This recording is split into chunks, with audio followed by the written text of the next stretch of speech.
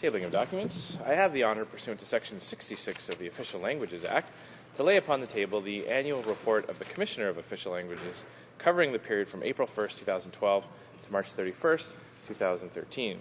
Conformément à l'article 108. Pursuant to Standing Order 108F, this motion be sent to the Standing Committee on Official Languages. Disclosure Protection Act, to lay upon the table the report of the Public Sector Integrity Commissioner concerning an investigation into a disclosure of wrongdoing. This report is deemed sent to the Government Operations Committee. Is Mr. Reardon. Tabling of documents. Dépôt des documents. Introduction of government bills.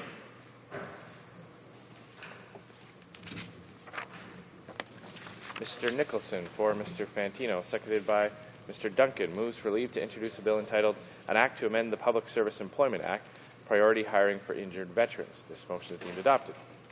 Monsieur Nicholson for Mr. Fantino. Mr. Nicholson for Mr. Fantino, seconded by Mr. Duncan, moves that the bill be ready first time and printed. This motion is deemed adopted. When shall the bill be read a second time?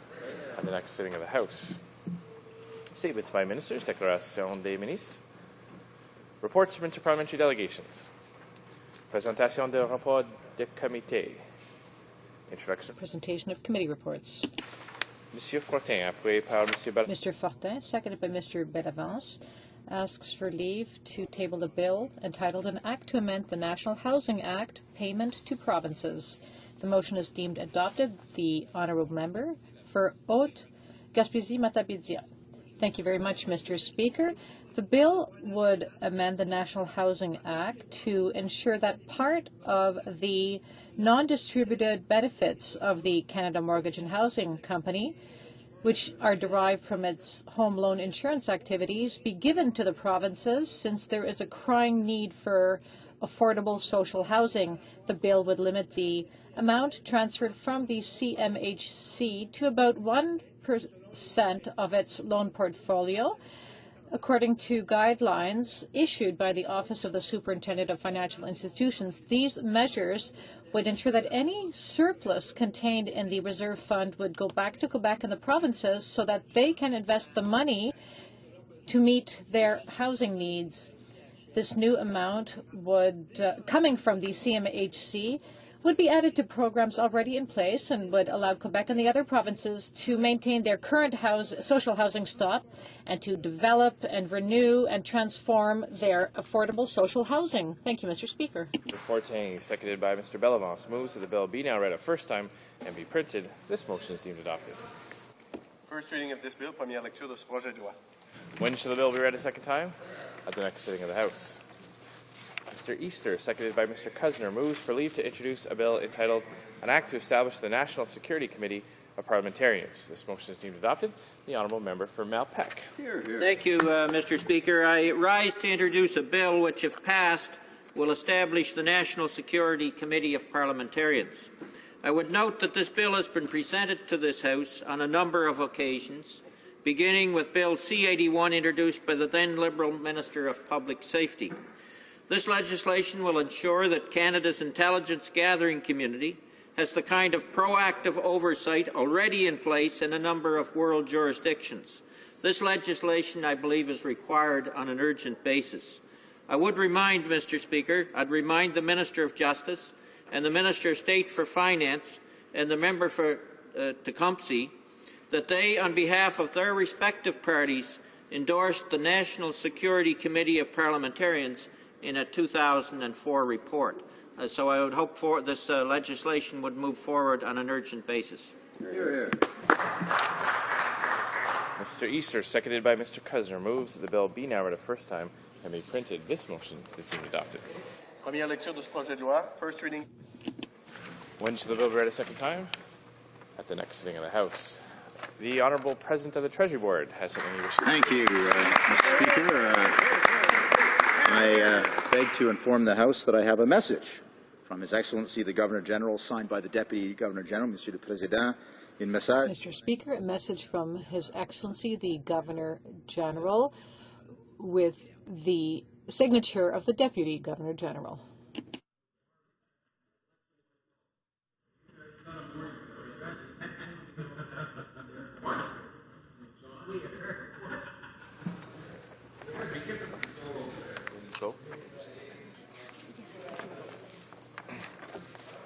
His Excellency the Governor-General transmits to the House of Commons the Supplementary Estimates B of sums required to defray expenses of the Federal Public Administration for the fiscal year ending on March 31st, 2014, and in accordance with Section 54 of the Constitution Act 1867, recommends those estimates to the House of Commons. Signed by Stephen Wallace, Deputy of the Governor-General. Son Excellence le Gouverneur Général. His Excellence Excellency, the Governor-General of Canada transfers to the House the supplementary estimates B to provide for enough financing for the federal public service for the fiscal year ending March 31st, 2014, and under Section 54 of the 1867 Constitution recommends this budget to the House of Commons. Signed, Stephen Wallace, Deputy Governor-General. First reading of Senate public bills. Motions. Motion. L'honorable député de Hull-Elmer. The Honourable Member for Hull-Elmer. Thank you, Mr. Speaker. There were discussions amongst the parties, and if you ask, you will find that there is a consentment for the following motion, that at the conclusion of today's debate on the opposition motion, in the name of the member for Burnaby Westminster, any issue to dispose of the motion be deemed put, and that a vote be asked for and moved until later on in November. Does the honourable member have the unanimous consent for this motion?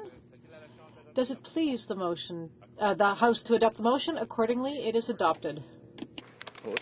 Presenting petitions. Présentation des pétitions. The honourable member for Vegreville Wainwright. Thank you very much, Mr. Speaker. I'm pleased you can see me way down here. I know you missed me up there, but to present the petition, Mr. Speaker, this petitioners call upon Parliament to condemn the practice of gender selection pregnancy termination, which discriminates against females. And they call on Parliament, Mr. Speaker, to take this action. We've had statements in Parliament from all parties who have condemned this practice, and yet Parliament itself hasn't passed a motion or taken a stance on this. I'm pleased to say, Mr. Speaker, that the Conservative Convention last weekend took a stand on this, and we are determined to, in fact, have Parliament condemn this practice. Presenting petitions. Présentation des pétitions. The honourable member for Toronto Danforth.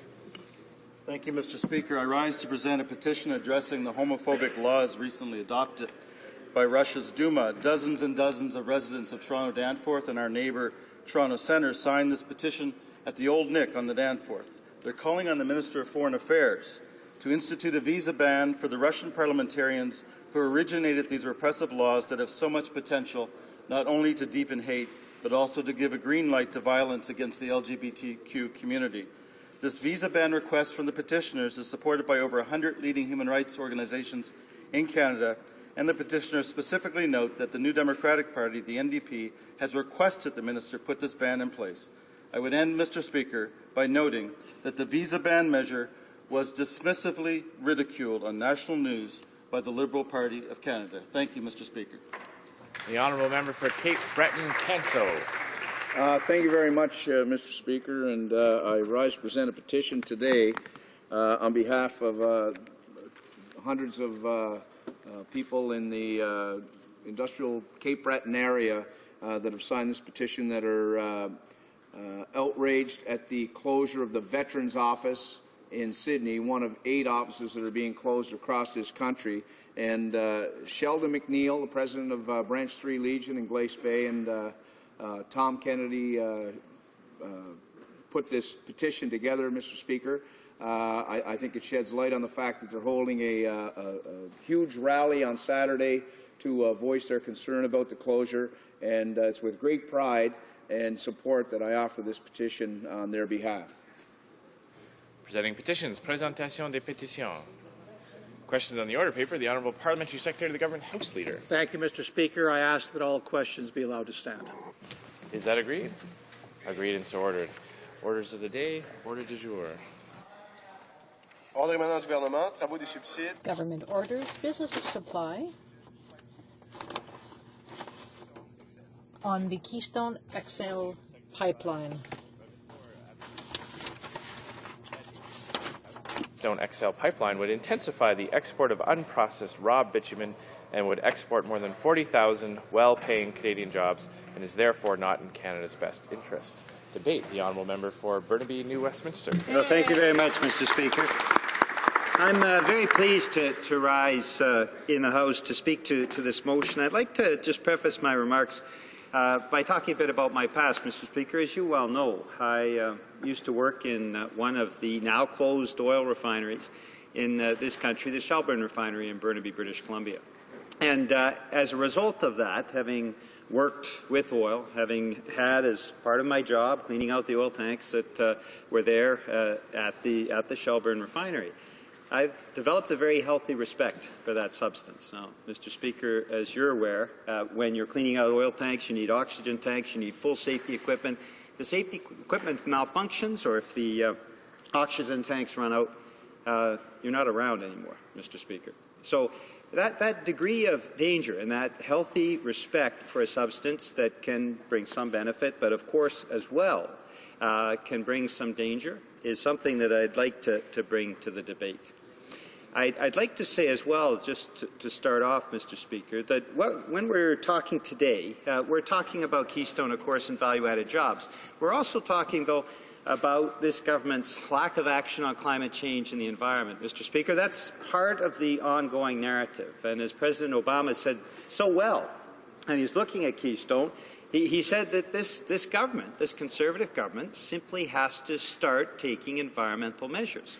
And as we'll see later on, Mr. Speaker, Canada is beyond being a climate change laggard. We are among the worst of the 60 countries that are annually surveyed on climate change. 58, Mr. Speaker, 58th place out of 61 countries.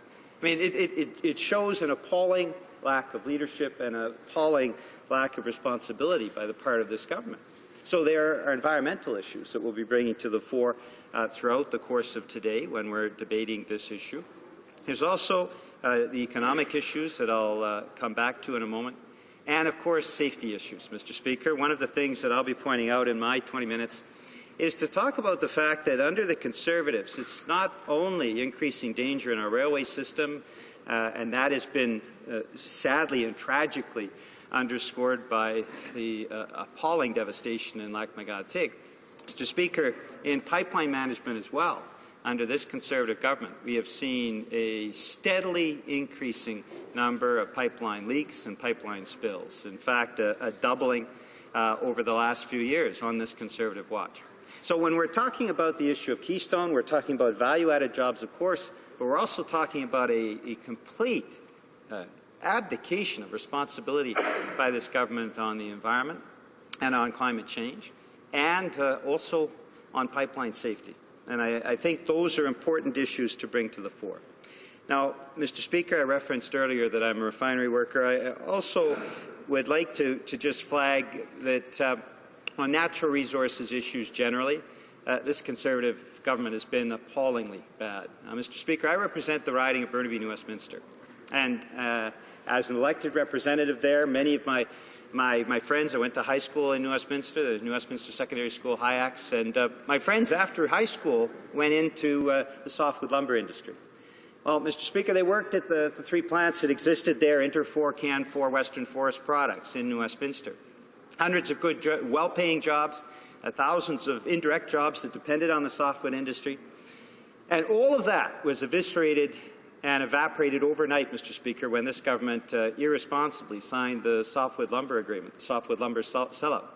Within a matter of weeks, Interfor, Canfor, and Western Forest Products. Now, we have Conservatives laughing at the loss of jobs, Mr. Speaker. I'm sorry, but I think we should be standing up for the workers rather than having Conservatives laugh at the loss of jobs, 2,000 indirect jobs lost as a result of the signature of that agreement, Mr. Speaker. Now, they may laugh that those families, many of whom I went to high school with, that those families had to cobble together a couple of part-time jobs. Well, I'll tell you, Mr. Speaker, the one hope that they have is looking to 2015 and looking to the election of an NDP government that is actually going to take workers seriously, Mr. Speaker. So, having seen firsthand in my community the devastation wrought by the incredible irresponsibility of this government, signing an agreement that they hadn't even read, that they didn't even understand. And the NDP certainly raised this issue consistently in the House. I saw firsthand in the natural resources sector the loss of jobs that eventually, as you know, Mr. Speaker, went to about 60,000 manufacturing and value-added jobs that were lost in the softwood lumber industry following that agreement. Now, Mr. Speaker, when we look at that, when we look at the actual loss of jobs in smelting and refining, even in the mining industry, Mr. Speaker, it's a source of real concern. Because, as you know, Mr. Speaker, the number of mining and quarrying jobs has gone up over the last few years, but Statistics Canada tells us that the number of jobs lost in the smelting and refining sector, when we're talking about mining, actually has gone far beyond any gain of jobs in mining and quarrying. So when we look at the lumber industry, we look at the mining industry, and now looking at the energy industry, this has been a dismal period for working families, Mr. Speaker. There is absolutely no doubt. So we have to come back to, then, the issue of the energy industry. They messed up in these two other areas. Why would they be pushing Keystone, which results, as you know, Mr. Speaker, in a loss of value-added jobs?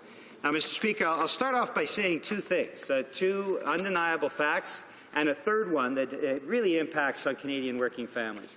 The first undeniable fact, of course, Mr. Speaker, under this government, we've lost 500,000 value-added manufacturing jobs. That's a simple fact. It's undisputed. Even the Conservatives admit to it. They say, well, we've given a few part-time service jobs, so that must compensate. But the reality is, Mr. Speaker, 500,000 value-added manufacturing jobs lost on this watch, the watch of the Conservative government, is undeniably a sign of failure.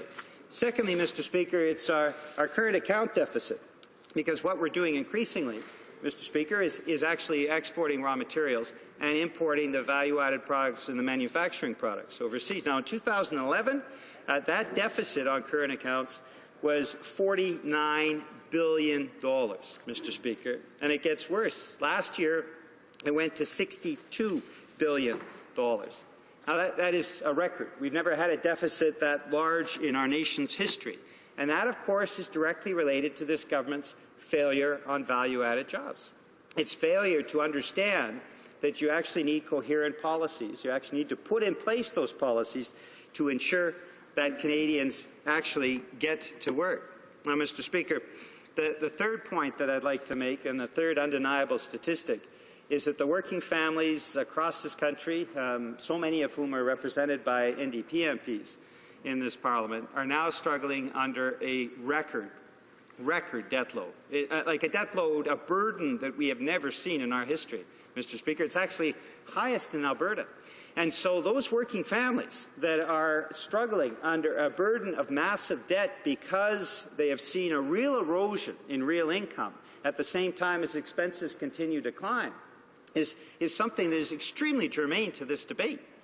We're talking about Canadians, and over the last 7 years, getting poorer and poorer and poorer, and more in debt every year that the Conservatives are in power. So, Mr. Speaker, when we talk about value-added jobs, we're talking about something that has a profound impact on the quality of life of ordinary families right across this country.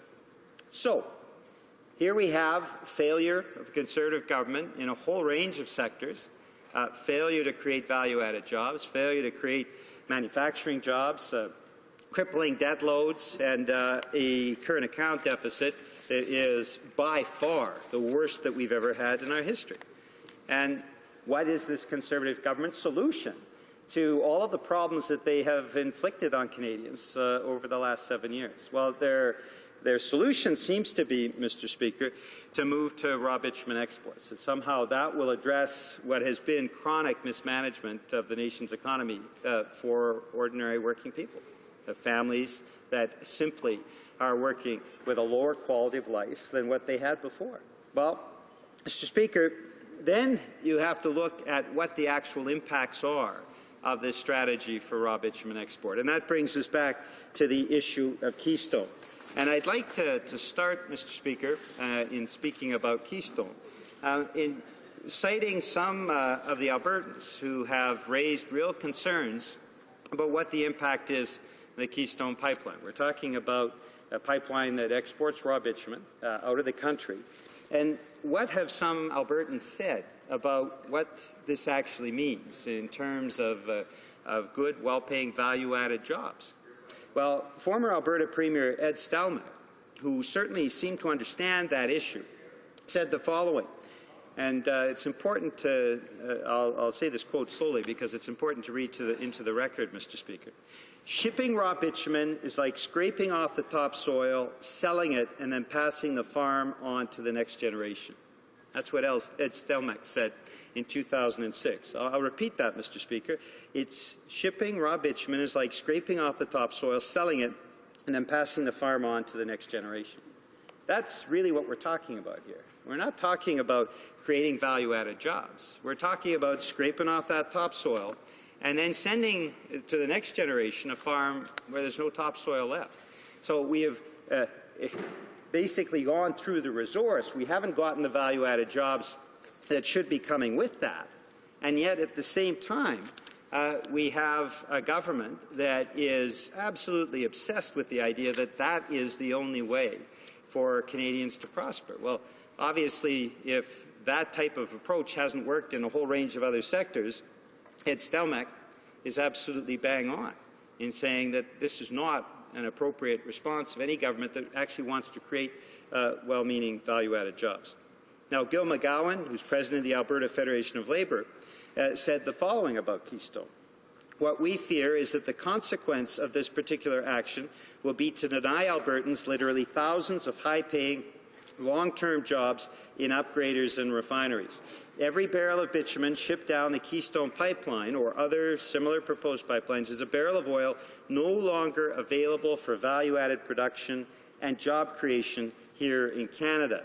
And Gil McGowan, Mr. Speaker, President of the Alberta Federation of Labour, in other words, President of the Federation of Workers who work in the energy industry, said that in December 2007. So there's two Albertan voices, Mr. Speaker, saying very clearly that the idea of sending raw bitumen out of the country means that literally we are sending jobs out of the country. Now, this is a matter of real concern. Now, Mr. Speaker, as far as the figures given and the approach given by this government, I'd like to cite a few other voices. First, Robin Allen, who is a well-known economist in Western Canada, comes from Western Canada like myself, Mr. Speaker, and as well was the former CEO of the Insurance Corporation of British Columbia. Well known for her commentary on the energy sector.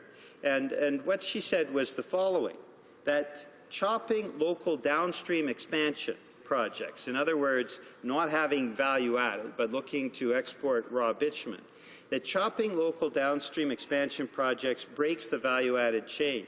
Canada's oil resources increasingly become a pool of raw crude waiting to be siphoned off along pipelines serving economic development and energy security needs of other nations. These nations are smart. They know controlling the supply chain mitigates the pain of rising oil prices. If more bitumen upgrading was undertaken where it comes out of the ground, we wouldn't need as many new pipelines. She references that about 30% less capacity is required when we're actually moving upgraded bitumen, Mr. Speaker, as opposed to exporting raw bitumen. Now, studies have been done on the Keystone Pipeline.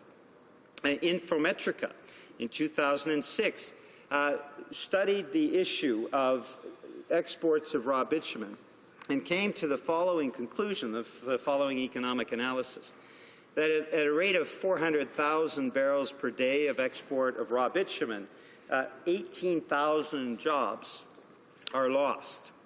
So, Mr. Speaker, here's an indication by Infometrica that for every 100,000 barrels of raw bitumen that are exported, that we're looking at 3,000 or 4,000 jobs that are lost, that could be there in the building trades, could be there in the energy sector, could be there both in terms of upgraders and refineries as well, Mr. Speaker. So we're not talking about figures like sometimes are cited by our friends on the government side. They'll throw out studies that are promptly dismissed because, unfortunately, in each of those cases, when you look at the studies themselves, they're not credible. When we have the credible studies that show what the economic impacts are, we have simply not had from the Conservatives any understanding of what the impacts are of putting all of the eggs in the basket of raw bitumen exports. Now, the Alberta Federation of Labour also did an economic analysis that they submitted to the National Energy Board on Keystone XL. And this showed that as a result of the raw bitumen exports going through Keystone XL, that we'd be losing at least 40,000 Canadian jobs as a result of that pipeline. Now, Mr. Speaker, that's a considerable amount. When you actually think of even the growth in the energy sector, the loss of 40,000 potential jobs is extremely significant for our economic future. And so what we're seeing, Mr. Speaker, in study after study, whether it's done by Intrometrica or Robin Allen or the Alberta Federation of Labour, is that we are simply giving away a resource without putting in place the smart economic policies that allow for the value-added jobs that need to come with that resource. And whether we're talking about shutdown of Interfor in Westminster, BC, and the subsequent export of raw logs that result, or the shutting down of smelting and refining of our minerals, losing more jobs than we've gained in the mining and quarrying sector, or we talk about the export of raw bitumen, losing as a result tens of thousands of potential jobs. In every one of those cases, we're talking about ordinary families struggling to get by, struggling under phenomenally heavy debt loads that get worse every year as a result of the policies of our federal government. And we're seeing that rather than those families seeing relief, seeing in place an economic plan that actually makes sense to fully develop those resources and to have value added, instead what we see is a government hell-bent in exporting those jobs. We've seen from a number of very credible observers and analyses that obviously there is an impact. So, Mr. Speaker, I'd like to come back now to the issue of climate change and pipeline safety, because those are also germane to the debate that we're having today. Now, as I mentioned earlier, there's an annual evaluation of how Canada is doing. It's called the Climate Change Performance Index. Now, Mr. Speaker, in 2013, out of 61 countries evaluated by the Climate Change Performance Index, where do you think Canada stood? You think Canada was in the top 20? It wasn't. The top 30? No. Top 40? No. Top 50? No. We placed 58th under this government. 58th out of 61 countries in the 2013 Climate Change Performance Index. That's not an F, Mr. Speaker. That's being thrown out of the program. That is so lamentably bad. Now, there were countries that did do worse. There were 3 of them. Kazakhstan was 59th, Iran 60th, Saudi Arabia was 61st. Now, Mr. Speaker, obviously, if what we are seeing around the world is other countries taking climate change seriously, we've got to get with the program, Mr. Speaker, and it's not just Canadians who feel that way.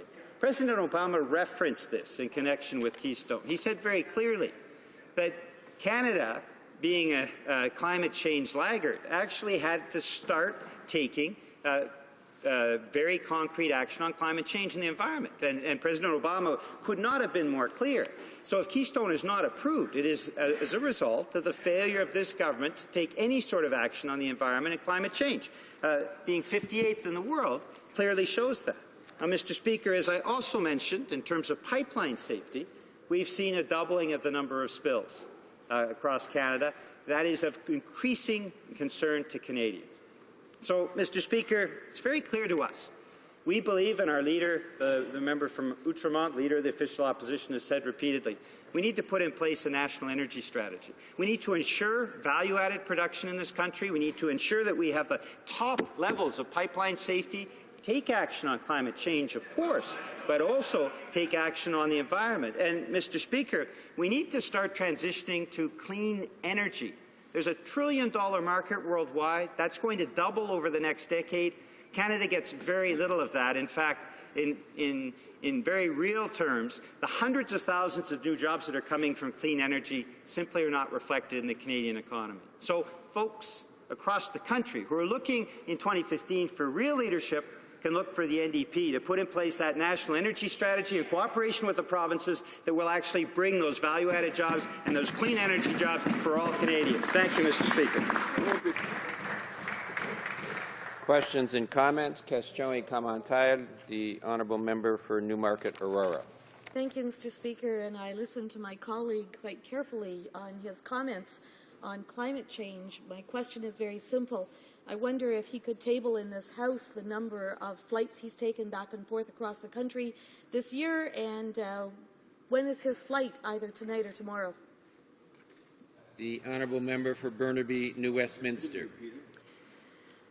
I'm saddened by that, Mr. Speaker. Here we have a serious debate on value-added jobs and the environment, and as usual, the Conservatives don't seem to have anything to add to the debate. It's really sad, Mr. Speaker, when you think of the thousands, hundreds of thousands of value-added jobs that we've lost under this government, the appallingly poor reputation of this country now as a result of Conservative inaction on climate change. 58 out of 61 nations worldwide, that all they can do is put forward ad hominem attacks, attacking individual MPs, Mr. Speaker. This is exactly what many people have referred to as the bullying that takes place from the Conservative government. They attack people. We had the Minister of Natural Resources say that anyone opposed to Northern Gateway was some kind of radical. Well, Mr. Speaker, in my province of British Columbia, that's 3/4 of the population. 3/4 of the population saying it doesn't make sense to threaten thousands of jobs that depend on a clean environment for the 104 full-time on-site jobs that we would get through Northern Gateway, Mr. Speaker. Conservatives need to start listening to the public, and they can start by listening to the public on value-added jobs. Questions and comments? Question commentaire. The honourable member for Halifax West. Thank you very much, Mr. Speaker, and I listened carefully to my honourable colleague's speech today. I find the motion and his speech somewhat contradictory. It seems to me that on the one hand he's saying we're bringing forward this motion because we want to have more jobs and more processing and upgrading of this product here in Canada. On the other, he's saying we're bringing this motion because of our concerns about the environment and greenhouse gases. Well, surely if we do more processing and upgrading, that's going to contribute to emissions. So I don't know what his solution to that is, and I'm also concerned that the NDP here is another example of the NDP wanting to manage the economy and make decisions for the private sector about where they should do things and so forth. So that is somewhat contradictory and confusing. But at the same time, we have them saying that the concern is this will increase oil sands production. They've said that before, that they're against the Keystone Pipeline because of that. And yet they say it'll increase it by 830,000 barrels per day, and yet they support the Energy East pipeline, which will actually carry 1.1 million barrels per day. In other words, it will carry more than the Keystone, which carries 830,000 barrels a day. So how do they explain these contradictions? It leaves me a bit baffled, I must say. Honourable member for Burnaby, New Westminster. I'll try to. It's a difficult task, Mr. Speaker, but I'll actually try to make the Liberals a little less confused. They do seem to be very confused on the policy positions they're taking. But I'd like to start off just by saying we've been very clear that we think west-east pipelines with refining and upgrading taking place in Canada and reducing what is a huge dependence on foreign supplies of oil. The oil is being produced in the Middle East, shipped right around the world. Not a very smart and environmental initiative at all, Mr. Speaker, and that's happening on a continuing, ongoing basis while the Conservatives want to look at exporting raw bitumen. We're saying a sensible national energy strategy reduces our dependence on foreign supplies of oil and increases our energy security while we're transitioning to a clean environment economy. Mr. Speaker, we've made no secret about that. What is confusing to me is the Liberal leader who, on the one hand, says he's for the environment, on the other hand, says he's for Keystone, on the one hand, says that he believes that the Chinook takeover of Nexon made good sense, even though most Albertans were opposed to that as well. We have a Liberal leader that is all over the map, Mr. Speaker. I'm certainly hearing it when I do door knocking. The reality is we don't know where the Liberals stand, but they seem to stand pretty well every day with the Conservative government, Mr. Speaker, and what Canadians are looking for is a new government that will take a new approach, that will actually listen to Canadians, and they're going to say no to the old rhetoric of the past from the Conservatives and Liberals. That I'm convinced of, Mr. Speaker. Question et commentaires, questions and comments. L'honorable député. The honourable member for Abitibi-Témiscamingue. Thank you very much, Mr. Speaker. I would like to ask my colleague if there isn't a deficit created by the fact that we take all the risks, security, safety, environmental. What does all this risk actually give us? There seems to be no balance with the jobs because we need jobs. However, people who are actually exploiting these resources don't necessarily buy things locally and so on. It seems to me that we have all the risks and we don't have the added value. New Westminster. Merci beaucoup, Monsieur. The honourable member. Thank you, Mr. Speaker. I want to applaud the work of our colleague, the member for Abitibi-Témiscamingue. She is now a member of the Natural Resources Committee, and she does great work every day and great work on behalf of her constituents. Mr. Speaker, there is certainly a contradiction because there is no balance, as my colleague mentions. We have less safety in the pipelines. We have seen a doubling in the number of leaks. We have a terrible record when it comes to climate change. We are 58th out of 61 countries. This is terrible. Canadians know that we can do better than that. And this is what we need. We need a government that is really concerned about the need to protect our environment, creating jobs in our green economy, and clearly this is a big area that's important around the world. We need to reduce, we are reducing the number of added value jobs. We know that in Alberta, we have fewer products that are being created in Alberta, less processing being done. We need to have a balance, and we will be doing that starting in 2015. The honourable member for Okanagan-Coquihalla. Thank you, Mr. Speaker, and I appreciate the member opposite for his speech today. He's talking about an energy strategy. Obviously, he says that the NDP seems to now support a West-East pipeline, so I'm glad to hear that.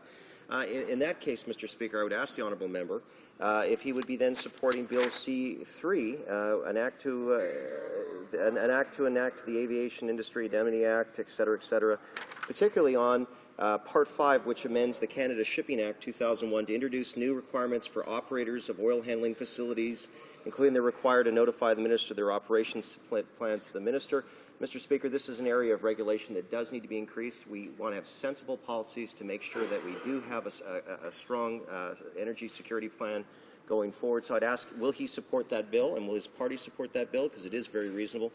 And second to that, Mr. Speaker, I would just ask him about the fact is that the way the market works, if you can't go through a pipeline, then the other options are things like railway, trucking, et cetera.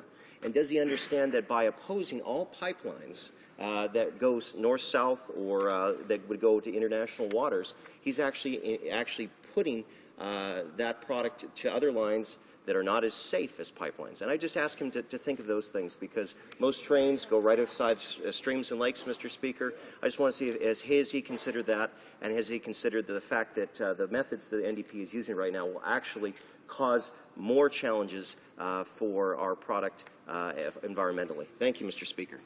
Honourable Member for Burnaby, New Westminster. You used to have a little over 30 seconds. Oh, gosh, 30 seconds. Well, I don't know where to start. I'm reminded by the Prime Minister's contradiction from one day to the next in question period, and the member contradicted himself from the beginning to the end of his questions.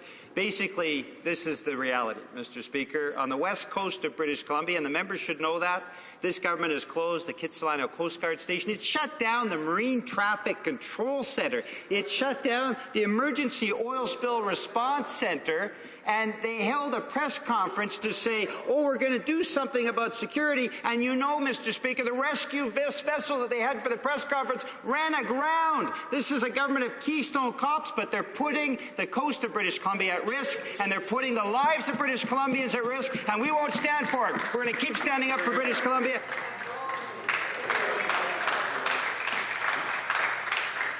Resuming debate, reprise de débat. The honourable member for Saskatoon, Rosetown, Bigger. Thank you, Mr. Speaker. It is my pleasure today to have the opportunity to clearly lay out the absurdity of the NDP's position on Keystone XL pipelines in general and resource development.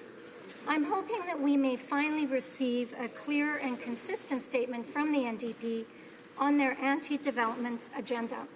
Their policy chaos and political opportunism of the last few years has been incredibly difficult to follow for myself and Canadians. Let me begin by stating our government's position on Keystone XL. We support this important project because it will create hundreds of thousands of jobs for Canadians and billions in economic growth. It is an important project for the Canadian economy, and as the U.S. State Department confirmed, it will not significantly exacerbate the problem of GHG emissions. The fact is, pipelines are the safest method to transport oil with a safety record of over 99.999%. We have taken action to further improve this record. We've doubled the amount of annual audits, increased pipeline inspections by 50%, and have imposed strict fines for Canadians that break our strong environmental protections. We are also requiring that companies operating a major pipeline in Canada demonstrate $1 billion in financial capacity to ensure they have the ability to clean up after any spill. Our government believes we must both develop our economy while protecting the environment. I'm proud to say we're doing just that. This is what Canadians want and what our government is delivering. It is no wonder that a broad coalition of Canadian political leaders, industry and business groups, as well as labour unions, have joined forces to support our plan and the Keystone XL pipeline. The problem is that the NDP has refused to listen to anyone that disagrees with their position. They are not surprisingly, ignoring the thousands of businesses across Canada that supports Keystone XL and the voices of Canadian business in Canada, such as the Canadian Chamber of Commerce and the Council of Chief Executives. They also won't listen to the elected leaders of provincial governments across Canada. The provinces of Alberta, British Columbia, and Saskatchewan have shown strong support for this project. They have been sharply critical of the NDP and their anti-development agenda. The Premier of Saskatchewan went so far as to say that the NDP leader was betraying Canadian interests. The Premier of Alberta agreed, berating the NDP leader for not showing national leadership. The NDP won't even listen to their own provincial cousins who have also supported this project. The leader of the Saskatchewan NDP was clear when he said, "I support the Keystone XL pipeline." But of course, the NDP have also decided to ignore the labour unions that they claim to represent in this chamber. Buzz Hargrove, the former member of the Canadian Auto Workers, who was a leader in the labour movement for decades, chastised the NDP for their anti-Keystone position. I will remind members opposite that he said, "We should not stop the expansion of the work in the oil sands nor Keystone XL. We need the jobs." Here, here. It is not just Buzz Hargrove who opposes the NDP's position. I'm starting to like Buzz Hargrove better all the time. Canadian labour unions, such as the Canadian Building Trades, United Association of Journeymen and Apprentices of the Plumbing and Pipe Fitting Industry of the U.S. and Canada, General International Union of Operating Engineers, Labourers International Union of North America, International Brotherhood of Teamsters, and the International Brotherhood of Electrical Workers know that the future prosperity for Canadian families lies with the responsible development of our natural resources, and that's why they publicly support major energy infrastructure projects. Chris Smiley, the Policy Director for the Canadian Building Trades, which represents over 450,000 Canadians, concluded that the NDP appears to be more of a fringe group, still rather than the official opposition. That's true. And that the NDP would be very bad for workers and the entire Canadian economy. They haven't risen to the task. Finally, the NDP won't even listen to the science. When an over 2,000-page technical scientific report done by the U.S. State Department was released on Keystone XL, the NDP dismissed it. Instead, the deputy leader of the NDP dismissed its findings without even a cursory review. This report concluded that approval or denial of the proposed project is unlikely to have a substantial impact on the rate of development in the oil sands or on the amount of heavy crude oil refined in the Gulf Coast area, and that its denial would therefore have a negligible impact on emissions. The common theme for why all these organizations and people across Canada support Keystone XL is the thousands of jobs and economic growth this pipeline will create. Canada's natural resource sector currently contributes to the employment of 1.8 million Canadians and almost 20% of Canadian jobs. Canada is a leader in mining, with over 50% of equity for mining projects raised in Canada. We have the third largest reserves of oil in the world and are the second largest producer of uranium. Whether it is natural gas, metals, minerals, or forestry, Canada punches above its weight. This is something all Canadians should be proud of. Unfortunately, the NDP have never shown any pride in these facts. It is hard to find a time when you will hear the NDP say anything in support of Canadian industry. The NDP want to shut down the employment of tens of thousands of Canadians in Canada's nuclear industry. These are highly skilled positions that pay well and contribute significantly to Canada's engineering and scientific workforce. In response to a 2008 Greenpeace survey, the NDP said, Canada's New Democrats do not support nuclear energy. Nuclear energy is dangerous, prohibitively expensive, and far from a solution to climate change. Or, to quote the leader of the NDP, I want to be very clear. The NDP is opposed to any nuclear infrastructure in Canada. They are also opposed to the use of shale gas in Canada, even though the decision to pursue its development is solely under the purview of the provinces. Their ideological opposition to resource development makes it so they won't even respect provincial jurisdiction. The NDP can't even unite to support the forestry sector that employs hundreds of thousands of Canadians. The member from Winnipeg Centre stated that we shouldn't, and I quote, be talking about a better way to cut down more trees and build with material that begins to rot the moment you use it, end quote. Finally, the NDP's opposition to the oil sands couldn't be clearer. Famously, the NDP leader says that the oil sands are contributing to Dutch disease by hollowing out Canada's manufacturing sector, even though this industry is employing hundreds of thousands of Canadians across this country. In Ontario alone, there are 500 manufacturing companies that are supplying the oil sands. The Canadian manufacturers and exporters say the fact is that all Canadians stand to benefit in very real ways from the wealth created by these developments. If I have the choice to listen to the NDP or the very organization that supports Canadian manufacturers, I know where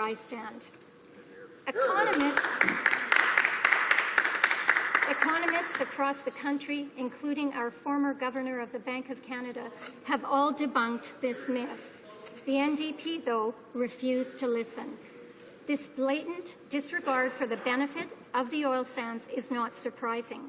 Their former environment critic called for a moratorium on oil sands development. The leader of the NDP personally wrote the foreword to a book by Andrew Nikiforuk praising the author's insights, which included shutting down the oil sands by 2030 and imposing a massive carbon tax to discourage their use. I still think it's a disease. Their opposition to the oil sands is even more apparent when the topic of pipelines is discussed. The NDP have opposed every pipeline that is currently before a review panel prior to hearing the evidence, and many that aren't even at the stage of a review panel. For a party that says they respect science, it would appear that they do not at all. They are opposed to Northern Gateway without hearing from an expert panel on the safety of the pipeline. They won't even wait for an application from Kinder Morgan for their Trans Mountain pipeline before coming out firmly opposed to the project. On Keystone XL, the NDP aren't content to argue against Canadian jobs in Canada. They must also go out to our largest trading partner and argue against Canada. They sent their deputy leader to Washington, D.C. to argue against Canadian jobs, followed shortly after by the leader of the NDP. In fact, following a meeting with House Minority Leader Nancy Pelosi, she said the Canadians are opposed to pipelines. Mr. Speaker, I can only imagine what the leader of the NDP told her in that meeting. I would have hoped that as a country we could keep our disputes internal. Instead, the NDP have decided to argue against Canadian interests to our most important ally and trading partner in the U.S. Finally, Mr. Speaker, I would like to touch on the topic of refineries, as the NDP have talked often about this subject. Our government is, of course, very supportive of the refining sector. We have lowered taxes for these companies, just like we've lowered taxes for companies across Canada. We're also supportive, in principle, of a pipeline going from Western Canada to the east in order to provide low-cost Canadian crude. Canada is a refining powerhouse, refining more oil than we use in Canada. We currently export more than 400,000 barrels of refined product to the United States every day. Canadians are justifiably proud of our refinery sector. The NDP, though, have a completely incoherent position when it comes to refineries and building pipelines to the East Coast. First, they want to institute a job-killing carbon tax that will hit refineries the hardest of any industry in Canada. Their 2011 election platform planned to raise over $21 billion from their carbon scheme. In fact, the leader of the NDP is counting on $21 billion in revenue from his carbon tax, the centerpiece of his economic plan. To win the NDP leadership, their leader promised to go beyond the NDP's carbon scheme. But that is only the beginning of their policy incoherence on refineries. The NDP support refineries, but not the pipelines that would transport the crude oil to them. The NDP say they don't want to subsidize the oil and gas industry, yet the only way to institute their refinery plans is for government tax dollars to build refineries. Of course, refineries are owned by oil and gas companies. I'm sure the members opposite are shocked to hear this. Finally, they say they support pipelines going east in order to support refinery jobs in eastern Canada, yet they are opposed to Line 9B, the only pipeline that has been officially proposed to do precisely that. The leader of the NDP has been very clear saying that, and to translate, we cannot reverse the flow of Enbridge's pipeline number 9. Through this reckless position, they are putting 500 refinery jobs in Lévis in jeopardy. To quote the head of Valero, who owns the refinery in Lévis, to translate, the project aimed to reverse the flow of the pipeline between Montreal and Sarnia is a necessity, and its failure would force to put into question the future investments at its Lévis refinery, which could lead to its eventual closure. For a party that claims to support a pipeline going east and refineries, they have a strange way of showing it. With friends like that, Mr. Speaker, who needs enemies? Mr. Speaker, our government will continue to support responsible resource development to create jobs and economic growth across Canada. There are over $650 billion worth of projects that are being proposed in Canada over the next 10 years. These projects will create thousands of jobs and billions in economic growth. We must seize the opportunity before it is lost to us. But we must do so while protecting the environment. Our government's plan on responsible resource development provides a balance of environmental protection and economic development. The NDP's plan will only kill Canadian jobs and economic growth. Mr. Speaker, in conclusion, our government will continue to aggressively defend our interests on the international scene and seek to have Keystone XL approved.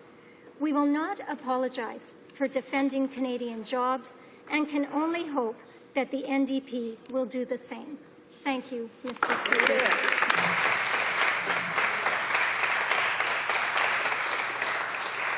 Questions and comments? Question commentaire. The honourable member for Dartmouth, Cole Harbour. Thank you, Mr. Speaker. I was riveted by the presentation from the member opposite in the way she tried to cast the positions that have been taken on this and other issues by the official opposition, and it reminded me very much of what the Prime Minister said in his speech to the Conservative delegates the other day, when he said that he didn't give a darn what the opposition said, or frankly what Canadians said about any particular issue, and that's why I want to kind of ask her a little bit, probe a little bit further about comments that the Prime Minister has said about the President of the United States, because he said the same thing really about him on the Keystone XL approval for the Keystone XL pipeline. He said that he won't take no for an answer. In fact, he said, Mr. Speaker, and I quote, "We haven't had that, a no, but if we were to get that, that won't be final. This won't be final until it's approved, and we will keep pushing forward."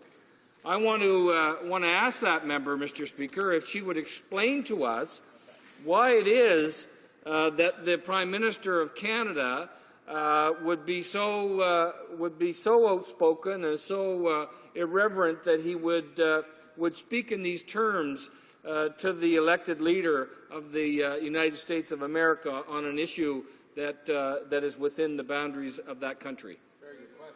The Honourable Parliamentary Secretary to the Minister of Natural Resources. Well, thank you very much, Mr. Speaker. And I find that curious very question. I would think the answer is obvious. It is the role of the Government of Canada to continue to aggressively act on behalf of the interests of Canadians. And as I said, our government will continue to aggressively defend our interests on the international scene and seek to have Keystone XL approved. I don't know why he's so confused and needs clarification on that point. That is the role of the Government of Canada, to ensure that our interests are represented to the best, both here at home and abroad. Questions and comments? Question commentaire. The honourable member for Bonavista, Gander, Grand Falls, Windsor. Mr. Speaker, just very quickly, she alluded to the fact of the carbon tax that's being imposed by the NDP party. However, I don't think it explicitly said that, but her party's position in the prior election looks eerily similar to what the NDP said in the last election. Could she explain the difference between her promise and their promise? The Honourable Parliamentary Secretary. Well, Mr. Speaker, I thank you and thank the member for his question. I think what's really clear here when we look at the position that our government has taken as opposed to the to the position that the opposition has taken. Our position is very clear. But let's talk a little bit more about their position. The NDP support refineries, but not pipelines. The NDP say they don't want to subsidize the oil and gas industry, yet they want government tax dollars to build refineries. Their former environment critic called for a moratorium on oil sands development, yet now they want more refineries built to process oil sands crude. Mr. Speaker, the NDP don't care about independent, comprehensive scientific reviews. They have already decided they are against projects that support Canada's energy economy and the jobs that come with them. Mr. Speaker, while the NDP's position is incoherent and contradictory, we will continue to champion a sensible approach that protects the environment while supporting the economy. Questions and comments? Question commentaire. Finally, the Minister of Foreign Affairs. Thank you very much, Mr. Speaker. I want to congratulate the member for Saskatoon, Rosetown Bigger, for an excellent speech. It was well researched. It demonstrates why she's such an effective member of Parliament. I do want to comment about a number of elements of her speech. One, she talked about the immediate dismissal of President Obama's scientists by the NDP. They didn't even bother reading the State Department's report on science. They just immediately rejected it. And it's almost like they're deniers of science, Mr. Speaker. That is, and the lack of trust that the NDP has shown in President Obama and his scientists is of deep concern. I also am stunned that they're prepared to dismiss out of hand the Teamsters, the Building Trades Council, to dismiss the wisdom of Buzz Hargrove when it comes to this issue. Now, I'll tell you, Buzz Hargrove, when this government brought out an environment policy, Buzz Hargrove supported it. And the NDP don't want to. They want to dismiss these Canadians as second-rate and don't want anything to do with them, Mr. Speaker. The last point I want to comment on is they want to have more. The NDP want to propose more refineries in Canada. This would cause emissions to skyrocket in this country. So they support a carbon tax and increased emissions. I guess they could get more tax revenue that way. The Honourable Parliamentary Secretary. Thank you, Mr. Speaker. And I just want to thank my honourable colleague for his observations and say he couldn't be more right. Mr. Speaker, our government is playing a leadership role in taking significant action to address climate change. We have comments from Chris Smiley, the Policy Director for the Canadian Building Trades, which represents over 450,000 Canadians, who concluded that the NDP appears to be more of a fringe group still rather than the official opposition. Mr. Speaker, I would suggest that they have to develop a more coherent policy position if they want to be credible in the eyes of unions across this country and Canadians. Thank you. Questions and comments? Question et commentaire. The Honourable Member for Buckley. Here I go again. It always gets easier. Skeena Buckley Valley. Thank you, Mr. Speaker. So here's something I'd like to pick up from my friend from Nova Scotia is the Prime Minister's diplomacy with a bat in New York and in Washington. This I won't take no for an answer strategy of the current Prime Minister, who's been lacking in strategic coherence on a whole number of files, but in this one, I'm sorry, is he handling the scandal in the Senate very well? Is this slow peeling off of the Band-Aid working out strategically for the Grand Master right now? No. What we're looking at in the Keystone and the promotion of Canada energy abroad is a Prime Minister who says, from the U.S. government, we won't take no for an answer. Now, Mr. Speaker, I'd like you to imagine for a moment the reverse scenario, and to my friend from Saskatchewan across the way, a U.S. president visiting, say, Toronto, talking about a contentious project that was mostly based in Canada, that had all sorts of controversy about it for Canadians. And this U.S. president coming to Canada and saying, I don't actually really care what the decision from the Canadian government is. America will not take no for an answer from Canada. Could you imagine the natural and appropriate outcry from the Canadian government, from the official opposition, from Canadians in general, to the idea of a foreign leader coming into our country and saying no is not an option. It speaks of a certain arrogance and a lack of tact that has created the very uncertainty in the energy sector that these Conservatives are responsible for. That you simply can't bully and bulldoze your way over serious and legitimate concerns. The Prime Minister has expressed no regret for such a statement, for such arrogance. I'm wondering if my friend thought that was a tactically intelligent thing to do, is to go and essentially dismiss the U.S. President and the U.S. government and their opinions over such an important issue as the building of a significantly long pipeline. The Honourable Parliamentary Secretary, you have about a minute. Thank you very much, Mr. Speaker. Well, if we're going to talk about coherence, let's talk about the resource policy of the No Development Party. Oppose any project that creates jobs in the oil sector. Lobby the U.S. government to oppose Keystone XL and the 140,000 jobs it would create for Canadians. Oppose the nuclear sector and its 30,000 jobs. Oppose clean energy initiatives such as the Lower Churchill project. Oppose the forestry sector and its communities. Mr. Speaker, while the NDP oppose everything and would destroy hundreds of thousands of Canadian jobs with their reckless agenda, our Prime Minister and our government will continue to support responsible resource development to create jobs and economic growth across Canada, here at home and in the United States. Yeah.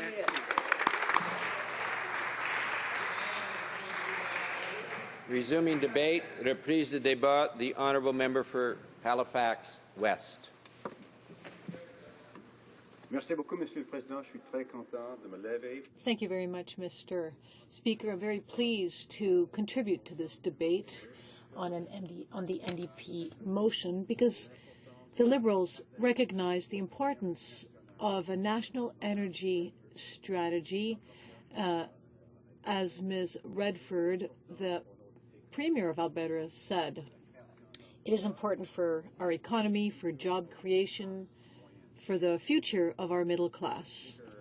NDP motion states, and I quote, that in the opinion of this House, the Keystone XL pipeline would intensify the export of unprocessed raw bitumen and would export more than 40,000 well-paying Canadian jobs and is therefore not in Canada's best interest, unquote.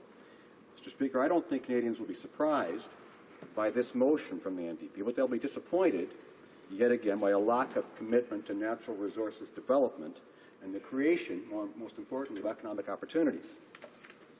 And I was interested that it's nice to know that some people are watching our debate today. And in fact, I see that the Building Trades Council, Canadian Building Trades Council, has tweeted, they say, Canada needs to get the Keystone debate right. Did you know almost 2/3 of bitumen will be upgraded in facilities built by skilled trades workers? Right on. So in other words, first of all, the amount of production we're talking about from the oil sands and from Alberta generally is well above the capacity we're going to see from the existing pipelines. And in fact, unless even if the Keystone is built, even if, as I hope, the Energy East is built, and obviously using the proper environmental regulations and processes, even if this happens, there's still excess capacity. But more importantly, what the Buildings Trades Council is saying is that much of this bitumen will be upgraded. But moreover, Mr. Speaker, what the NDP seems to fail to comprehend is that even if you have more upgrading and refining in Alberta or in Canada generally, the product is not all going to be consumed in Alberta or even in the rest of the country. It's going to have to be moved somehow. So why would they be opposed to the best means available to move the product, which obviously is pipelines? That's the point, and that's where their motion today makes absolutely no sense, Mr. Speaker. And they seem to be conflicted about what their reason for this resolution is. If it's actually because they want to create jobs in Canada, it's illogical economically. If it's actually about the environment, it's not realistic because of course we know that more and more oil these days is being moved by train, so there are alternatives. Nevertheless, it is important to get Keystone built because, first of all, pipelines are the most important, the best way to do this, and the safest way to move oil, in my opinion. And secondly, it's important that we get access to the U.S. to that U.S. market, which is and other markets for that matter, which is why, of course, Energy East is so important. So this misguided motion really fails to recognize the importance of our energy sector. It fails to address the need to be able to get our natural resources to those markets I've talked about. It's disappointing to see the NDP approach in a week when we witness the premiers of British Columbia and Alberta coming together and working together to advance a Canadian energy strategy which will help Canada develop its resources responsibly while promoting clean energy and reducing carbon emissions, because those should be our objectives. Unfortunately, there's an absence of this kind of leadership here in Ottawa, both within the NDP and within the government, the Conservatives, clearly. The Prime Minister has failed to advance strong environmental policy in this country, including transparent oversight, tougher penalties, and a price on carbon pollution. Even though they've talked about it in previous elections, they haven't actually moved on it at all. And this inaction has had serious consequences for our environment, our reputation internationally, and our economy. It's having serious consequences right now in terms of creating the social license in the U.S. to get the approval that Keystone requires. And that's letting down the producers and letting down Canadians across the country, and particularly in the province of Alberta and also in Saskatchewan. If we don't demonstrate to the world that we as a country are serious about the environment, we'll find it harder and harder to export our resources to global markets. And if we follow the NDP approach, we end up moving backwards instead of building a better future for our middle class. Once again, the NDP is attempting to score cheap political points with a motion condemning the construction of a vital piece of energy infrastructure, despite the fact that they've come out in support of similar projects in other parts of the country. Well, the Liberals, this party supports building pipelines to move our energy resources to market. These projects cannot ignore very serious concerns about Aboriginal rights, about responsible development, and about strong environmental protections. Instead of opposing energy development, foreign investment, and job creation, in my view, the NDP should be engaging in the discussion on a national energy strategy which will provide stable growth in an environmentally responsible fashion. That's the challenge. That's the balance that has to be achieved here. The NDP motion instead provides clear evidence that their party doesn't recognize the importance of Alberta and all of Western Canada to our shared future. The NDP argues that the Keystone XL project should be rejected because it will increase the development of the oil sands. In fact, their candidate, in Toronto Centre has said that, she said, quote, "We need some kind of moratorium on further development," unquote, on the oil sands. I hope my honourable colleagues will be commenting on whether they agree with that point of view, and I hope we'll have a chance to ask them about that during questions and comments on their speeches. So, because to me that's not really a realistic or responsible approach. The fact of the matter is, I think if you listen to anybody who's an expert in energy internationally, they will tell you that whether you like it or not, we're going to be consuming petroleum products on this globe for decades to come. Should we be trying to deal with that and reduce the emissions from those products, both the production and the consumption of those products? Absolutely. Should we be moving to renewables? Absolutely. But the fact is we are going to be using them, and it's going to take a long time to move away from those. We should move quickly to do the things I just described to help our environment. But it doesn't happen overnight. So if the NDP is arguing this in terms of rejecting the project because it will increase development, at the same time, we have their leader and their party wholeheartedly supporting the Energy East pipeline, which would move more oil from the oil sands to refineries in eastern Canada and for export abroad than Keystone would. So if it's really about emissions, then it doesn't make any sense. Once again, they're not either if they're doing this because of the environment which they're arguing as part of their argument, which is it's a contradictory argument, but they are arguing it as part of an element of what they're saying. This doesn't hold water in view of their position in relation to Energy East. In fact, on August the 1st of this year, the NDP energy critic and the mover of today's motion said that the TransCanada's Energy East pipeline was a win-win for Canada. So what's fascinating about the NDP position is that Energy East is projected to increase oil sands development 30% more than Keystone XL would do. It's 1.1 million barrels per day versus 830,000 barrels per day. It's not logical, Mr. Speaker. Someone has to ask how serious this motion is. It looks like a typical hypocritical move from a party that has difficulty being consistent on the big issues.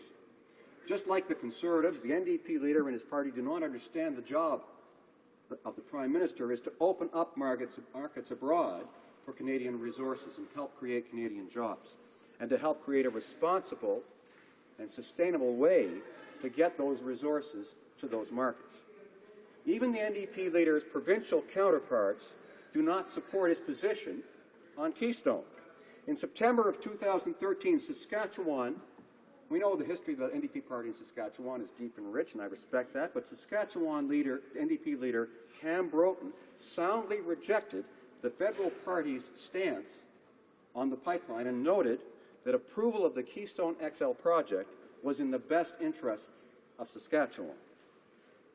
Mr. Speaker, this motion also reminds us that in the view of the NDP, a vital part of our economy is a disease, effectively. That's unfortunate. When the Liberal leader, our Liberal leader was in Washington recently, he told an audience actually of American liberals, small L, I suppose, that we in this party support Keystone XL.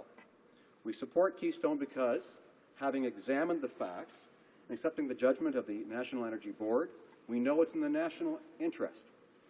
It will not eliminate all of our economic problems, as its most ardent supporters might suggest, nor will it precipitate the end of the world as we know it, as its most vocal opponents contend. On balance, it would create jobs and growth, strengthen our ties with the world's most important market, and generate wealth and jobs. It would offer much-needed flexibility to the constrained continental energy delivery system.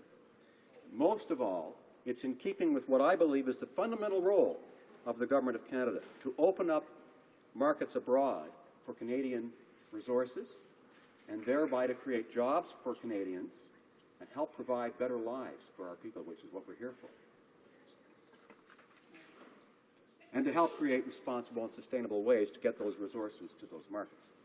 The NDP approach is to oppose this project, which is akin to opposing the development of our Canadian economy. That's not leadership, Mr. Speaker. Neither is the Conservative approach, though. Whether it's the bullying around Keystone and Northern Gateway, or their one-sided approach to regulation with C-38, or the demonization of people who care about the environment, the message from this right-wing government is clear. This is a black and white, us versus them world, and you're either with us or against us. We're not going to take no for an answer. Well, that's not realistic, Mr. Speaker. In his own words, the Prime Minister couldn't care less what Canadians think. After 8 years, here's what the so-called friendliest government the Canadian energy industry has ever had has accomplished. We're further than ever from sensible policy to reduce carbon pollution. And the government has failed to move the yardsticks on one of the most important infrastructure projects of our generation, the Keystone XL pipeline. They've needlessly antagonized our closest friend and most important market, and they failed to gain access to the growing markets of the Asia-Pacific region. Mr. Speaker, it's time that both the Conservatives and the NDP got behind projects like Keystone XL and stopped acting like Keystone cops.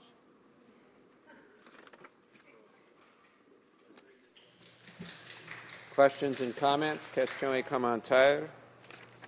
The Honourable Member for Vancouver East. Thank you very much, Mr. Speaker. I listened very carefully to our colleagues' comments from the Liberal Party, and it is very ironic and very curious because I seem to recall that it was the Liberal leader who went to Washington and said that the strongest middle-class jobs in Canada right now are in the resource sector. Right. Okay, but then it kind of raises the question, why would he want to export basically unprocessed oil? I mean, we're sending 40,000 jobs to the south. So it just doesn't make sense. And I wonder if he could explain this contradiction from his leader. The honourable member for Halifax West. Thank you very much, Mr. Speaker, and I appreciate my honourable colleague's question. The basic problem that I see with her argument and with the NDP argument is that they're viewing it as an either-or proposition. That if you stop Keystone and force all this to be processed in Canada, or you're going to lose all these jobs. Well, the fact of the matter is I laid out for her the fact that we had even the Building Trades Council telling us that 2/3 of the bitumen that's going to be coming as a result would in fact be processed in upgraders in Alberta and perhaps Saskatchewan as well.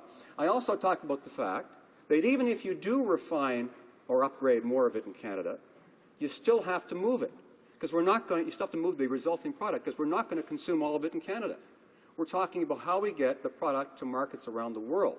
And the NDP has completely failed to recognize that that is going to help us create the jobs that they say they're in favor of. Questions and comments? Questions et commentaires. L'honorable député de Montmagny. The honourable member. Well, thank you, Mr. Speaker. It's quite troublesome to listen to the comments made by the Liberal leader in Washington recently. A short time ago, the Obama administration clearly stated that first and foremost we must ensure that environmental parameters are put in place before any action is taken on this specific project.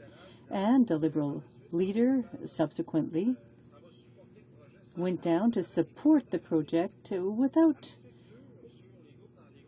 even referring to the opposition of the environmental groups, the same leader who says he's concerned about the environment. So it was incredibly maladroit, in my view. So I wonder how that can be justified. And in fact, there was a question with respect to the an environmental framework, a better one, put forth by the Liberals the following day. I'd advise the Liberals to think before they act next time and travel abroad. The honourable member for Halifax West. Mr. Speaker, I appreciate the question from my honourable colleague, but I would suggest to him that, in fact, his leader is the one should think, in fact, before he leaves this country, travels abroad, and makes comments, before he criticizes Canada's position. Now, even if we do have problems here, there are a number of domestic disagreements. I am very proud that our leader took the decision to not attack the Conservative government when he went to Washington, like the leader of the NDP did. Now, the other problem with his position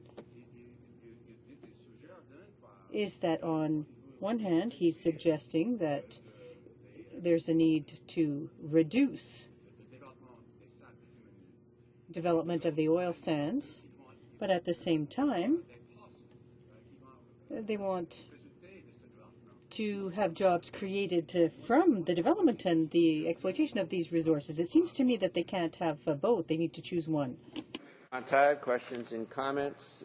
The honourable member for Skeena-Bulkley Valley. Mr. Speaker, a couple of points to my friend. First of all, does he and the Liberal Party realize, and his leader realize, that when they sanction Conservative efforts and policies, they sanction all of the complete policies in that agenda? That they say that the environmental assessments that have been torn apart by this government, that the changing of Canadian law to allow for pipelines to get rubber stamped are also sanctioned by his party. Because to condone one is to condone the other. The process which with the government, this government, Conservative government, arrived at promoting this pipeline and Gateway, which I think his leader opposes in northern BC, is the same process. So to say that suddenly that Conservative energy policy is terrible but we agree with it is not really a tenable option to have. And secondly, this idea that when traveling abroad, Canadian leaders, like the New Democratic leader, shouldn't ever voice any concerns about Canadian policy, particularly such wrong-headed policy as the one being promoted by the Conservatives, is somehow undiplomatic. Seems patently bizarre. So the only thing his leader could do is go down to Washington and gush and congratulate the current Prime Minister for his energy promotion. And while that makes them friendly, and I know that the Grand Compact may come together, it seems strange that the only thing he and his party think is tenable for Canadians to do when abroad is simply agree with whatever the government of the day has to say. We needed to tell Americans that there is a second view on energy policy in Canada, that all of the ads being paid for by the Canadian government in Washington, all of the lies that are being repeated and the promotion and the arrogance that is being suggested that we won't take no for an answer and that this is a no-brainer project, as the Prime Minister has said, is not actually in agreement with the majority of Canadians. So when our leader went to Washington and said that, I don't know why he sees that as such a problem. That's a Canadian value, to say that conversation is important. That's what we promoted when we're in Washington. Canadian value. The honourable member for Halifax West. Well, Mr. Speaker, I think it's unfortunate my honourable friend from Skinnabolgie Valley, in this debate about the future of our natural resource economy in this country, and I hope he'll start listening because I am trying to answer his question. I think it's unfortunate that, in fact, he mischaracterized completely our position, and in fact, what our leader said and did when he was in Washington. But first of all, to say that we have sanctioned the Conservatives' energy policy or their environmental policy would mean that he has to have had his ears plugged for years and years. He certainly didn't listen to my speech, if that's what he thinks. He certainly hasn't listened to any of the speeches members on this side of the House have been making for a long, long time. But where I think the NDP have really blown it here is that they fail to understand the economics of this. They fail to recognize that the product we're talking about will be refined where it's cheapest to do so, which is typically near large urban areas. But they decided they want to interfere in that process, that they should decide where the bitumen's upgraded, where the oil is refined, where all of this happens. And they fail to recognize that even if they were right, and that they should be determining where this is done, that the resulting product still has to move somehow. And how is it going to be done unless you have pipelines like Keystone and Energy East? Questions et commentaires, questions and comments. The l'honorable député de Montmagny. The honourable member for Montmagny-Lillet, Kamouraska, Rivière-Toulouse. Well, after listening to the comments made by my honourable colleague, I have a question. What we're trying to understand is that he doesn't make a distinction between the Liberals and the Conservative position. There is no longer any distinction, none. Just a few fortuitous statements that weren't quite put properly when the Conservatives were in the U.S., but that's the only argument he has left. So let's be clear. All of these complex issues with respect to the environmental framework are out the window. Now you're on their side, and that's why natural resources won't progress here, because no one has confidence in that way of perceiving development. Député de Halifax. The honourable member for Halifax West. Mr. Speaker, it's clear that my honourable colleague didn't listen to my remarks, so I would suggest to him that he go back and read it. He can find the Hansard tomorrow, or he could look at the Blues a little later today, and he needs to read my speech, my remarks, where I explained some of the distinctions. There are a great number of differences between our position and that of the Conservatives. But what I find quite odd, Mr. Speaker, and unfortunate, and troubling, if you will, is the lack of understanding in the NDP of the economic realities.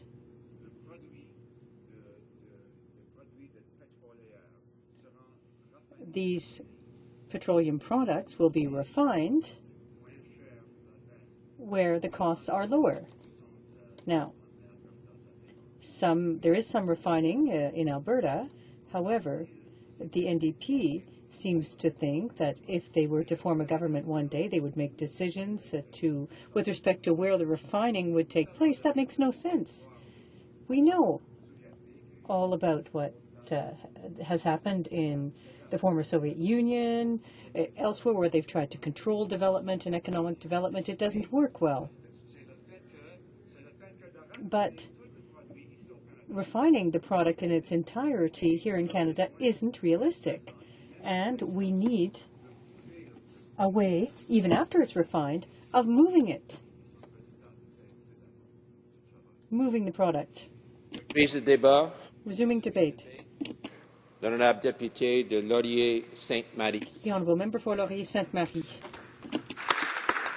Merci beaucoup, Monsieur le Président. Thank you very much, Mr. Speaker.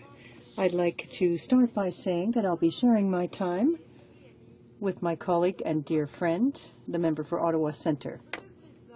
Mr. Speaker, now, you know that in Quebec we've known all about resources being taken out of our ground and being sent abroad. You just damage your land, send it elsewhere, so that others can build bridges, can do all kinds of things. We saw that, and we realized at one point that it wasn't a really brilliant approach at all, and we learned from that. But unfortunately, the Conservatives never seem to learn anything, nothing from the past or from anyone else for that matter. They don't learn anything, unfortunately, because they don't want to learn anything. It's like we say back home, they don't want to hear anything about it.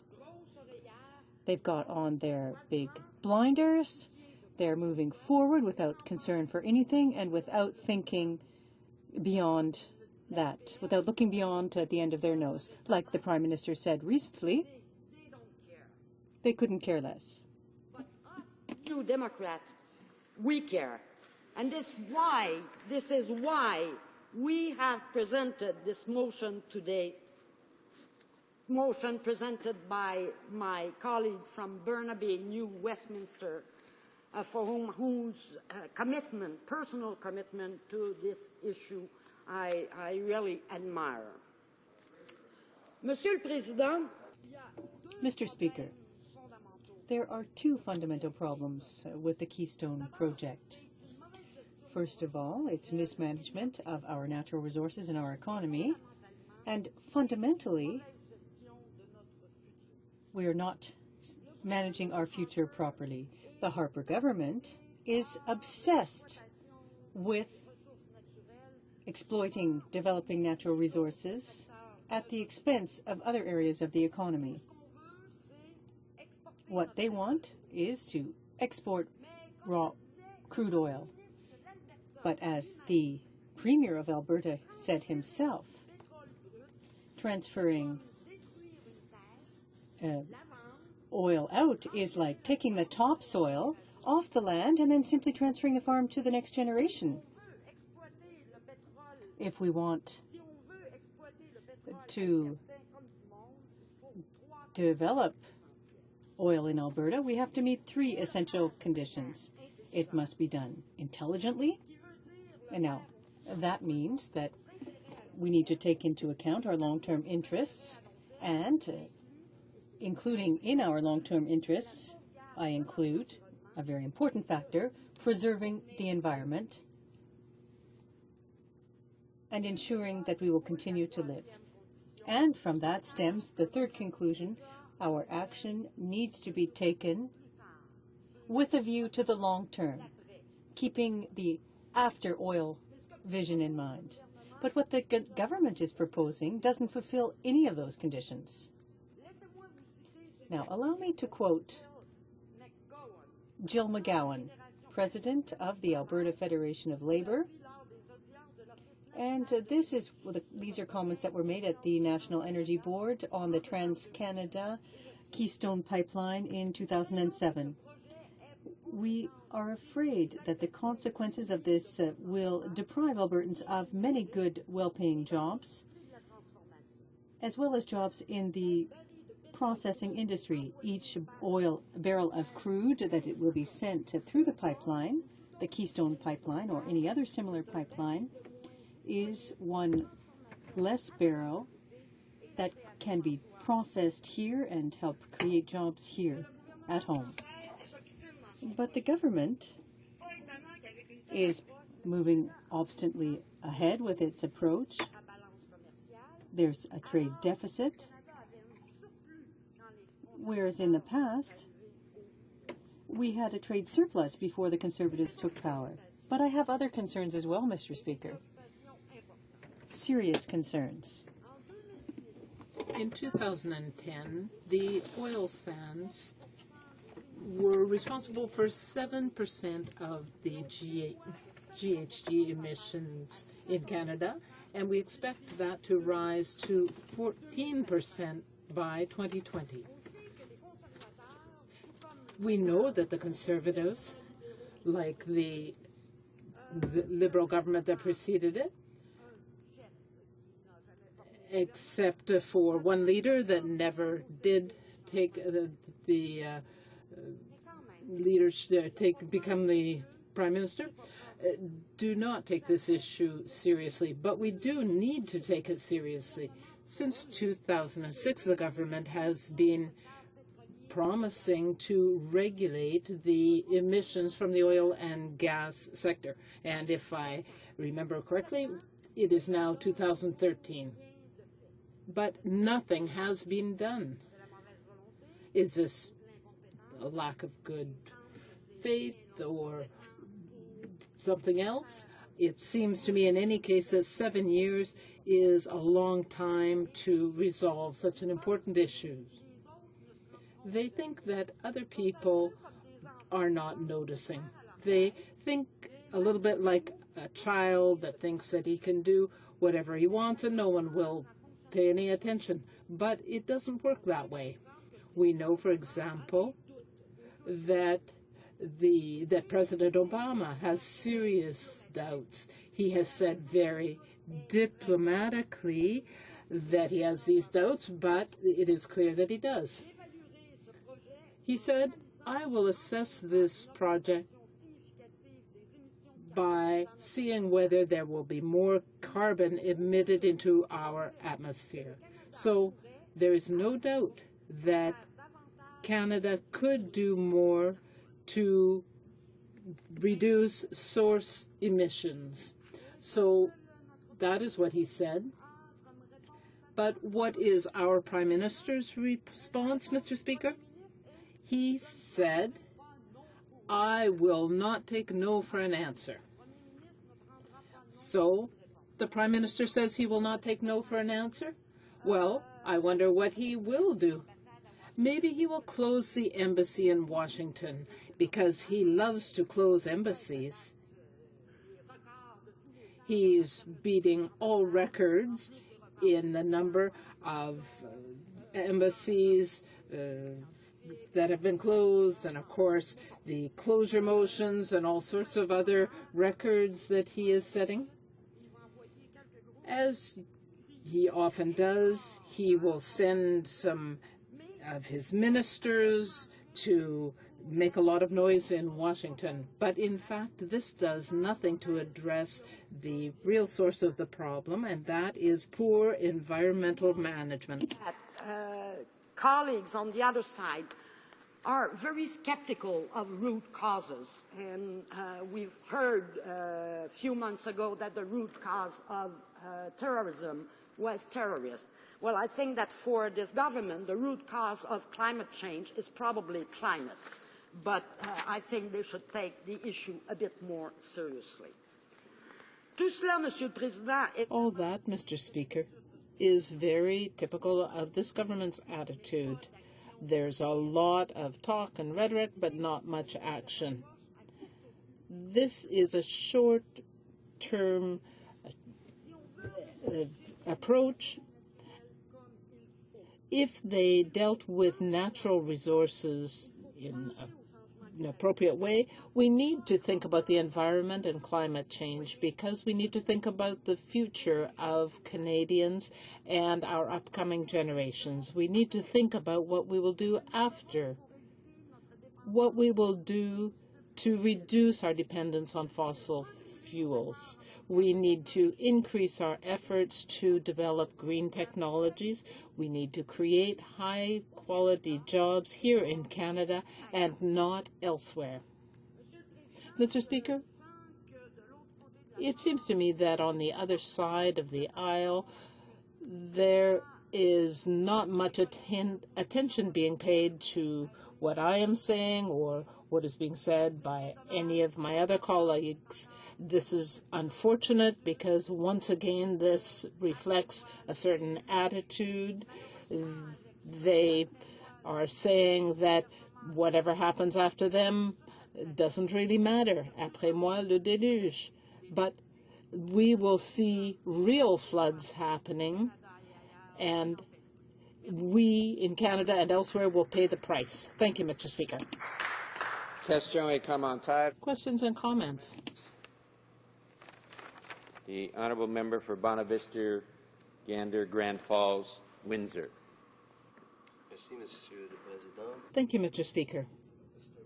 In an article, the candidate for Toronto Centre said we need some kind of moratorium on further development.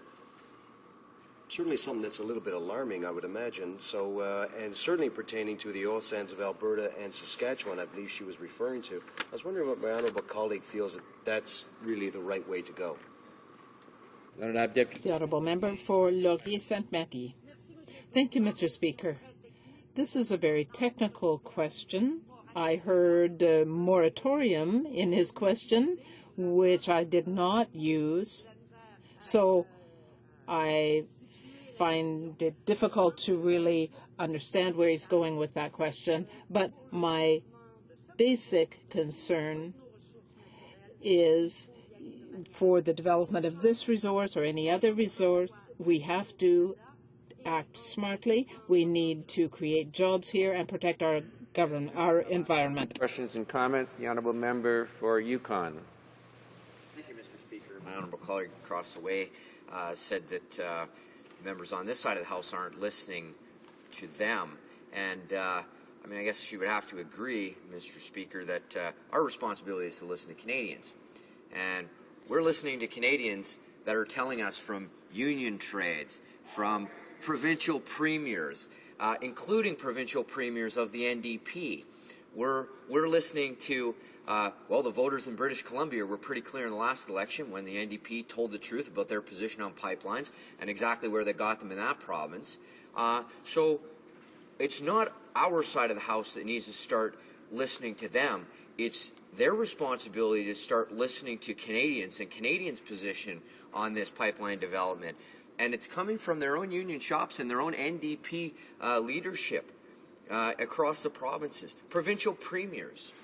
I guess my question is, Mr. Speaker, is what value does the member opposite put on the comments and the concerns of provincial premiers on this topic?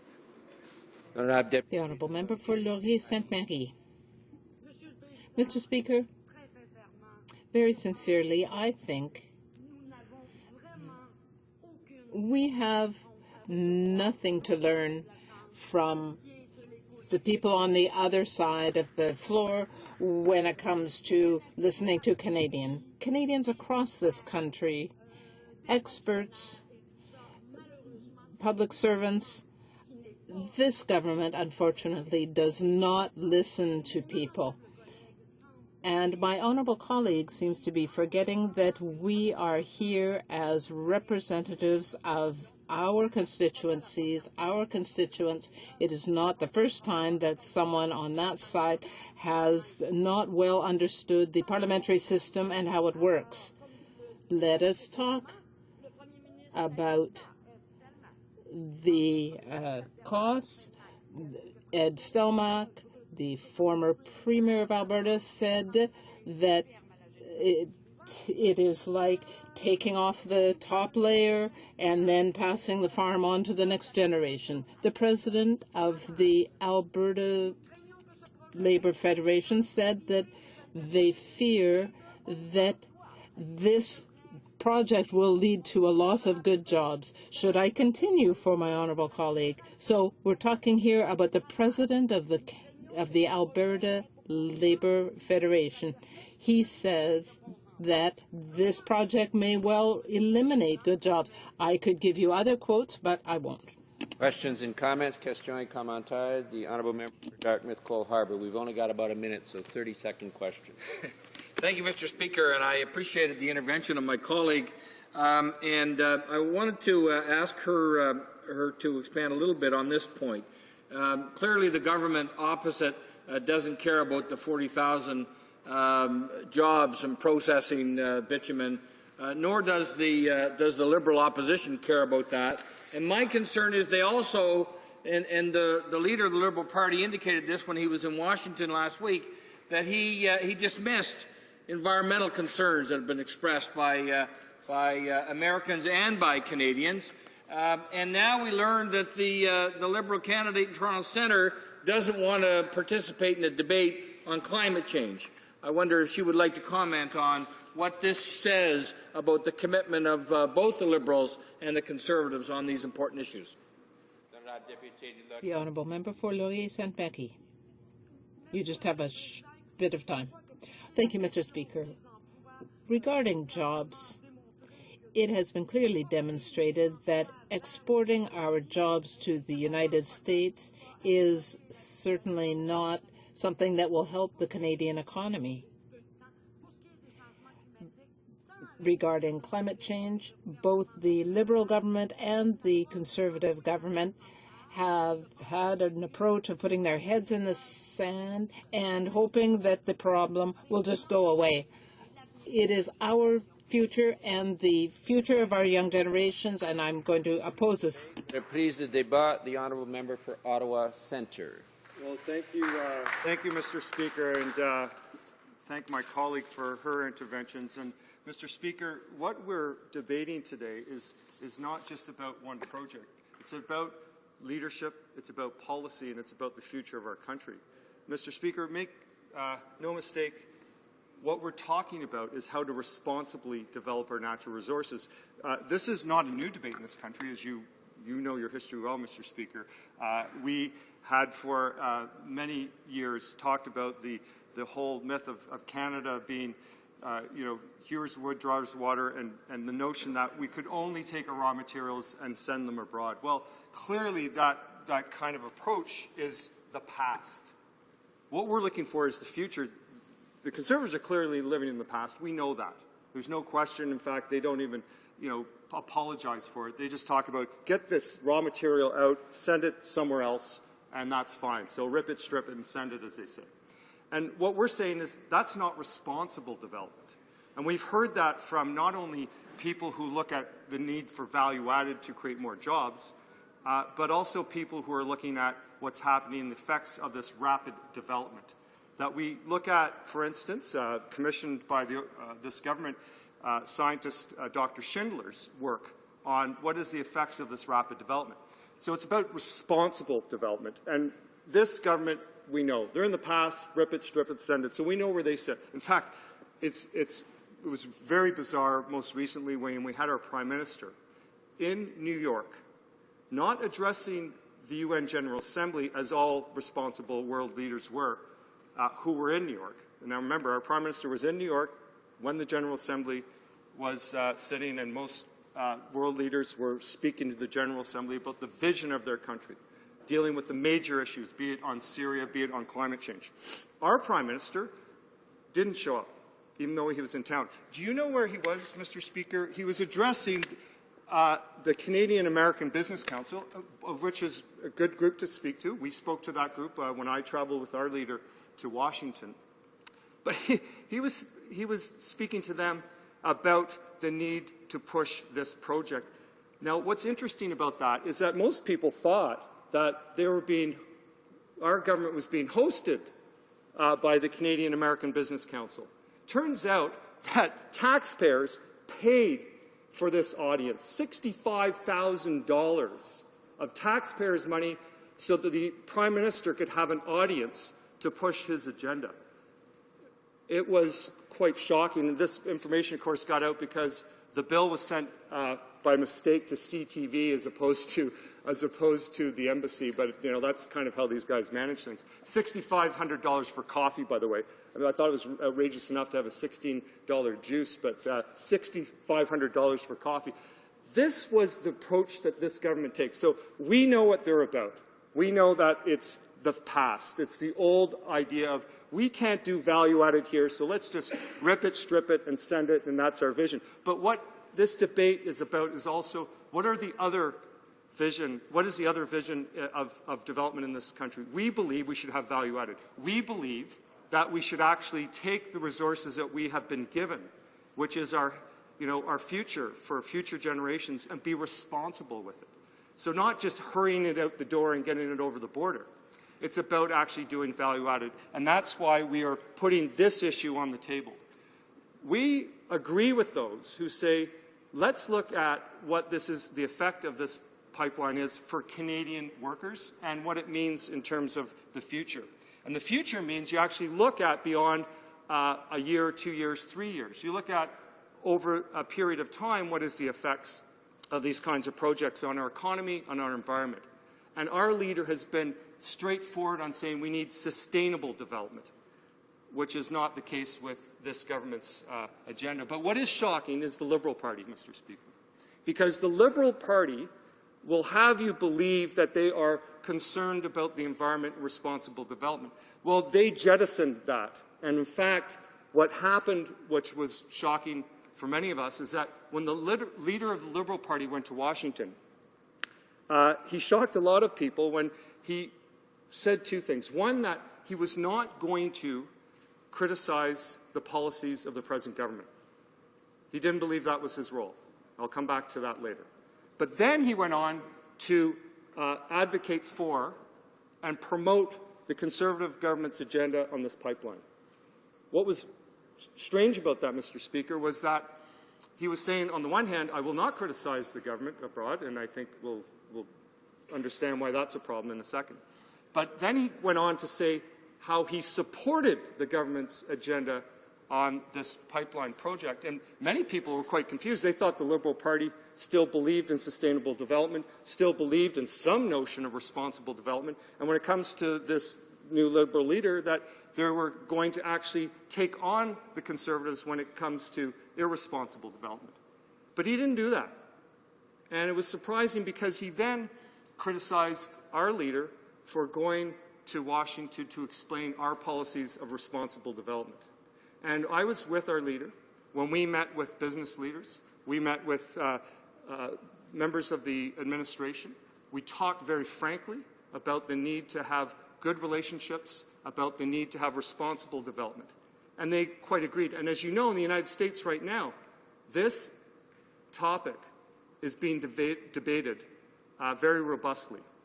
And what we're doing as a responsible opposition is debating it here today because we think it's important. But our visit to Washington was to say how we disagreed fundamentally with this government on the environment in particular.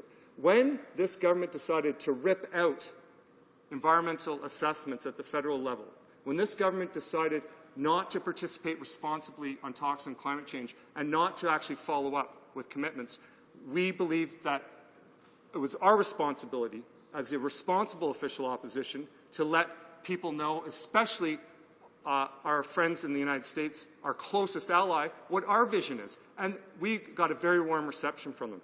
So it was confusing for many people when we heard the leader of the Liberal Party say, no, no, no, you shouldn't do that when you go abroad. That's not leadership, Mr. Speaker. Leadership is when you actually talk to your friends and allies about your vision. Let me give you some detail on what we were talking about. We were talking about the need for value added here in Canada. They understood that. You know why, Mr. Speaker? In the United States, most government members probably don't know this. It's prohibited for states to export crude. They do not allow the export of crude, in other words, unrefined petroleum, in the United States, with the exception of Alaska. Now think about that. This is the exact opposite of this government. This government encourages the export of unrefined and unvalue-added raw materials. They think it's great. They think, go ahead and do it. So we'll send our raw materials down to the States. They'll refine it. We'll buy it back.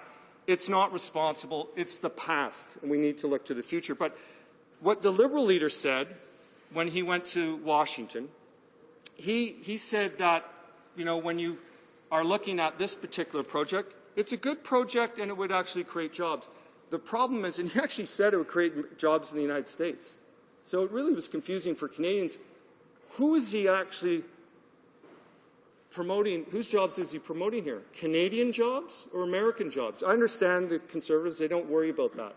But when the leader of the Liberal Party goes to Washington and starts promoting a project that he acknowledges will benefit in terms of creation of American jobs, you have to wonder what kind of vision he has.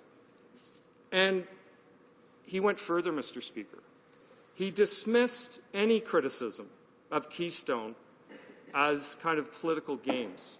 Now, the leader of the Liberal Party, when he goes to Washington and starts promoting the Conservative agenda and starts to suggest that, outsourcing jobs is good for Canada, we have to challenge that vision. And his notion that he would argue that official opposition or opposition leaders should not go to Washington to critique the government is so offside. In fact, it was President Obama, before he was president, went on a world tour to say how he was different from then-sitting President Bush. If we're going to have responsible leadership in this country, we need to have a responsible leader. And we have a responsible leader in this party. And I would challenge anyone to look at our vision, compare it to the vision of the past of the Conservatives or the confused vision of the Liberal Party, and take a look at who's serving Canada's interests. I would argue, Mr. Speaker, it is the NDP, and that's why we brought this to the House to debate today. Thank you very much. Questions and comments? Question commentaire. The Honourable Parliamentary Secretary to the Minister of Natural Resources. Thank you very much, Mr. Speaker. I guess the question that I would have for my honourable colleague across the way is earlier this morning, his colleague, the opposition critic for natural resources, made the observation that the imports of foreign oil by tanker from the Middle East is bad for the environment and that it's better to use Canadian oil. Let's imagine for a moment that his colleague and this member are actually genuine about the arguments they are making today. We know that a pipeline going east would allow Eastern Canadian refineries the opportunity to refine lower-cost Canadian oil and thereby protect jobs in this important but challenged industry like they say they are trying to do. I'm wondering if he could explain why then his party is opposed to Line 9. Senator. Mr. Speaker, let me reiterate the problem with the government is that, as I said in my comments, they're living in the past. They still believe in this idea, just rip it, strip it, and send it. We believe in value added. So contrary to what I'm not sure what interpretation she has of my colleague's comments, I can tell you what our policy is, and it is just that. So, it's important to look at that. When I look at what the government has done, is that they've actually ignored the opportunities to do value added. And they're simply looking at short term. When you're dealing with our natural resources, Mr. Speaker, you can't just look in the short term, because what that does is it undermines the future for our next generation. But it also undermines the capacity of our economy to grow in a responsible manner. So when you look at what the government's doing, it's just saying, get this stuff out of here. Let's just rip it, strip it, and send it. And that's not a vision. That's really, at the end of the day, doing what was done in the past. Questions and comments. The Honourable Parliamentary Secretary to the Minister of International Development. Well, thank you, Mr. Speaker. And, Mr. Speaker, I note that my colleague said that that his party and his leader was looking out for the interests of Canada. And yet we have a quote from Saskatchewan Premier Brad Wall, who said that the NDP leader, and I quote, is betraying Canadian interests. Wow. And that, and I quote again, what the NDP leader and the NDP are doing is being quite destructive in terms of getting this important pipeline approved. Well, Mr. Speaker, if we're looking out for Canadians, we're looking out for jobs, we're looking out for opportunity, we're looking out for economic growth. Those are the kinds of things that we need to keep Canada on track for long-term prosperity. So I wonder if my colleague has any comments about what Mr. Wall has said, since they're both part of the same philosophical base. Member for Ottawa Centre. Just the last part, I wasn't sure if she was saying that Mr. Wall and our party have the same philosophical base. I'm not sure if she was meaning to say that. I agree with Premier Wall on the Senate, Mr. Speaker. In fact, yesterday it was a historic day when the Saskatchewan legislature passed a very important motion to abolish the Senate. So we don't agree on everything, but I'll say one thing.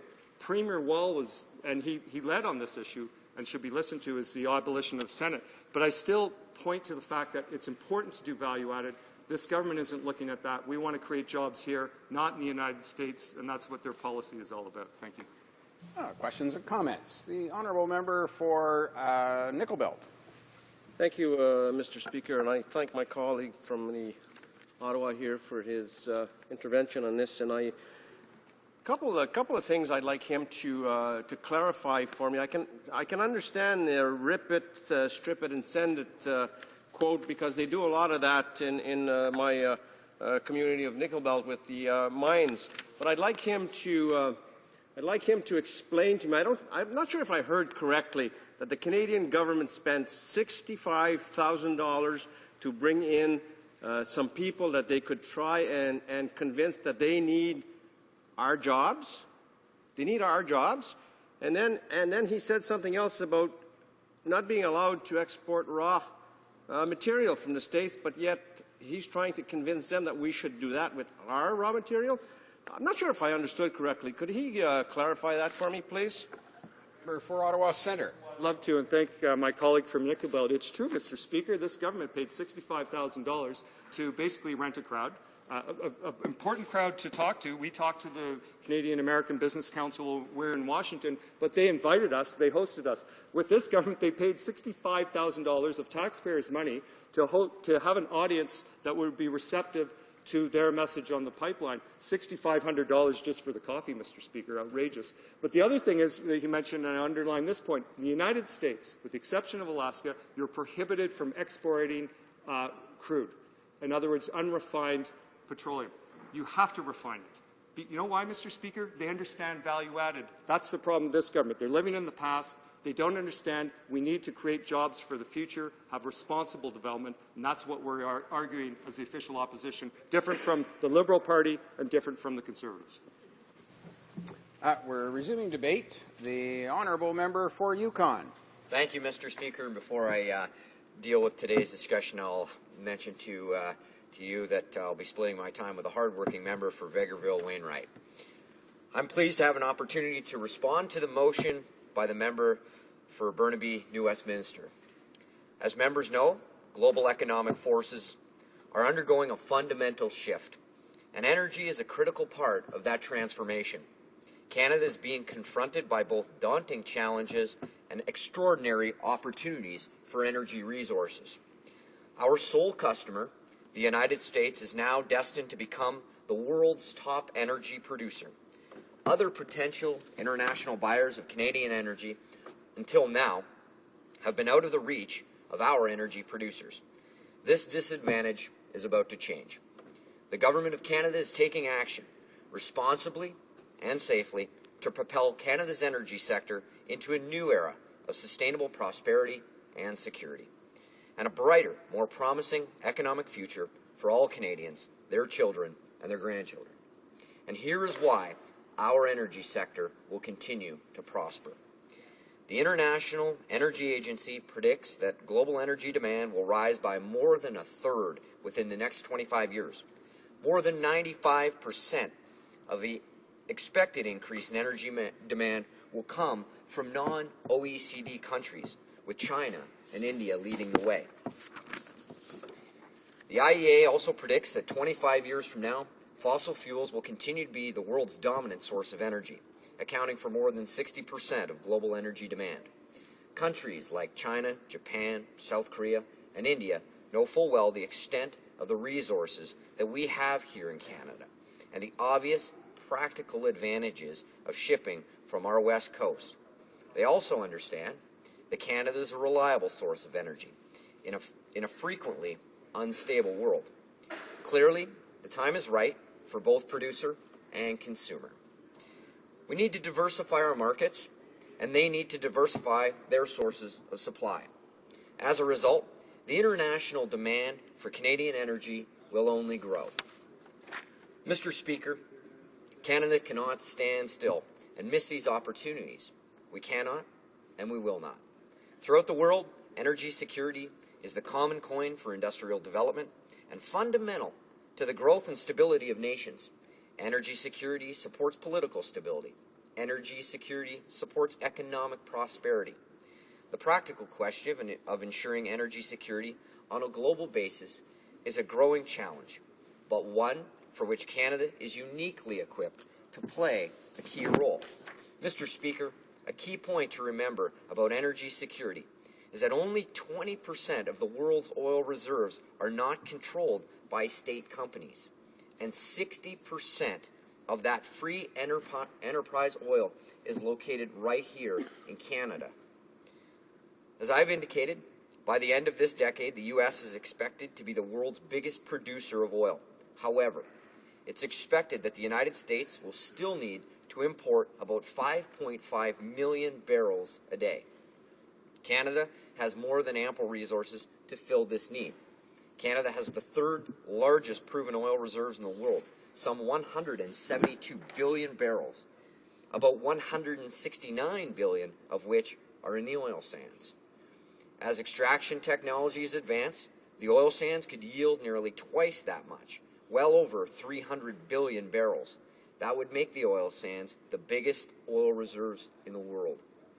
The expansion and diversification of energy markets is a priority of the Government of Canada because it's crucial to jobs and economic growth. Natural resources deployment directly and indirectly supports 1.8 million jobs across our great nation. It contributes close to 20% of our nominal GDP, and it generates billions in tax revenue and royalties to help fund government services to Canadians. Canada's energy sector has proposals to build and improve pipelines, west, south, and east, to ensure that we have customers for our energy products. But to preserve and grow Canada jobs and revenues for social programs, we must bring our resources to international markets and the faster growing economies in the world. And that means building pipelines. The proposed Keystone XL pipeline would feed Western Canadian heavy crude to refineries on the U.S. Gulf Coast. Refineries, by the way, that currently rely on Mexico and Venezuela for feedstock. In addition to Keystone XL, 2 pipelines have been proposed to deliver crude from Western Canada to ports on our west coast for distribution to markets on both sides of the Pacific. We are rapidly developing the infrastructure needed to service these markets. No fewer than 7 liquefied natural gas export terminals have been proposed for the west coast. 3 of these have been granted the long-term export licenses they need to deliver LNG to markets in Asia. The first could be in operation as early as 2015. There are also proposals to adapt 2 existing pipelines to bring oil from Western Canada to Eastern Canada for refining potential export. Pipelines moving oil from Alberta to Quebec to New Brunswick would be among the most expansive and ambitious stretches of energy infrastructure in the entire world, and they would contribute greatly to the energy security of Canada and all of North America. Mr. Speaker, the Government of Canada is committed to ensuring that pipeline projects proceed in a manner that is environmentally responsible, economically feasible, and socially beneficial. We have the resources, and we are determined to reach out to other nations, both as markets for Canadian energy and as partners in responsible energy development. Our role as a responsible developer of energy is well known, and it is reflected in our government's commitment to the environment and to creating an opportunity and prosperity for Canadians in every region of the country. Our approach is in sharp contrast to the NDP. While we support the responsible growth of our energy resources in an environmentally responsible way, the NDP have opposed every effort to expand our markets and where it creates jobs for Canadians. While we go overseas to fight for Canadian interests, jobs, and economic growth, the NDP send their leader and their deputy leader to Washington, D.C. to argue against those jobs. While our government has listened to Canadians employed in our energy sector from coast to coast to coast, the NDP have ignored and argued against their jobs as somehow detrimental to Canadians. Mr. Speaker, we have nothing to learn from them when it comes to expanding our markets and to expanding our opportunities for Canadian workers. We'll continue to fight for Canadian jobs, while the NDP, with this motion today, is fighting to stop the development of important and critical infrastructure projects for our nation. Thank you very much, Mr. Speaker, and I look forward to any questions other members may have of me at this time. Questions and comments. The honourable member for Skeena-Bulkley Valley. Thank you very much, Mr. Speaker, and I thank my friend and neighbour from the Yukon for his speech, although the last few PMO paragraphs there were kind of heavy on the rhetoric. And as he knows, we both come from resource development communities, Mr. Speaker, regions that have relied and will rely on natural resource development for generations and generations to come. He made some mention of the two pipelines through British Columbia, the bitumen pipelines, both the Kinder Morgan and the Gateway. I don't know if he made reference to whether he supports them or not, and I'd be curious, is he supportive of one or both or neither? The question today is about Keystone XL, of course, and as my friend also knows, particularly in the forestry and mining sector, which we both have significant activity in our regions, particularly on forestry, that the raw export of forestry products, just sending out round logs, has been a huge problem for the northern BC, Yukon, northern economies in general. I just lost another mill in one of my communities in Houston, another 250 jobs. I'm sure he has stories himself. But the policies promoted for raw export have been problematic for the resource sector, deeply problematic because we don't add any value. This project also is raw export, this time bitumen. I wonder if he's got any comment on that as a policy for government to promote in all those job losses that happen because we just don't create the value added that industry could be doing here in Canada as opposed to elsewhere. Honourable member for Yukon. Well, thank you, Mr. Speaker. I'd like to thank my colleague for his question. Of course, industry and these opportunities don't work in a vacuum, Mr. Speaker. When we have the expansion and utilization of Canada's resources, whether we export them in raw fashion or whether we have value added here in our country, that doesn't work in isolation.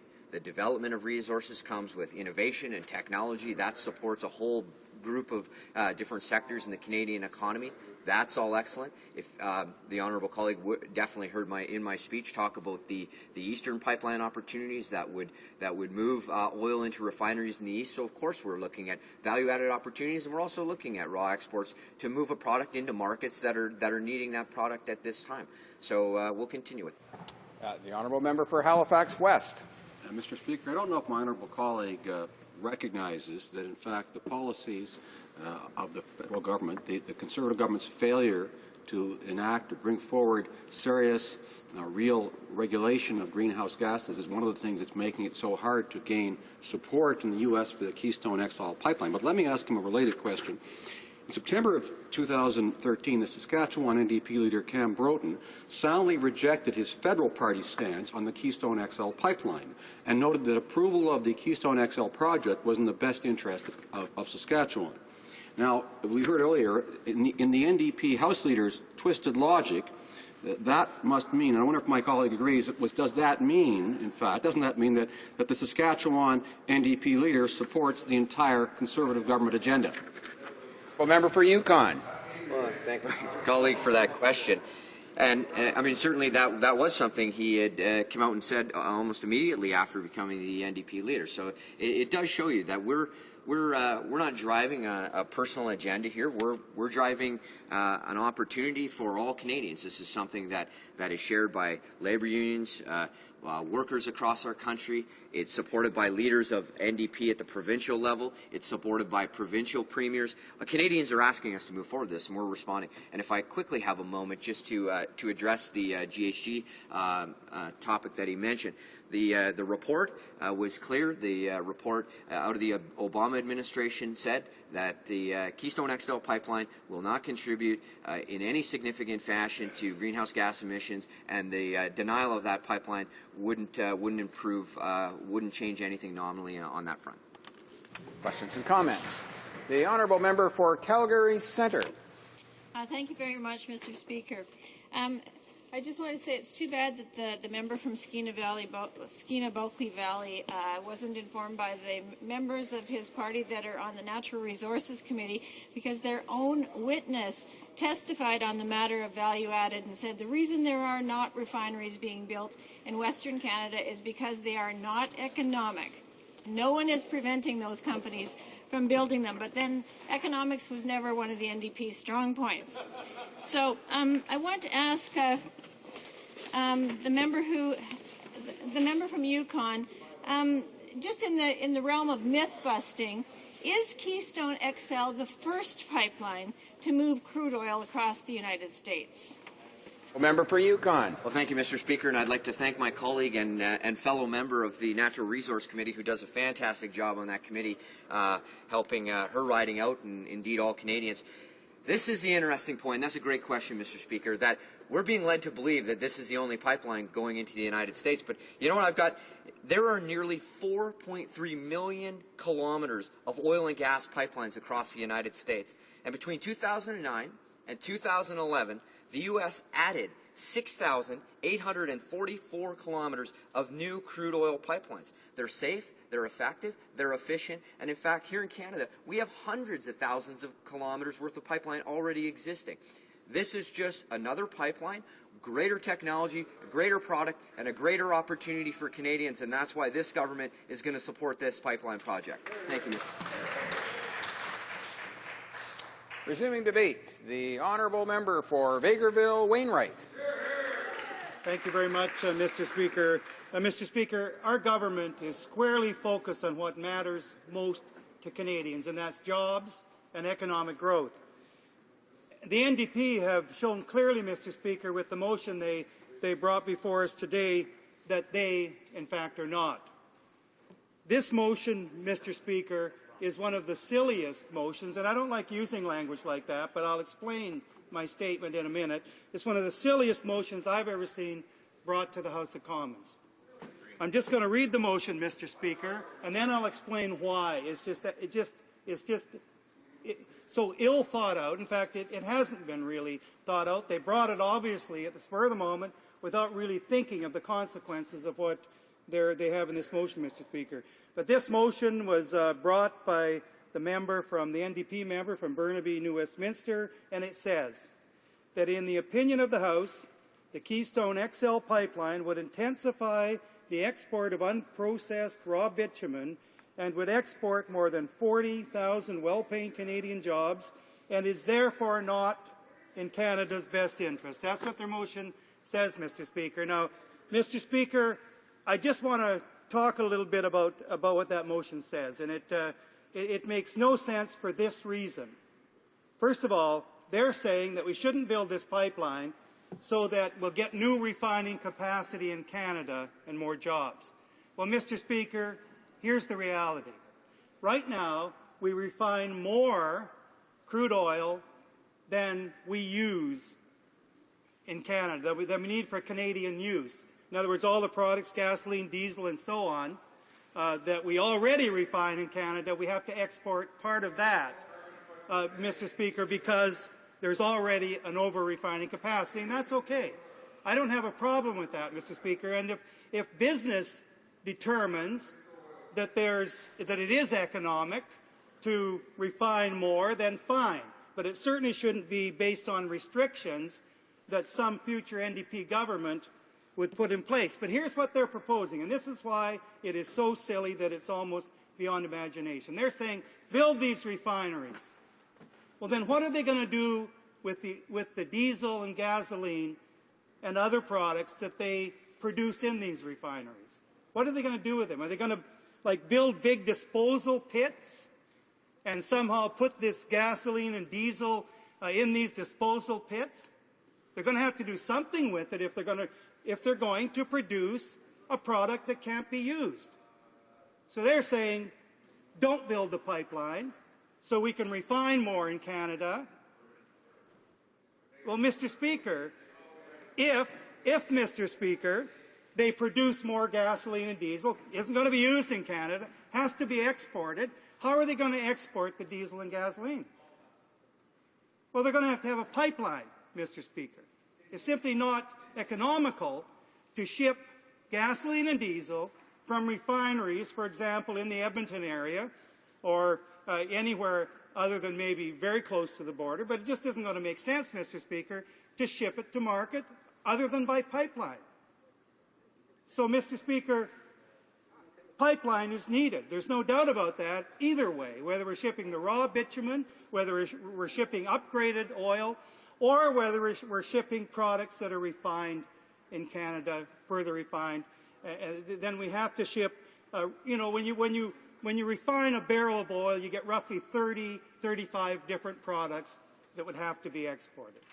So if you're going to refine in Canada, going to refine more than we use, then we're going to need more pipeline capacity because you're shipping such a large number of products, 35 products roughly, that you have to have the pipeline system that can ship those products. Now, you can certainly block a pipeline off and ship different products at different times down the same pipeline, but you can only do that to a certain point, and some of those products have to be kept so clear that, in fact, you can't do it in that way. So what the NDP is proposing, Mr. Speaker, simply can't be done unless you build more pipelines. So, let's look at this in some type of a realistic way, Mr. Speaker, and I almost feel like it's a mistake to debate a motion that makes so little sense. But I'm going to go ahead and make some other comments that I think are worth making, whether the motion makes sense or not.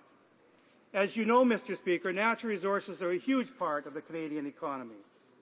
When you take direct and indirect impacts into account, the natural resource sectors represent 15% of Canada's GDP. And more importantly, I suggest, Mr. Speaker, more than 50% of Canada's exports. Huge, Mr. Speaker. When you include the supply chain that provides goods and services to the natural resources sector, natural resources account for nearly 20% of Canada's GDP, or almost a fifth of our total GDP, Mr. Speaker. And energy resources are a huge part of that equation. First and foremost, Canada is a trading nation. That's reality. The NDP don't want to see that, Mr. Speaker. They've opposed every trade deal we brought to the House, Mr. Speaker. But the reality is Canada is a trading nation, and they can't change that. And if they frankly did change that, Mr. Speaker, that would mean that a huge percentage of the Canadian workforce would be out of a job. So we are a trading nation. Right now, 99% of Canada's crude oil exports go to the United States, Mr. Speaker, which is where the Keystone XL pipeline will go. And 100% of our natural gas exports go to the United States. But as the U.S. becomes more self-sufficient, Mr. Speaker, Canada will need to diversify its export markets. That is why our government is aggressively pursuing new trade and investment opportunities for Canada in fast-growing markets around the world, including, Mr. Speaker, in the Asia-Pacific. And that is why Canada must build and expand the infrastructure needed to move our product to Tidewater for export as well as to the American market, Mr. Speaker. We can't continue to rely on the one market. It'll be a declining market because the Americans are producing more, and they're increasing their domestic oil production at a rapid pace due to new fracking technologies, many of which have been developed right here in Canada. Expanding and diversifying our energy markets is a top priority with the Government of Canada, Mr. Speaker. Canada's energy sector currently has proposals to build and improve pipelines to the west, to the south, and to the east, Mr. Speaker, to ensure that we have customers for our energy products. We strongly support the Keystone XL project to transport Canadian crude to the United States, Mr. Speaker, and I've explained why that's necessary. Because it will create jobs, and it will provide economic growth, and it will ensure energy security for both of our countries, Mr. Speaker. Canada is already the largest oil supplier to the United States. In fact, in 2012, Mr. Speaker, we delivered 3 million barrels of crude oil and petroleum products per day. Now, that's twice as much, Mr. Speaker, as the second largest supplier of oil and oil products to the United States, and that's Saudi Arabia. That's a huge change, Mr. Speaker. Canada provided twice as much, Mr. Speaker, as the second largest supplier of the United States, and more than Saudi Arabia and Venezuela combined, Mr. Speaker. Even with the International Energy Agency's forecasts of rapid growth in American production, the United States will still need to import 3.4 million barrels of crude oil per day in 2035 to keep up with projected increase in demand, Mr. Speaker. So it's clear that the need for Canadian oil will still be there in the United States, but will have to be competitive, Mr. Speaker. So the Keystone XL would help and will help meet that demand, Mr. Speaker, and we simply can't ignore that is needed, and our government will continue with that project, Mr. Speaker, and there are many good reasons for that. The NDP, Mr. Speaker, we know, they're against trade, they're against development of so many kinds, and their former environment critic called for a moratorium on oil sands development, Mr. Speaker. A moratorium on oil sands development. Yet now, Mr. Speaker, now, just a year or so later, they want more refineries to process oil sands crude. So you want to stop the production, but now you want refineries to process oil sands crude, Mr. Speaker. I mean, they're really changing their position on issues on a constant basis, and that's something that I don't think lends credibility. There's no doubt in my mind, Mr. Speaker, that the NDP, they demonstrate again and again and again with the position they take on resource development that they're simply not ready to govern, Mr. Speaker, and I don't believe they ever will be. Thank you, Mr. Speaker. Questions and comments? The honourable member for Dartmouth Cole Harbour. Thank you, Mr. Speaker. And I listened to the member opposite from Alberta, and I got to tell you that I'm shaking my head because members opposite are in such a hurry to ship our natural resources out without adding any value to it whatsoever. Right. And the problem is what's happening right now in Alberta. Alberta's running what, a $2 or $3 billion deficit right now as a result of the lack of revenue from their resources as the world market changes. And what we have suggested, Mr. Speaker, is that what we should be doing with our resources, in this case bitumen, is processing it in Canada. 40,000 jobs are expected to be created as a result of that pipeline, as a result of that resort. Instead of sending it across the border, creating 40,000 jobs down there, which, you know, I got nothing against my American friends, but frankly, I think we'd like to see some long-term jobs here. And so I asked the member why it is he wouldn't like to ensure that we have 40,000 family-sustaining long-term jobs here in Canada rather than not. The honourable member for Vegreville Wainwright. Yes, thank you, Mr. Speaker. And Mr. Speaker, I guess, you know, the member opposite, he hasn't been involved in any kind of in-depth discussion on these issues, but certainly members of the Natural Resources Committee, Mr. Speaker, have heard clearly a few different things that relate to the question that he's asked. First of all, Mr. Speaker, they've heard that the real jobs, in fact, in the whole oil production and processing industry are in building pipelines and in producing the oil. That's where the vast number of jobs are. Refining would be fine. Adding more value, I'd love to see it, Mr. Speaker, but it would be a relatively small number of jobs. And this we were told by several witnesses at our committee, including some of their own witnesses, Mr. Speaker. So I guess I can see that you're going to stand, and I would love to have another question along the same line so I could add. Questions and comments? The honourable member, order. The honourable member for Halifax West. Thank you very much, Mr. Speaker, and I appreciated my honourable colleague from Vegreville Wainwright's speech today for the most part, and I appreciated his comments particularly, similar to what I said earlier about, he pointed out that we're refining in Canada more than we actually use already, and we're talking about an increase. The discussion is we're going to probably be refining and upgrading more in the future, but even if you do that, how do you propose to move it if you don't have pipelines? I mean, that really highlights the illogic in the NDP's point of view. The NDP are pretending that they support jobs, but really the fact of the matter is here that if you listen to people, anybody who works in the industry, as I did recently when I was in Calgary, they will tell you that there's already a slowdown, that there are things that aren't happening now in terms of job creation, upgrading and so forth. The things that create jobs here in Canada because of the lack of access to market. I mean, yes, we need the Energy Ace pipeline, but we also need, they tell me, the Keystone pipeline. It's very important. But I don't think it helps when our Prime Minister goes to the U.S. and says, we won't take no for an answer. Maybe my colleague could tell me what he thinks the Prime Minister was saying there. What was he going to do if there's a no? Is that some kind of a threat?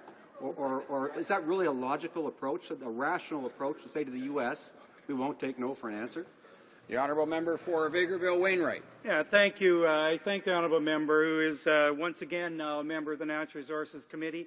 He missed some key studies that really demonstrated the jobs in the oil and gas sector are in production and in building pipelines to move the product. But on his question about the Prime Minister and his comments to the American President, he was saying that decisions like this should be based on science. And he was saying the science shows clearly that this pipeline can be built in an environmentally friendly way, Mr. Speaker. So that's what he was saying. Unlike, Mr. Speaker, the leader of the official opposition, the New Democratic Party, whose leader went to Washington railing against the development of the oil sands and railing against pipelines that are needed to move either crude oil or upgraded oil or the products that would be produced in these very refineries the members are talking about. He went there and railed against these, Mr. Speaker, and that makes no sense whatsoever. We are going to resuming debate. The honourable member for Skeena-Bulkley Valley. But before we do that, there's a great interest in participating in questions and comments today, as sometimes occurs on, especially on opposition motion days. But I just say it as a sort of a to give some preference to other members who wish to participate. If members in questions and comments could keep their interventions short, up to about a minute or so, and then more members will be able to participate in the debate. So, resuming debate, the honourable member for Skeena-Bulkley Valley. Very much, Mr. Speaker. It's before I get into the issues I wanted to raise here, I'm going to wait for Hansard to get the exact quote from my friend from Alberta, but something to the effect of the only real jobs in oil and gas development are on the mining and the pipeline construction side. That's the only real jobs that get created. Well, that's fascinating because you should go to some of those refineries around his riding in Alberta, some of the LNG proposed terminals in British Columbia, and say those aren't real jobs. The only good ones are on the mining side. I'll be splitting my time with my friend from Western Arctic. But it's fascinating to hear the Conservatives talk about what real jobs are and their sudden newfound love of science. They just got religion on science. Because for years when we talked about climate change, they said it didn't exist. That the scientists were all wrong. All those, the elites, those elites they keep talking about in the Prime Minister. Now when there's some scrap of evidence that supports one part of an argument, they suddenly think science is important. Well, my friend from Western Arctic can probably talk about some of the science and the implications on real people in the real world, as opposed to the fiction the Flat Earth Society has created for themselves year after year after year. They don't even believe the science on the dark art of economics themselves, where they say that there was no recession 6 months into the last global recession and produced an austerity budget. So much for believing in facts and science, where the entire world recognized we were heading into a global recession. This finance minister got up in one of his more sanguine moments and said, well, let's have an austerity budget going into the teeth of a global recession, until he reversed that entirely. It's also a finance minister who has the lucidity to say that the Senate should be abolished, and had some very interesting comments on the Mayor of Toronto this morning as well that were quite passionate. So let's talk about Keystone. Let's talk about Keystone XL. Let's talk about a Prime Minister. I'll thank the Foreign Affairs Minister. I know sometimes he travels abroad and thinks that he's so far away he has to shout all of his comments back to Canada. But we're here in the House of Commons, not 15 feet apart. I can hear everything he has to say, and I'll look forward to his questions. Now, the using a baseball bat for diplomacy, as Prime Minister has done, has actually made it more difficult to approve the projects that he's hoping get approved in the United States. And I asked this in a question and comment earlier to my friends, to imagine a scenario in which a U.S. president were to come to Canada and speak at an economic forum in Toronto and speak to the business community and the people of Canada, and this U.S. president, when discussing a contentious project, 95% of which was based in Canada, said, you know what? We won't take no for an answer on this project.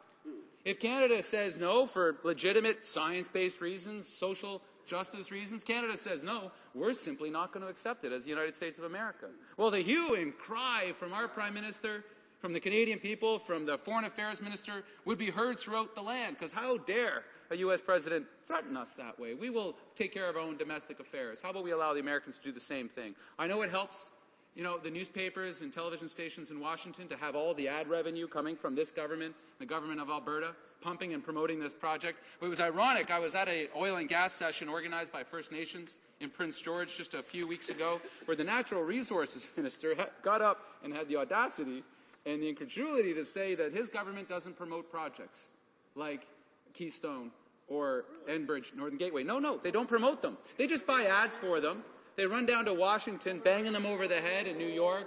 They stand in our communities and say, you have to, we insist that you. They change all the laws, Mr. Speaker, in order to make the whole process for evaluating these projects economically and environmentally, make the whole thing a sham.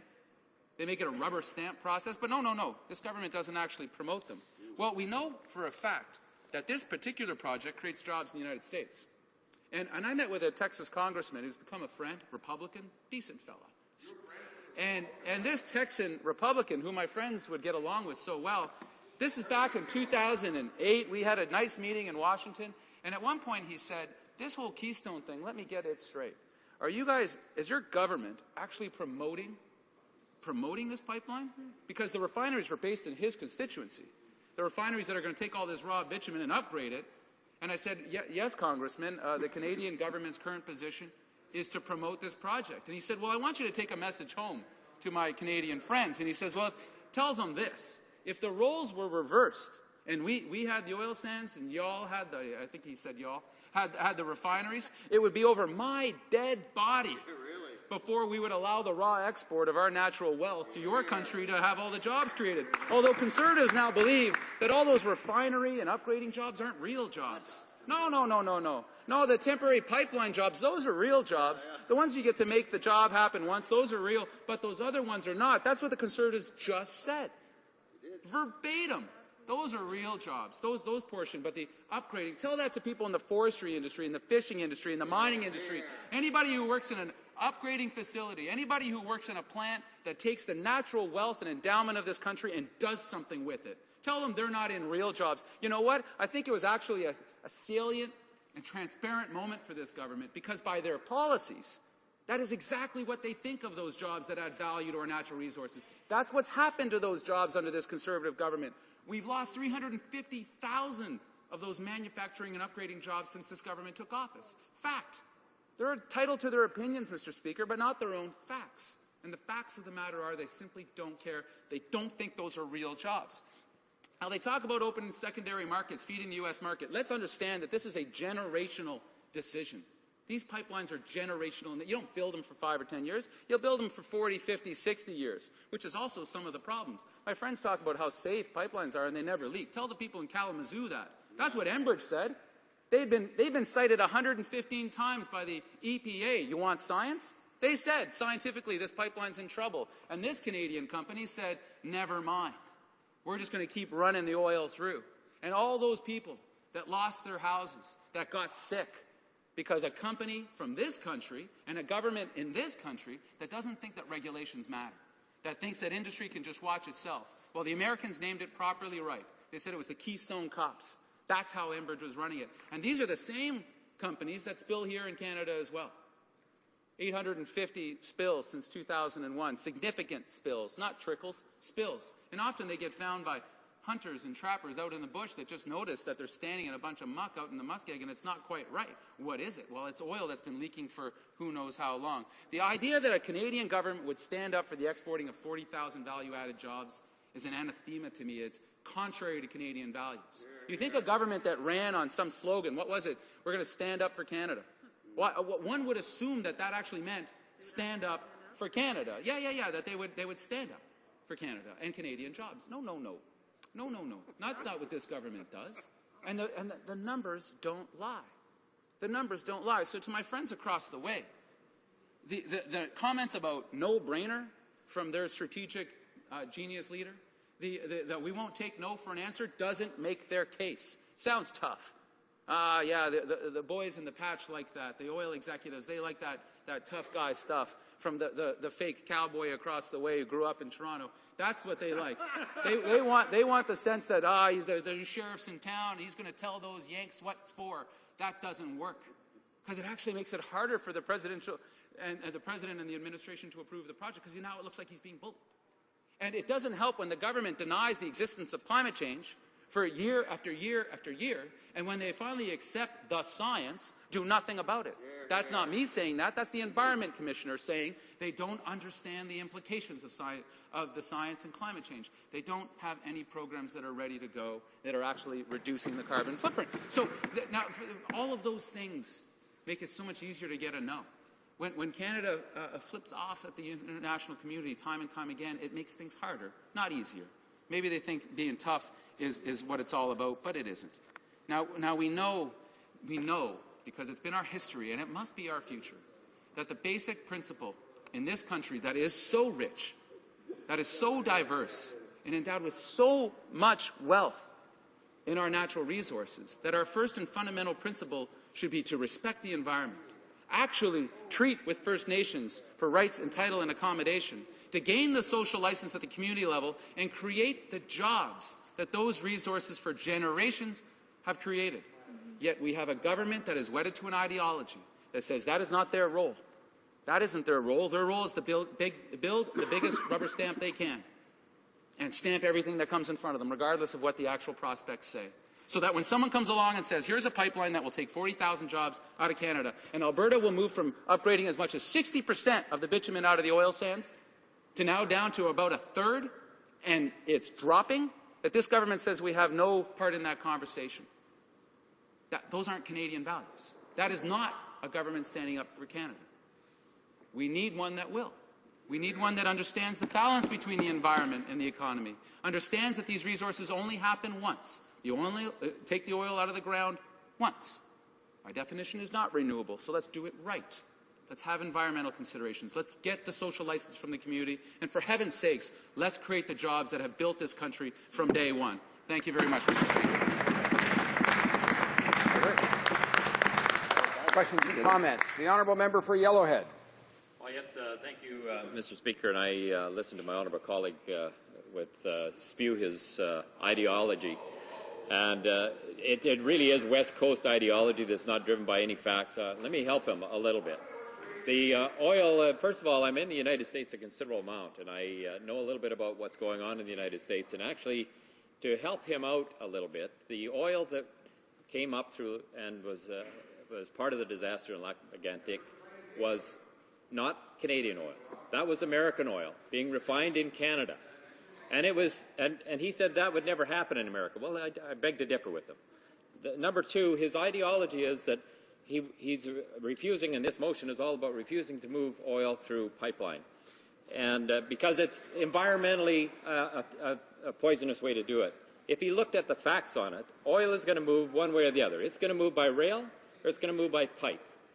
And this party is so driven by ideology that they won't look at the facts on that. They won't look at what's good for Canada. They won't look at what's good for the environment. They just are driven by ideology and saying no to something that they have no idea what they're saying no to. And I refuse to accept that. I see that this motion just reinforces what I've thought of them all the time, is that anti-trade. The honourable member for Skeena-Bulkley Valley. Yeah, I take particular concern with my friend's use of terminology. I'm discuss later, but let me read the motion for my friend so we can actually understand what we're talking about today. No, I don't think he actually did. The Conservatives are claiming that they did, so let me just give it to them verbatim so they can understand what's happening here. Let me quote, calm down, that in the motion, that in the opinion of the House, the Keystone XL pipeline would intensify, quiet for a moment, would intensify the export of unprocessed raw bitumen and would export more than 40,000 well-paying Canadian jobs and is therefore not in Canada's best interest. That's what it says. That's what the motion says. So the motion is correct in its statement of fact. that 40,000 jobs are associated to the upgrading of this much oil, raw bitumen moving south. Those are facts. My friends are going to dispute this, but these are the same facts that they rely on when they talk about the economic benefits. You can't have it both ways. This is what is in the reports that study this particular project. You want to argue about the number of jobs, go ahead, but it is job export policy. That's what this government's running. Raw export. Order. Questions and comments? The honourable member for Halifax West. Thank you, Mr. Speaker. One of the things that my honourable colleague, the House Leader for the NDP, and I have in common, along with our absence of surplus hair, would be the frustration we feel every day in the House of Commons during question period when we in the opposition ask questions and don't get answers from the government. So I want to give my honourable colleague a really clear, simple question, give him an opportunity to give an answer.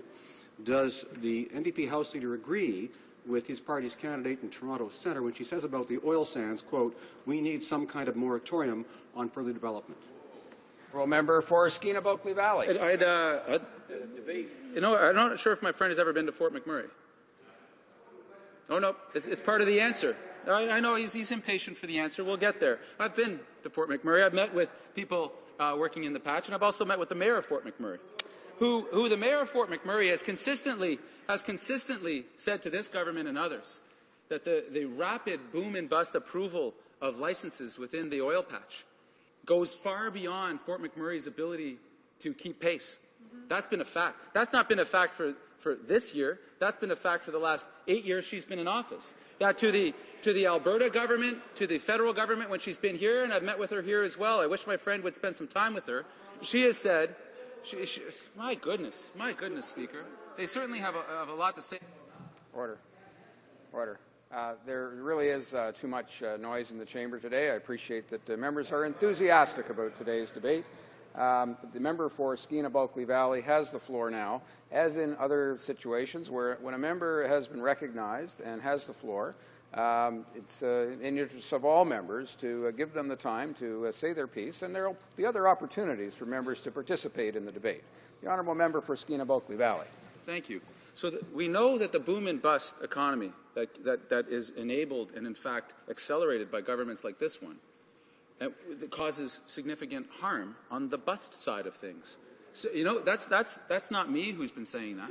That's been Alberta premiers like Lougheed and Stelmach and down the line. Because when the policy is you can't touch the brake, which is what my friends are suggesting with their promotion of the Keystone Pipeline, that things simply have to go the way they go, and if you were ever to somehow guide them to the benefit of this country, that would cause calamity. If I were driving with anybody, I don't know about you, Mr. Speaker, if I was on the road with somebody and I said, feels like we're going a bit fast, and they said, sorry, we can't touch the brake, I don't think I'd ever get in the car with them again. That's dangerous driving. These guys are dangerous drivers. They shouldn't be driving this economy anymore into the toilet. Thank you, Mr. Speaker. Resuming debate, the honourable member for Western Arctic.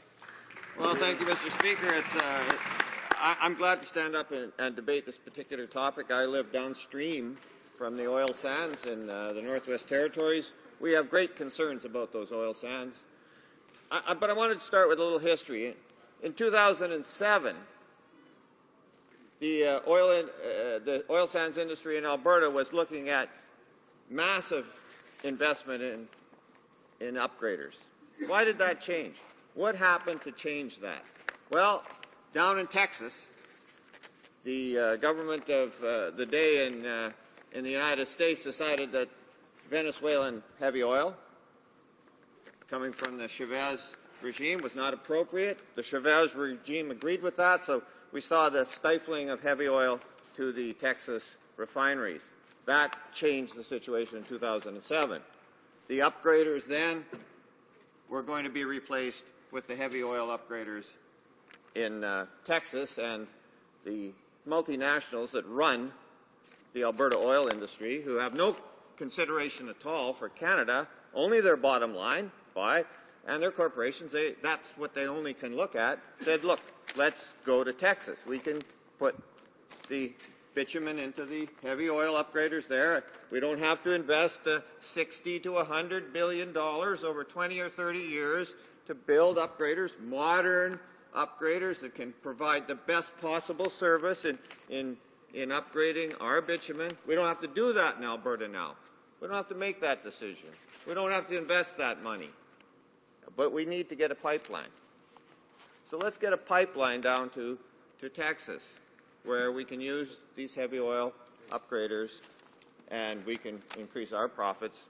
And we don't really have a reason to support Canadian industry, to support Canadian workers, to support the Alberta economy. And in fact, if we go and we use these heavy oil upgraders, that's going to open up more investment that we can put into the oil sands so we can produce more of it, so we can ramp up the speed by which we develop this resource, because we're just taking it out of the ground and shipping it somewhere else. So we can start moving more and more projects. How does that make the people of that region feel?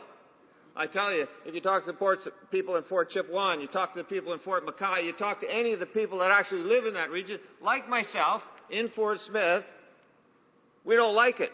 We want orderly development. We don't want this oil sands to blow up to 3 times its size in the next decade and a half because we're just simply taking the oil out of the ground and shipping out of the country. If we were building the upgraders in Canada, there would be plenty of jobs, plenty of economic development for Alberta. This would work. This would work. This would mean more orderly development of the oil sands. Instead, what do we have? We got the Wild West going. They just approved the Jack Pine project. What did the Environmental Assessment Board say about the Jack Pine project? It would have significant impacts on the environment. And they said, oh, but for economic reasons, we're going to let it go ahead anyhow. We're going to let it go ahead. We need it for the economy. Because we're just shipping out raw bitumen, we got to keep building these plants that take it out of the ground and get it out of the country. What kind of process is that for Canada? What kind? Let's take a look in the States. Who are the big promoters of this project in the States? The guys that control the pet coke industry, the Koch brothers. The Koch brothers, the biggest climate change deniers in the world, love this product. They love to get the petrol coke into the States where they send that dirty product from the oil sands, the product that comes out of the upgrading using the coking process, which is a process that actually shouldn't be the main process right now for upgrading, but I'll get into that a little later. They take that petrol coke and they sell it to China. The dirtiest product to put into a coal-fired plant the world has ever seen. This is what they do with it. This is what we end up supporting with our Canadian Keystone pipeline. And you know, the Koch brothers were pretty careful at the beginning. They wouldn't admit any involvement with Keystone. They didn't want to tie any of their process. But it's been proved now pretty conclusively that these guys are there. These guys are doing it for their purposes. So this is what Canada's supporting right now. The dirtiest product is going to go from the United States off to China, to other countries, to be burned in their coal-fired plants. Keystone XL would produce about 15,000 tons of petrol coke a day from their process. So what could we do differently? We could build upgraders in Canada. Now, when they switched to coking from hydrogen addition, it was because the price of natural gas went through the roof at the beginning of the last decade. Well, now where's that price of natural gas? It's down there. We're building LNG terminals to ship the natural gas out of the country when we could be using it in upgraders in Alberta to upgrade the bitumen in an environmentally reasonable fashion. Reasonable, not perfect. Instead, we're going to build a Keystone pipeline, ship her all down, put it in the old beat-up refineries down on the Texas coast that have handled Venezuelan heavy crude for the last 40 years. We're going to stick it in there. They're going to process it there. They're going to take the petrol coke, ship it off to China.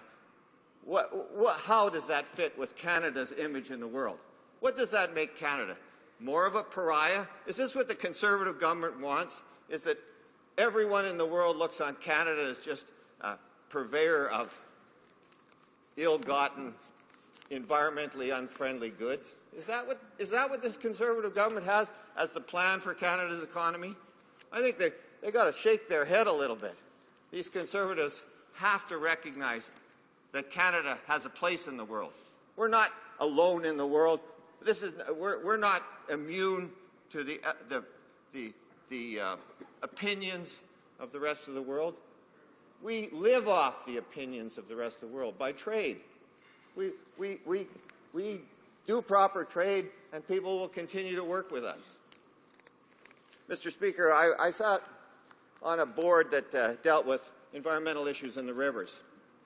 The Alpac pulp mill on the Athabasca River was, through public pressure, was forced to increase its environmental capacity before it was built to such an extent that the executives of that company told me later, 5 years later, that was the best thing that ever happened to them. They could sell their pulp anywhere in the world.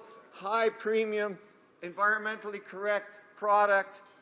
That was the best thing that ever happened to them. So what are we doing here? What are we doing with our oil sands that are going to be around for 150 years?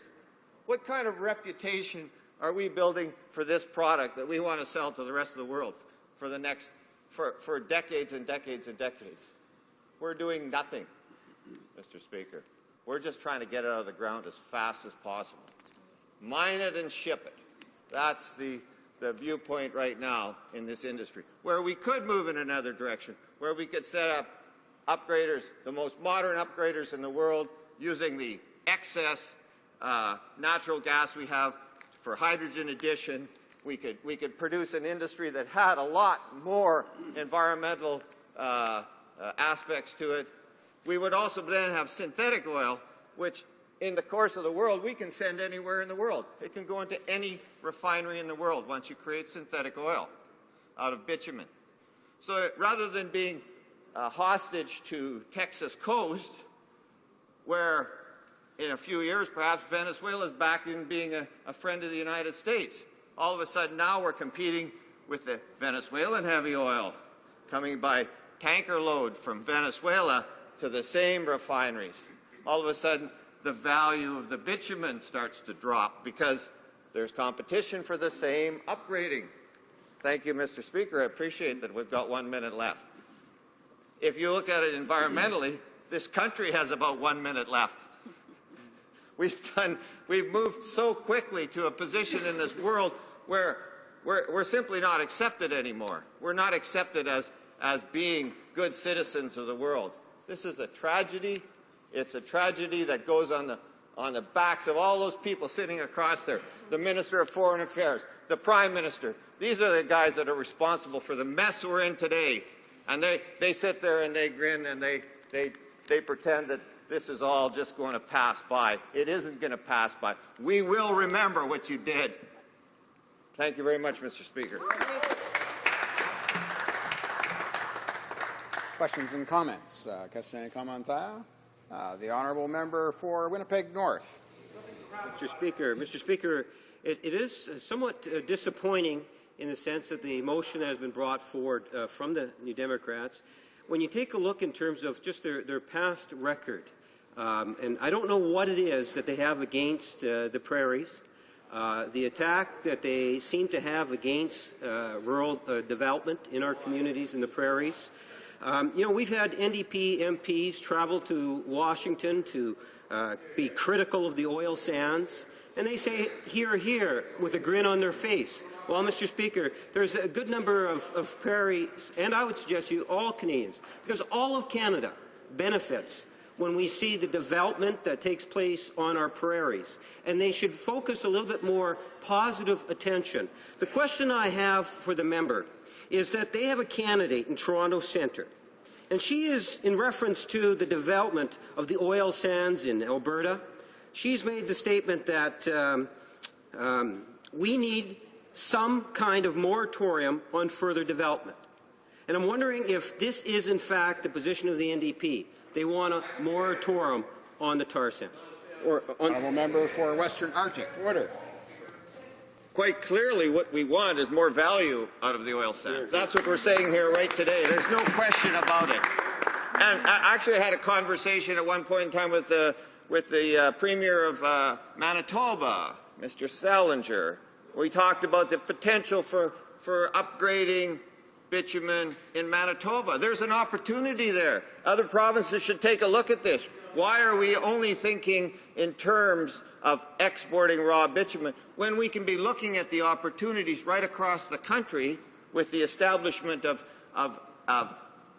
proper transportation systems within our own country to use the bitumen to perhaps upgrade it in Manitoba and create good long-term jobs for Manitobans, for people in Saskatchewan, for people in Sarnia, Ontario, for people on the east coast of this country. There are opportunities, if we want to talk about upgrading, that go far beyond simply the borders of the Fort McMurray area. So be careful when you talk about exporting jobs out of this country. Questions and comments on la députée de Montmagny-Lille, Kamouraska-Rivière. The honourable member. Thank you, Mr. Speaker. At the very moment my colleague stalked his very well-structured and argued text, I heard a member opposite say, same old crap. The matter we're debating is complex. We're talking about non-renewable resources, and we have to look at the environmental regulation and the value added of this non-renewable resource. This is not crappy, it's essential. It is so essential that I would ask my colleague to give us more. The other side. Member for Western Arctic. You know, Mr. Speaker, right across northern Canada, everybody is looking at resources. How we develop those resources and what we do with them is very important. It makes a huge difference to the communities. You know, in the territory I live in, over the last decade, we had a GDP rate of increase greater than almost anywhere else in Canada. At the same time, we saw our cost of living go through the roof. We saw the level of poverty in our communities increase. All of these things happen in resource economies. But when you put good jobs on the line that are not simply extractive, when you give somebody a future in a manufacturing plant like an upgrader over the next 40 years, you create some security in the economy. You create something that has value. You know, Fort McMurray right now has to switch in some ways, and it will have to switch from exploitation to operation. They understand that. That will build a good community in Fort McMurray. But with this exploitation, this constant rush to develop these resources because there's no added value in them, this is just a bad idea for Canada and a bad idea for Alberta. The time for questions and comments is expired, but before we go to our next speaker, just a casual reminder to all members, there have been a number of references across the floor and things that help keep our debate civil discourse in the chamber. I remind members to direct their comments and speech to the chair and to avoid the use of the word you in this cases, because then the debate becomes a little more personal and has the impact of, in some cases, creating a certain amount of disorder in the House. So I just encourage all honourable members to observe some of those tools that help keep the debate in a civil way, and we'll carry on. Resuming debate, the honourable member for Calgary Centre.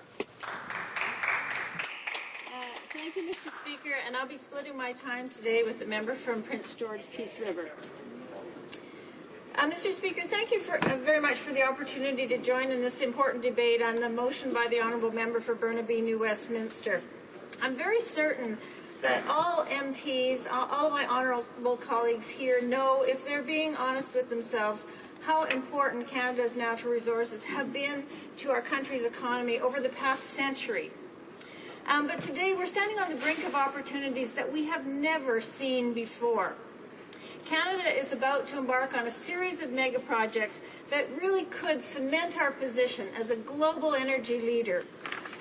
Over the next decade, several hundred Major projects are planned or underway in the resources sector in Canada, and these represent investments of over $650 billion. I know these are big numbers, Mr. Speaker. That's what we're looking at, with over 1 million new jobs for Canadians. No other country in the world has resource projects of this scale, creating a truly unparalleled opportunity not only for investors, but also for people who want jobs. These projects are helping to create thousands of high-quality, well-paying jobs for Canadians in every sector of the economy, in every single province in this entire country. And that's why it's so incomprehensible, Mr. Speaker, that today the NDP is advancing this motion that defies rationality. That Keystone will cost us jobs. In fact, the absolute reverse is true. This pipeline is going to enable us to keep growing jobs. It's going to provide us with market access, access that we are losing, that because we don't have right now, we're losing jobs. So as the government of a global trading nation, we recognize that we have this opportunity in front of us. And indeed, we have an obligation to grow and diversify our energy markets. That's why over the last 2 years, the Prime Minister and the Minister of Natural Resources have been traveling around to the United States, to Asia, to Europe, driving home the message that Canada is open for business and that we are a reliable and responsible, environmentally responsible supplier of energy resources. Now, there are some clear facts here. Global demand for energy is going to continue to grow. 35% from 2010 to 2035. And Canada is one of the countries that has immense resources that could meet that demand. But we need to be able to get our resources to the market. Without that access to markets, our oil will be stranded. And in that event, of course, our industry won't be developed. And you know what what would happen, Mr. Speaker? Jobs that could be created won't be created, and Canadians will have had their birthright squandered. That's what the NDP is proposing here. New pipeline capacity is critical to move Canada's growing production to Tidewater so that we can access those markets. But energy market diversification is more than just about reaching new international markets. It's also about expanding our markets right here at home. And this is about Canadian oil displacing expensive foreign oil that right now is being imported in Eastern Canada, in Ontario, in Quebec, in Atlantic Canada. In fact, it's in Canada's national interest to see oil that's produced in Alberta and Saskatchewan travel by pipeline to Eastern Canada. And let me explain why. So the U.S. has been buying Canadian crude at discounted prices compared to what it pays for the exact same quality of crude bought internationally. This is because Canada has insufficient pipeline capacity, as I mentioned. So there were very large discounts in 2012 and 2013. And you know what that cost us as Canadians? It cost us $13 billion that we could have recouped if we had international market access. That $13 billion lost to Canada was the U.S.'s gain. Meanwhile, our own Canadian refineries in much of Eastern Canada, who didn't have access to that Western Canadian oil, paid higher prices for the foreign feedstock that they had to import. A safe, reliable supply of Canadian domestic crude would make Canada less reliant on foreign oil and enhance our energy independence. And in fact, when Quebecers are asked, would you rather be importing your oil from Algeria or from Canada, their overwhelming response is, of course, they would rather be getting it from Canada. That means infrastructure, including pipelines, have to be built or repurposed, like Line 9, to move these resources from the west to the east and overseas. We need the resulting jobs, the economic activity, and you know what? We need the tax revenues that are continuing to fund our essential social programs like health care and education. That improves the quality of life of all Canadians. It will also benefit Canada's sizable refining industry, which already employs 15,000 Canadians and contributes more than $5 billion to our GDP. Take Sarnia, for example. This is the birthplace of Canada's oil industry more than 150 years ago, and it has 3 refineries there with a capacity of 281,000 barrels a day. From there, refined product goes by pipeline, rail, and truck to southwestern Ontario, to Greater Toronto, and to the U.S. These refineries are situated within a petrochemical complex that makes a broad range of products that market across Canada and the U.S. Indeed, Canada already is a net exporter of refined petroleum products. We refine more oil right now than we consume. But refining is a very tight margin business, and many refineries have been closing. So the success of our refineries in Canada will be bolstered by a pipeline infrastructure that is going to deliver to them competitively priced crude from Western Canada to make fuel that we need for businesses, transportation, and our daily lives. In short, pipelines and the energy that they produce fuel our economy. Now, they are also a safe, reliable, efficient way to move our oil products, and that's irrefutable, Mr. Speaker. Indeed, over 99.9999% of crude oil that's transported by federally regulated pipelines moves safely without incident. It is the safest way to move our product. But we must always strive to set that bar higher. So our government is introducing new measures to ensure that the system becomes even stronger. We're raising our environmental standards, which are already world-class, by enhancing our pipeline safety regime. And there are some important components of this plan. Oil and gas pipeline safety inspections have been increased 50% annually, from 100 to 150, and their annual comprehensive audits of pipelines have been doubled from 3 to 6 to ensure pipeline companies have the strongest incentives to operate their facilities at the highest standards. We're also intending to entrench in legislation their responsibility to pay for the consequences if there are ever any spills. Our government will propose legislation that will mandate companies that are operating major crude oil pipelines to demonstrate a minimal financial capacity of $1 billion so that they can respond to any incident and remedy damage. The proposed legislation also includes modern safety regulations for pipelines, such as improving transparency by ensuring the company's emergency and environmental plans are easily available to the public to look up, and ensuring that pipeline operators are responsible for abandoned pipelines. We're doing a very good job of this, Mr. Speaker. The government also believes that delivering North American crude to Central and Eastern Canada is important for our future. We support the opportunity for our refineries to process substantially more Canadian oil, and this will support jobs, making our country less reliant on that offshore foreign oil. Canadians need to recognize that if the NDP have their way, or the Liberals, and we delay or halt pipeline projects without scientific justification, our entire country will pay a very steep price. We'll run the risk of stranded resources. We will lose the opportunity to utilize our birthright when there is a demand for it worldwide. And we'll get lower prices for the products that we do export. For Canadians, that means a weaker economy, fewer jobs, and a lower standard of living. When we export oil, when we have access to international markets, everyone wins. Let me be clear. The only pipeline proposal currently before review that will transport oil to Eastern Canada is Line 9B, and that is currently opposed by the NDP. That's right. The NDP's ideological battle against jobs in the oil and gas sector, and they're willing to allow 500 unionized refinery workers in Levi to potentially lose their jobs. While it's clear the NDP won't support Canadian workers, our government will continue to support workers in Quebec and across Canada. But, of course, we expect this from the NDP. Mr. Speaker, in closing, working together, we can help to assure this holds true for future generations. They can take advantage of the natural resources we've had bestowed upon us. But Canadians must speak up, parliamentarians must speak up, and say yes to pipelines. Thank you. Questions et commentaires. Alors, la députée de...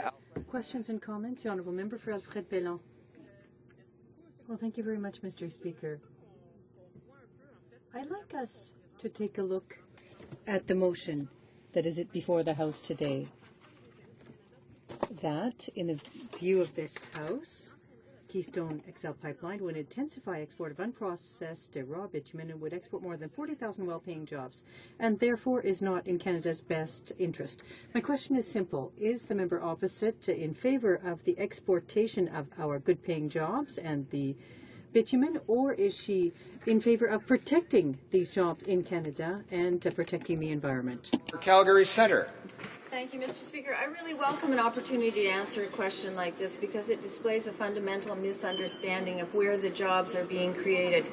The place that Canada can benefit is by producing our resources, and there is a high amount of value added in those jobs that are producing them. The technology that is underway in the oil sands is absolutely phenomenal.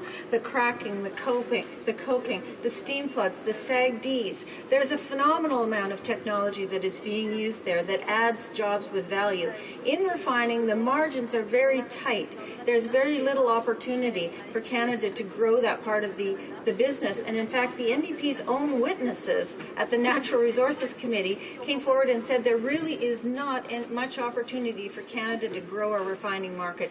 There is in the oil sands. Questions and comments. The honourable member for Halifax West.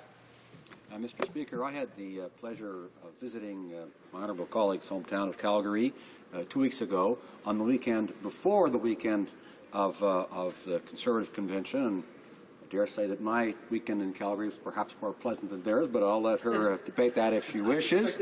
But one of the things I heard a great deal from people in Calgary is how there's been softness. I mean, we think of the Alberta economy being very strong. There's a lot of strength to it and a lot of jobs created, but I heard about how there's been softness in the economy in Calgary over the past year or so, and that there's been a slowdown in the creation of jobs, largely because of the lack of market access. The fact that it's getting harder to get new oil that's produced, whether it's refined or upgraded in Alberta or not, it's getting harder to get that product to market. I'd like her to comment on that. Member for Calgary Centre. Thank you very much. I appreciate the question. Again, it's a well-informed question. And it is true that right now Canadians are being denied an opportunity to take advantage of selling our product because we do not have access to markets. And Canadian companies are increasingly thinking, do I hang in here with my investments in Canada, or do I take my investments elsewhere where I can freely use them, for example, in the U.S. We just saw the layoffs of 20% of the employees of Encana, one of our large natural gas producers, this week in Alberta. If people think this resource will go on forever and we can stick it in the bank, in the vault, and lock it up and take advantage of it later, they are in dreamland, Mr. Speaker. Now is our moment. We must seize it. Questions and comments. The honourable member for Thunder Bay, Superior North. Thank you, Mr. Speaker. Mr. Speaker, we export here in Canada twice as much oil as Eastern Canada imports. And we import that oil from 80% of it from Arabia and Venezuela, hardly very secure places to count on for the future. And even dumber, we export at a 20 to 30% discount off world prices, and we import the most expensive oil in the world, Brent crude. My dad was an investment banker, and he impressed upon me early that you buy low and you sell high. Do we get it? So I'd like to ask, Mr. Speaker, does this member care about energy security for Canada? Does she care about Eastern Canada? And does she care about our oil policy where we buy high and we sell low?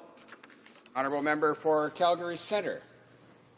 Yes, Mr. Speaker, I hope that the member was listening to my speech because I addressed that very topic at some length, that this is why we are in favor of pipelines. Not only the Keystone Pipeline, the Gateway Pipeline, the Kinder Morgan Pipeline, the Line 9, the West-East Pipeline, because pipelines are an opportunity for us to share the resources and share the benefit that is all Canadians' birthright. Why should Eastern Canada be buying oil at world oil prices, much higher prices, from other countries in the world that are not secure, that are not our friends, when we have oil in our own soil that we could be utilizing? These pipelines are no-brainers, Mr. Speaker. I would urge all members to get behind them. Resuming debate, the honourable member for Prince George, Peace River. Thank you, Mr. Speaker. It is a pleasure for me to address the motion by the honourable member for Burnaby New Westminster. I am pleased to state that our government has made significant progress in setting the stage for a much-needed expansion of Canada's energy infrastructure while enhancing safety and environmental protection. It is also timely that the governments of British Columbia and Alberta have made substantial progress in their pipeline discussions. I view this as a very constructive development, especially from BC. Mr. Speaker, Canada's advanced network of energy pipelines, now more than 73,000 kilometres of federally regulated pipelines, crisscross this country, providing safe transportation for over $100 billion worth of oil, natural gas, and petroleum products every year. That's $100 billion, Mr. Speaker. This figure alone underscores the great importance of pipelines to Canada. Pipelines are a major importance to our national economy and support tens of thousands of energy sector jobs throughout Canada. Pipelines touch almost every Canadian. They transport the fuel that heats our homes and businesses, helps generate electricity and power our cars, trucks, and buses. In short, pipelines and the energy they deliver drive our economy and are essential to our standard of living in Canada. On the practical questions of safety, efficiency, and reliability, the record is clear for pipelines in Canada. Over 99.999% of crude oil transported by federally regulated pipelines move safely and without incident of any kind, which is an amazing record. Yet even with this impressive safety record, our government is working at improvements by introducing new measures to ensure our safety system becomes even stronger. This ongoing goal is reflective of our government's unwavering commitment both to the environmental protection and to the safety in the energy sector. Mr. Speaker, last year we announced our plan for responsible resource development. This plan ensures that Canada's natural resources are developed in a way that balances economic prosperity with environmental protection.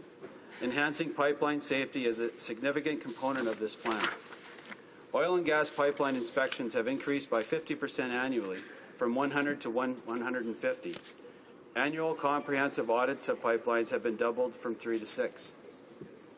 To ensure that pipeline companies have the strongest incentive to operate their facilities with the highest standards of safety and environmental responsibility, we intend to entrench in legislation the responsibility for them to pay for their consequences of any spill. The polluter pays principle. Companies operating major pipelines will need to demonstrate a minimum financial capacity of $1 billion to clean up after any spill. We have the National Energy Board. We have given the National Energy Board new authority to impose serious financial penalties on companies that do not comply with safety and environmental regulations, up to $25,000 a day for individuals and $100,000 a day for companies for as long as the infractions are not addressed. For the first time, companies must have a senior officer responsible specifically for pipeline safety. Mr. Speaker, these are just a few of the improvements made by our Conservative government.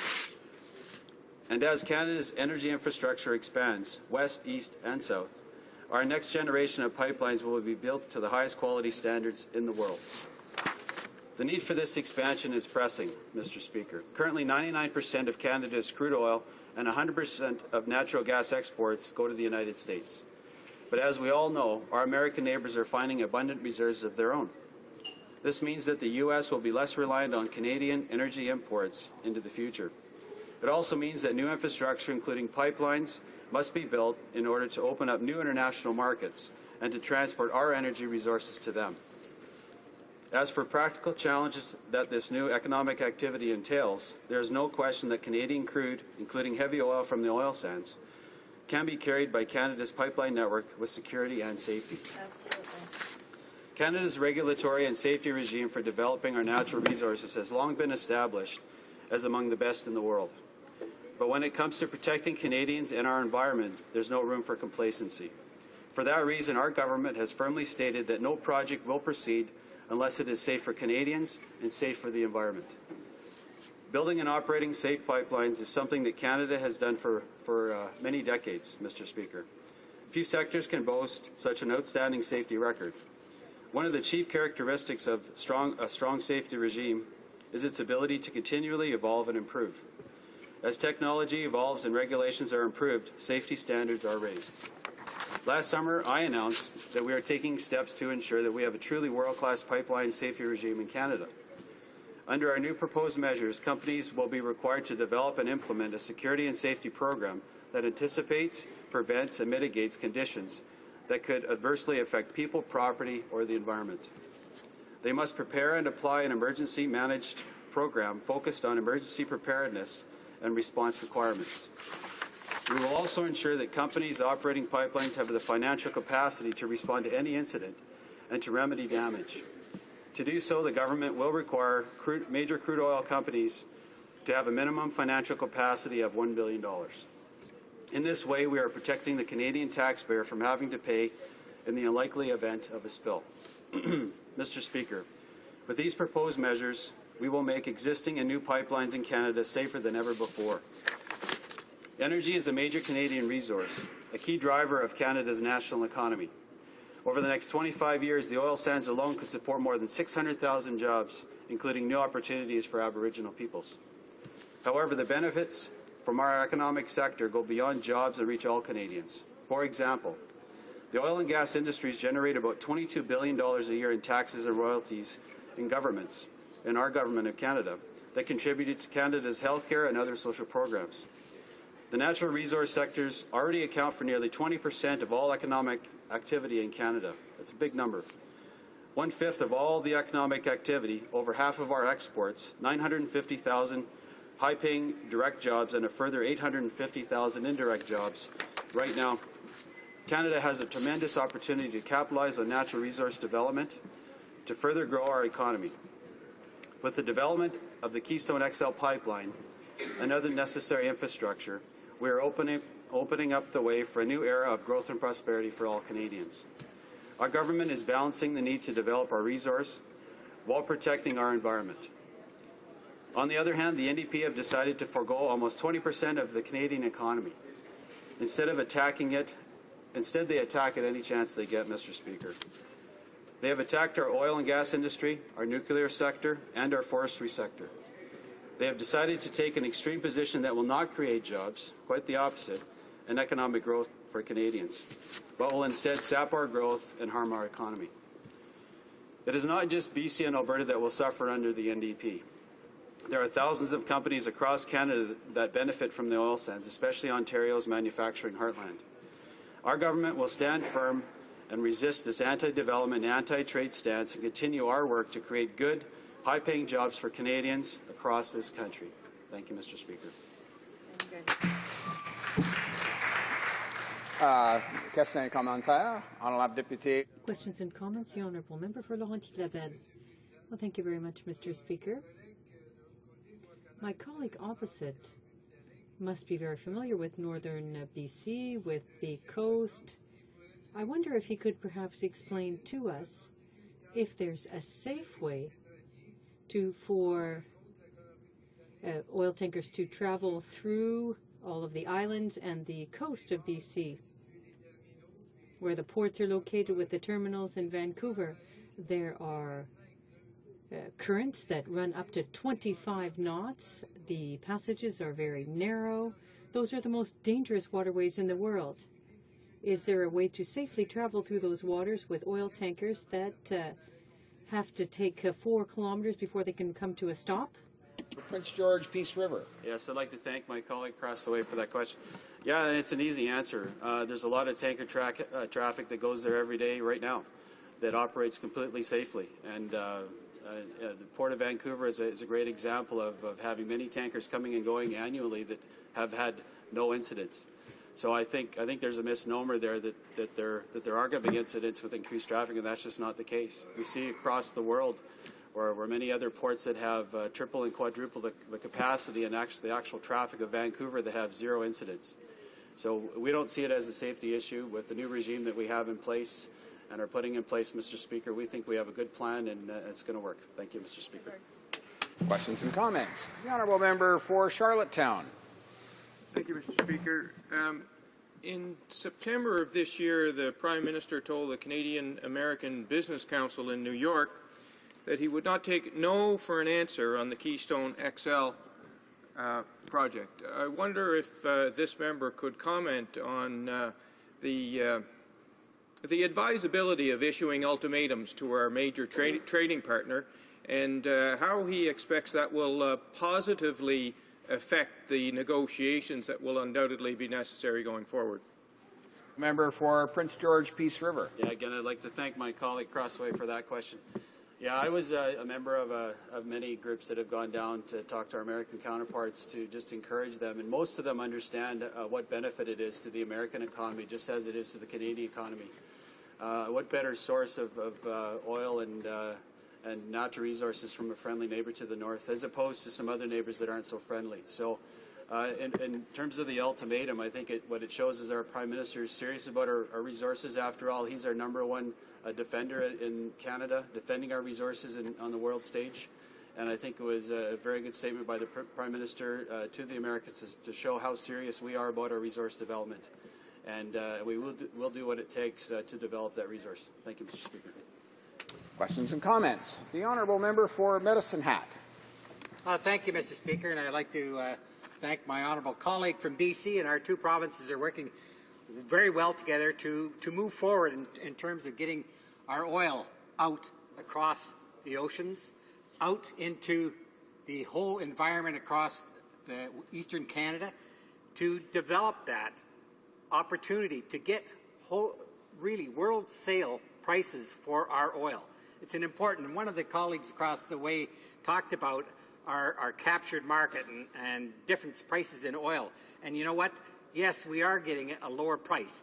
And I would like to ask my colleague from BC, who I know is working hard with our province, to make sure that we can get those world prices. And I'm just wondering if he had a comment on that for us. Member for Prince George, Peace River. Yeah, again, I'd like to thank my illustrious colleague. We've served on the Ag Committee for a few years and gotten to know him well. But absolutely, what we need for our Canadian resources, especially our oil, is a world price. And having a landlocked market doesn't serve our competitiveness like we need it to. And so to have the advantage of having the access to foreign markets on the East Coast and the West Coast, as well as our American neighbors to the south, I think is an advantage that we need. In this new world that we have and that we trade with everybody, we really need to have access to all foreign markets to get the best price for what our people deserve in Canada. And after all, the better price it is for Canadians, the more it comes back to us in terms of revenue to help out our social programs, and everybody really in Canada. It really benefits all Canadians. And I'd like to thank the member for that question. Thank you. Before we go to resuming debate, I just want to compliment all members who participated in the last two rounds of questions and comments, how judicious they were with their time. It allowed many more members to participate. Well, not many more, but at least a few more, and that always helps these kinds of debates. Questions and comments. Questions et commentaires. Pardon. Reprise de débat. Resuming debate. The Honourable Member for Brossard-la-Prairie. Well, thank you, Mr. Speaker.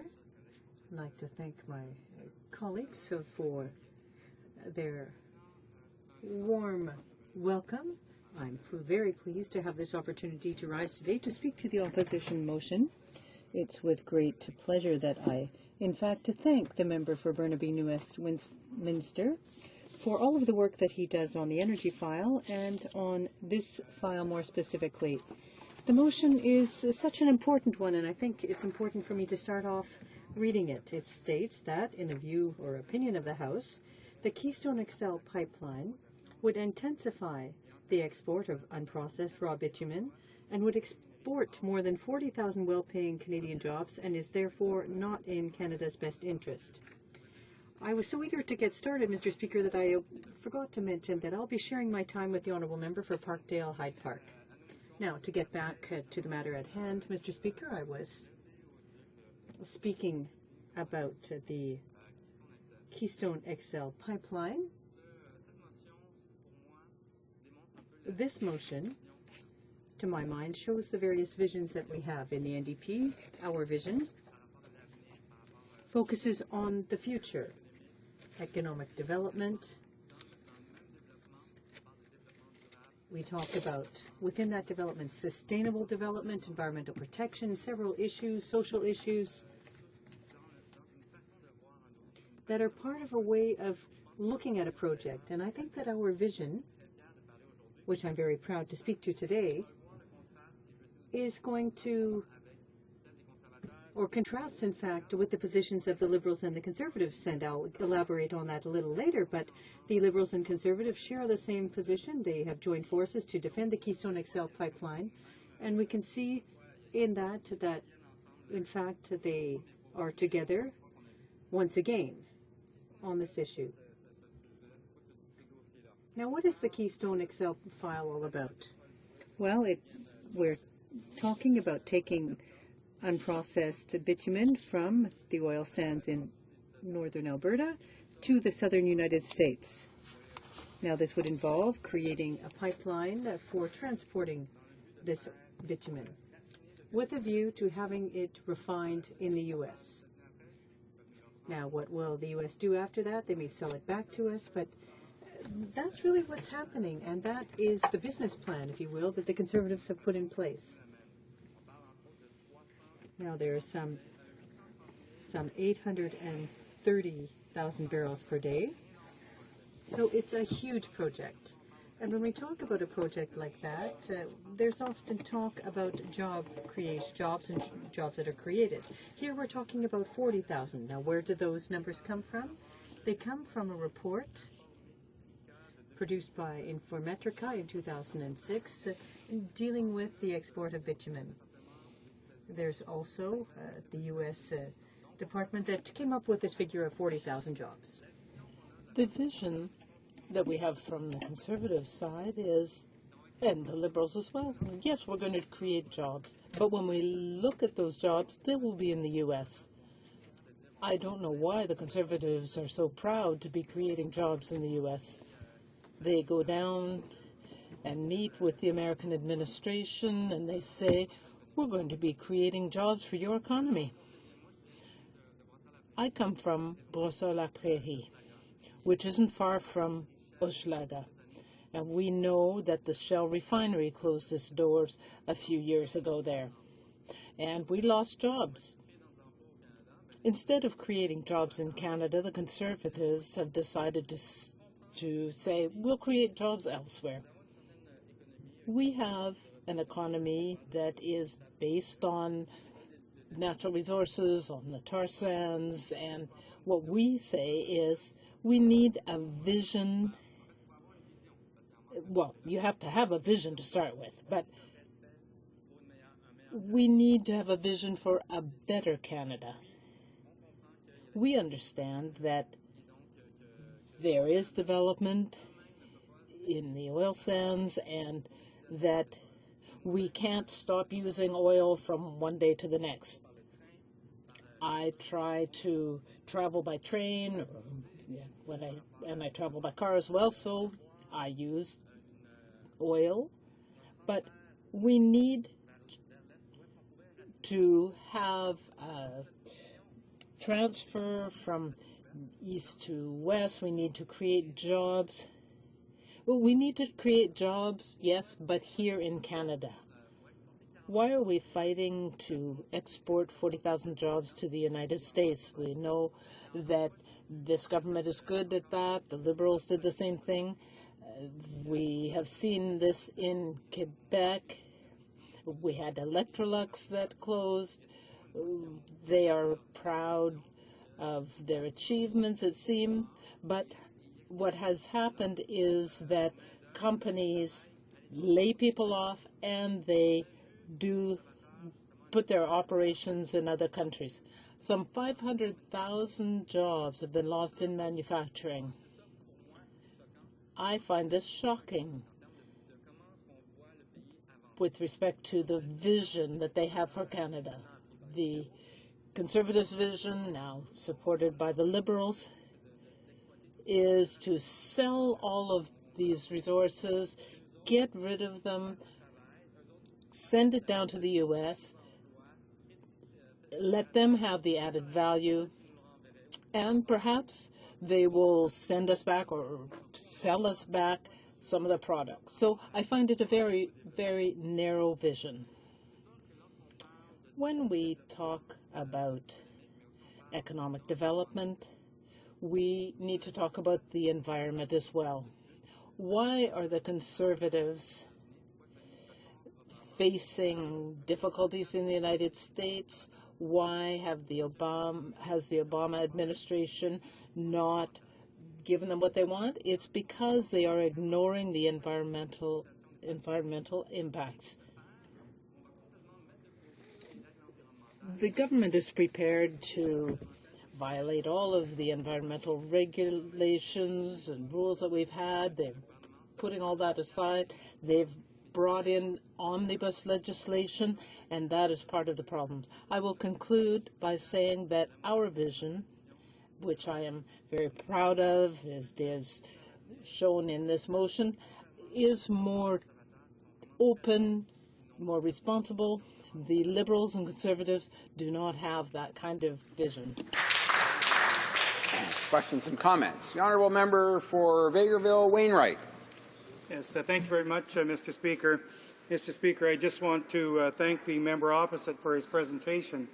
But much of his presentation dealt with a belief that the Keystone XL pipeline could have a negative impact on the environment.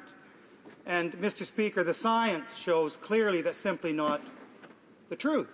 So I just wonder why the member is ignoring studies like a study by a well-respected firm doing an independent study, IHS Sarah, who confirmed once again, just for the latest that I know of, confirmed that the Keystone XL pipeline, and this is a quote, will not have any impact on GHG emissions. So they go there talking about how the Keystone will have a negative impact on the environment, and in fact, Mr. Speaker, study after study after study, the science, Mr. Speaker, shows that it won't. And I wonder why this party won't put aside their blind ideology against development, and in particular against the development in the oil sands, to spew untruths about the science and about the reality of the situation involving the Keystone and the environment. The Honourable Member for Brossard-La Prairie. Thank you. First of all, it is clear that this government has gutted environmental protection with their omnibus bill. And our motion is about creating jobs, not creating jobs in the U.S. We're talking about 40,000 jobs creating in the U.S. Our vision is creating jobs here in Canada. So that's why we put forward this motion, and that's why we hope the Conservative would support our motion, because what we're talking about is creating jobs here in Canada and not exporting our jobs, our manufacturing, good jobs. Why that vision? Questions and comments. The Honourable Member for Charlottetown. Mr. Speaker, I just want to follow up on that last comment where my colleague from the NDP indicated that this was about Canadian jobs. I'm sure he's heard of the Canadian buildings trades. And the Canadian building trades said this morning that almost two-thirds of the bitumen will be upgraded in facilities, Canadian facilities, by skilled trade workers. So is this really about jobs, or is this about what we hear from the candidate in Toronto Centre? Is this really about the New Democratic Party standing in favour of a moratorium against oil sands development? Do they disagree with the building trades, or is it about a moratorium? Hear, hear. The Honourable Member for Brossard-La Prairie. Mr. Speaker, it's funny that the Liberals are raising the Toronto Centre by elections, because from what I heard, they kind of don't want to debate. They don't want to talk about issues. They don't have any idea. And honestly, and we've heard from their leader yesterday saying, well, okay, we're for Keystone, but we don't know how we're going to go ahead with protecting the environment. We're sort of looking into that. So we have a party that says, well, we want to defend the environment, but they have no clue, or they do have a clue, because in 2008 it was one way, carbon tax. 2011 was cap and trade, I believe. They followed what we did, and now they don't know. They got lost. So they're trying to figure out, and maybe it's because their leader's vision of what protecting the environment is. That's what we don't know, and that's why the candidate in Toronto Centre can't actually say what their vision is, because they don't have any. Questions and comments. The Honourable Member for Alfred Le Prelin. Thank you, Mr. Speaker. I want to thank my colleague. He made a very good speech. He talked about well-paying jobs in Canada. What the government is trying to do with the Keystone Pipeline is export 40,000 well-paying jobs that are involved in the oil sector here and send them out of the country. I wonder what he has to say about this loss of good jobs. Some 70%, according to the Alberta Energy Resource Conservation Board, there would be a change of by 47% if we built this pipeline. The honourable member. I would like to thank my colleague, the member for Alfred Pellat, for her question. I want to emphasize, when we talk about job creation, we're talking about 40,000 indirect and direct jobs.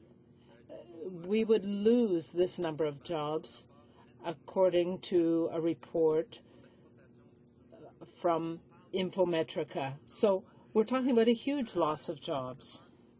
Even the American Federal Department is confirming the same thing. These jobs would go to the U.S. Hey, the honourable member for Parkdale High Park.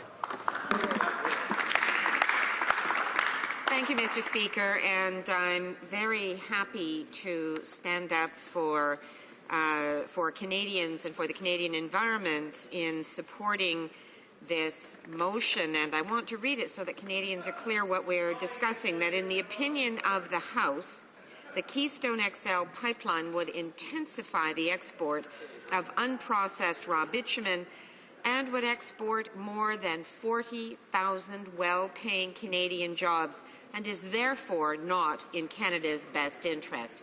Mr. Speaker, I wholeheartedly agree with this. This opposition day is an opportunity for the parties here in Parliament to show Canadians where they stand with the export of jobs, where they stand with the export of our raw resources, or whether perhaps they stand with Canadian workers and for action on the environment. That's the opportunity that we have today, Mr. Speaker. Now, the Conservatives and the Liberals have joined together to promote the Keystone XL pipeline, despite the fact that it will export tens of thousands of Canadian jobs to the U.S. along with our raw resources. This is the same old story we've seen before, Mr. Speaker. Now, as Canadians know, the Keystone is a massive pipeline network owned by TransCanada. It's designed to move Canadian oil sands crude to U.S. markets and their refineries. The Keystone XL extension will connect the network to the largest segment of U.S. refineries on the Gulf Coast. If it goes ahead, it will have the capacity of 830,000 barrels a day, making it the largest export pipeline under consideration. The Canadian section would consist of 529 kilometres, and the National Energy Board here in Canada approved that back in March 2010. But the pipeline requires the approval of President Obama in order to proceed, and he's repeatedly delayed the decision. The President has made energy security a priority, but he has expressed serious concerns about Canada's environmental record. And I'll just give you one quote from President Obama. He said, "I'm going to evaluate this based on whether or not this is going to significantly contribute to carbon in our atmosphere." And there's no doubt that Canada is at the source of those tar sands, could potentially be doing more to mitigate carbon release. He said that in July of this year. So clearly the U.S. has concerns about the environmental impact. Now, in terms of emissions here in Canada, the oil sands account right now for about 7% of Canada's emissions. That's from 2010 statistics, but are forecast to double to about 14% of our emissions in 2020.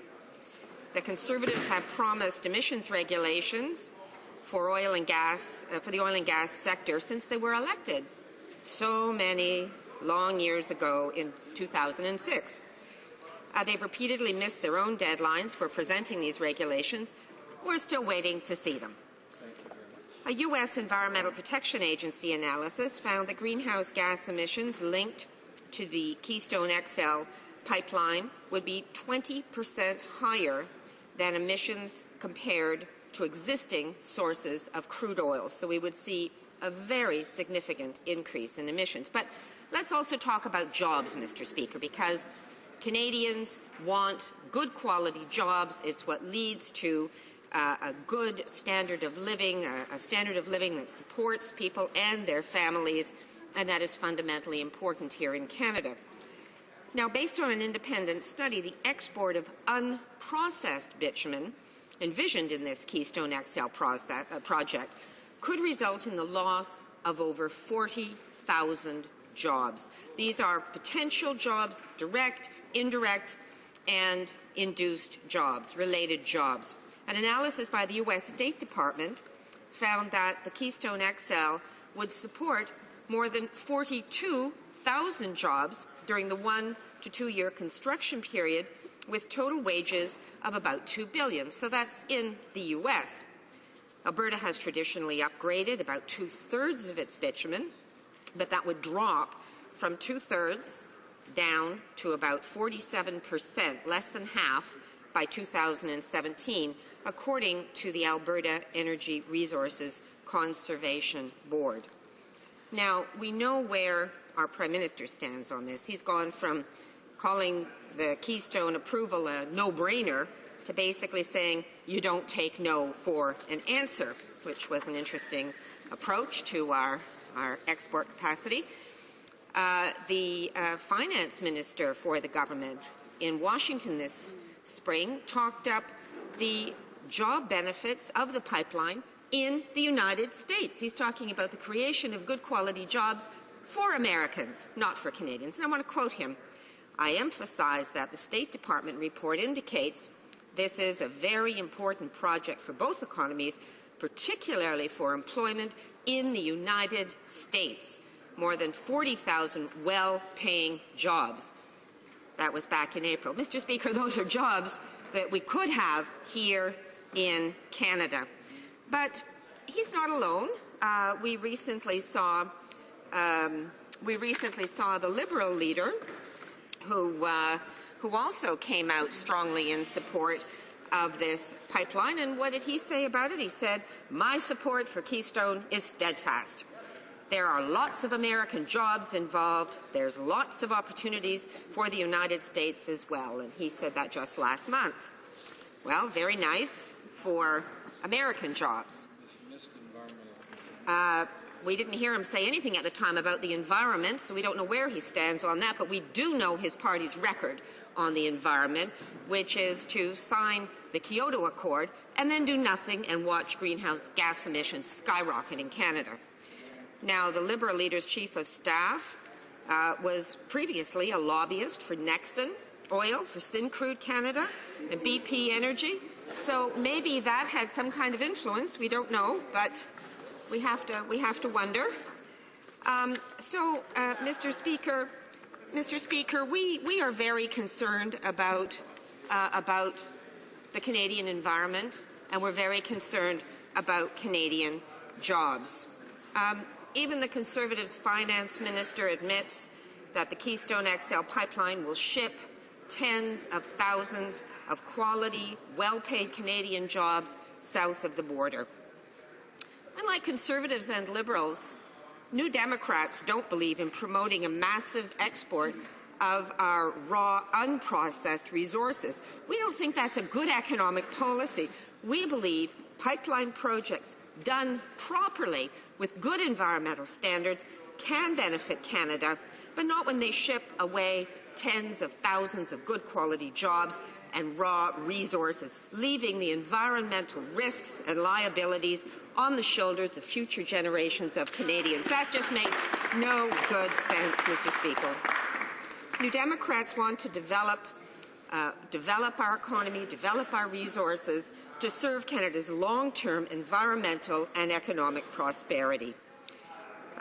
Instead of holding Conservatives to account, we've seen the Liberal Party stand for shipping out tens of thousands of jobs and the Liberal leader cheering them on. We don't believe in putting the interests of one industry before the interests of all Canadians or before the interests of future generations and the Canadian environment. That's why I'm proud to stand in support of this motion. Canadians can count on New Democrats to defend their interests here in Ottawa and across Canada. Thank you, Mr. Speaker. Il reste 5 minutes pour... There will be 5 minutes remaining for the honourable member, the member for Parkdale High Park, for questions and answers after question period. Statements by members. Déclaration de député. L'honorable député de... The member for Ahunsik. Mr. Speaker. My mic is not on. Thank you. Mr. Speaker, according to the World Health Organization, over 35% of women are victims of physical or sexual violence at the hands of their partners. In Quebec, 19,373 domestic assault charges were reported in 2011. In Canada, an Aboriginal woman is 7 times more likely to be murdered than any other woman. We're still waiting for a commission of inquiry to shed light on the case of over 600 murdered or missing Native women. Every day in Canada, there are over 3,000 women and 2,500 children living in emergency shelters to escape domestic violence. I would like to recognize all of the women's groups in Quebec and in Canada who every day fight for a better future for our girls, a future in which being a woman does not mean being a likely victim of violence. Thank you for your work. You make Canada and the world a better place. For Scarborough Centre. Mr. Speaker. Order. Order. The honourable member for Scarborough Centre. Thank you, Mr. Speaker. This past Friday, I was honoured to join 99 new Canadians at a very special citizenship ceremony held at the Toronto Metro Convention Centre and the Rogers Centre. I was pleased to be accompanied by the Right Honourable Adrienne Clarkson, former Governor-General of Canada, Chris Rudge, Executive Chairman and CEO of the Toronto Argonauts Football Club, and legendary CFL quarterback Russ Jackson, member of the Order of Canada and Canada Sports Hall of Fame. One of the highlighted moments of this evening was joining 99 new Canadians on the field to recite the Oath of Citizenship and open the game with the singing of O Canada. It was touching to see thousands of fans play witness to welcoming home these proud new Canadians as one of our own. I would never have imagined that I'd be able to take part in such a notable event, including being able to stand in center field and participate in the game's coin toss. We all know that becoming Canadian citizens is a special occasion, and I know that each and every one of those 99 new Canadians will cherish that moment for the rest of their lives. Honourable member for St. John's East. Mr. Speaker, I rise to commemorate the sacrifices made by our men and women in uniform across Canada and in my province of Newfoundland and Labrador. Nearly 100 years ago, Newfoundland, then a dominion like Canada, committed thousands of troops to the First World War. Sadly, as we remember all too well, the Royal Newfoundland Regiment suffered devastating losses during the Great War, especially at the Battle of Beaumont-Hamel. Plans are afoot for a significant commemoration of these events, which live on in the national memory of Newfoundlanders and Labradorians. Over the generations since, all across Canada, sacrifices continued to be made right down to today in loss of life and loss of capacity. The memory of those who died and made the ultimate sacrifice is sacred. But Remembrance Day is also a day for veterans to be honoured for their courage and contribution to their country.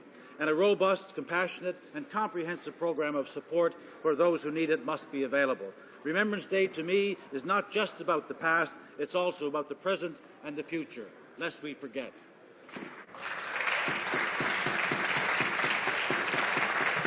The honourable member for Fort McMurray, Athabasca.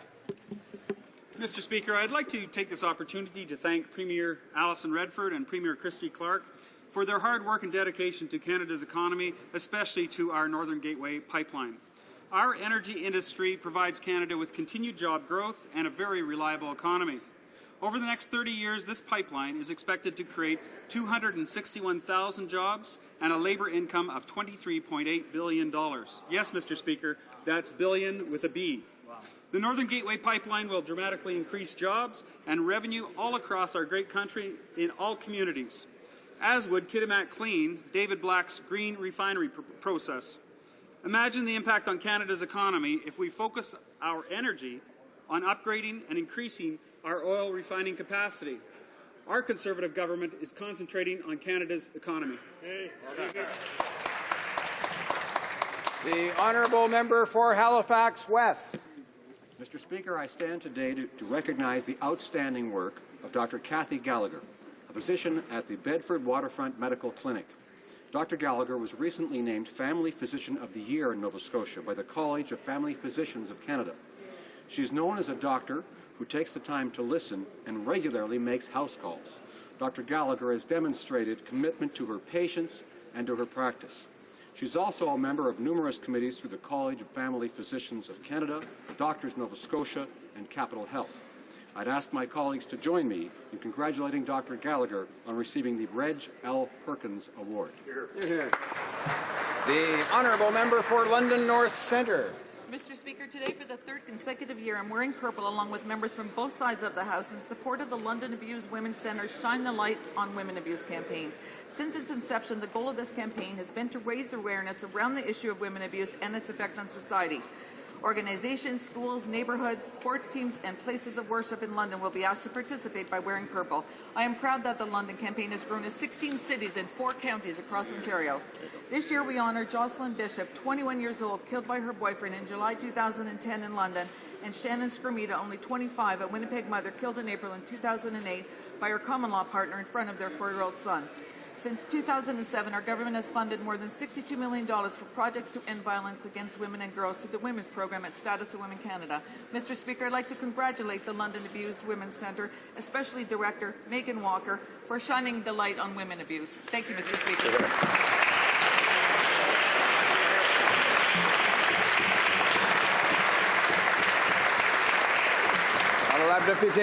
The member for Marc-Aurèle-Fortin.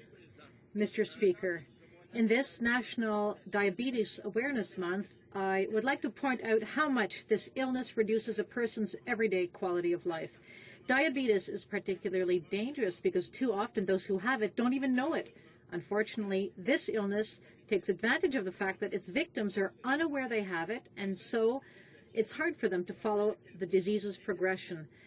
This reminds us just how important it is that every Canadian have a family doctor. Patients who are monitored make it easier to catch diabetes as soon as it starts to develop. To complete my statement, we must recognize the outstanding work carried out by an army of healthcare workers, medical and pharmacological researchers, and the volunteers who truly take care of diabetics and this disease's victims. Their work gives up hope. Thank you very much, Mr. Speaker. For Kitchener-Conestoga. Mr. Speaker, in June of 2011, I thank members of this House for the support they offered me through some of the darkest days of my life. My faith in God's care and the genuine warmth and affection expressed by colleagues from all parties helped carry me through. And Mr. Speaker, hope carried me through as well. As I've often noted in this House, without hope, the human spirit dies. Faith, family, and friends gave me hope. Hope that better days would come. Hope that after the sunset, after hours of darkness, however long, that the sun would rise again. My hopes have been rewarded. This summer, the joy of my marriage to Darlene has brought me more happiness than I could have ever imagined. I've enjoyed some good-natured ribbing from my colleagues, and my children and grandchildren are teasing me about some of my newfound hobbies, like drinking tea and cycling. But it's been a wonderful journey, thanks to God, my colleagues, my family, and especially to my gorgeous bride, Darlene.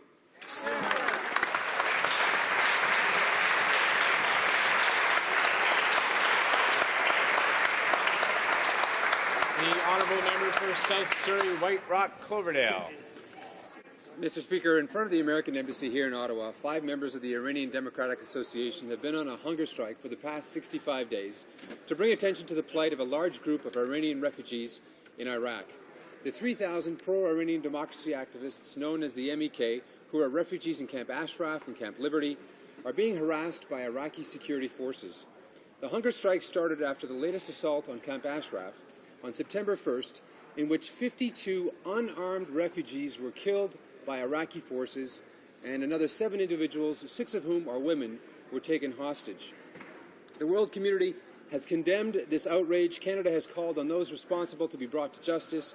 It is time for Iraqi President Maliki and his government to stop pandering to the Iranian regime, free the hostages, and assist these refugees in getting to Western nations. Thank you. The honourable member for Winnipeg Centre. Mr. Speaker, I rise today to call upon Parliament to correct an historic injustice, set the history books straight, and reverse the conviction of Louis Riel for high treason, and instead recognize and commemorate his role as the founder of the province of Manitoba, a father of Confederation, and the champion of the rights of the Métis people. Louis Riel was elected president of the provisional government of the territory he called Manitoba, and he negotiated its entry into Confederation as Canada's 5th province in July 15, 1870. He was elected 3 times to the House of Commons as a member of Parliament, and he demonstrated his loyalty to Canada by organizing the Métis people to repel the Fenian invasion of 1871. In spite of this, he was wrongfully tried, convicted, and executed for high treason on November 16, 1885, murdered by the Crown, a case of justice and mercy denied. Sir John A. Macdonald said at the time, "Riel shall hang, though every dog in Quebec shall bark in his favour." Well, in 1992, the Manitoba legislature unanimously passed a motion recognizing the unique and historic role of Louis Riel as the founder of Manitoba. It is consistent with history, justice, and respect for the rights of the Métis people that the conviction of Louis Riel for high treason be reversed, and that his historic role in building our great nation should be formally recognized, commemorated, and celebrated by the Parliament with a statue to Louis Riel on the grounds of the Parliament buildings.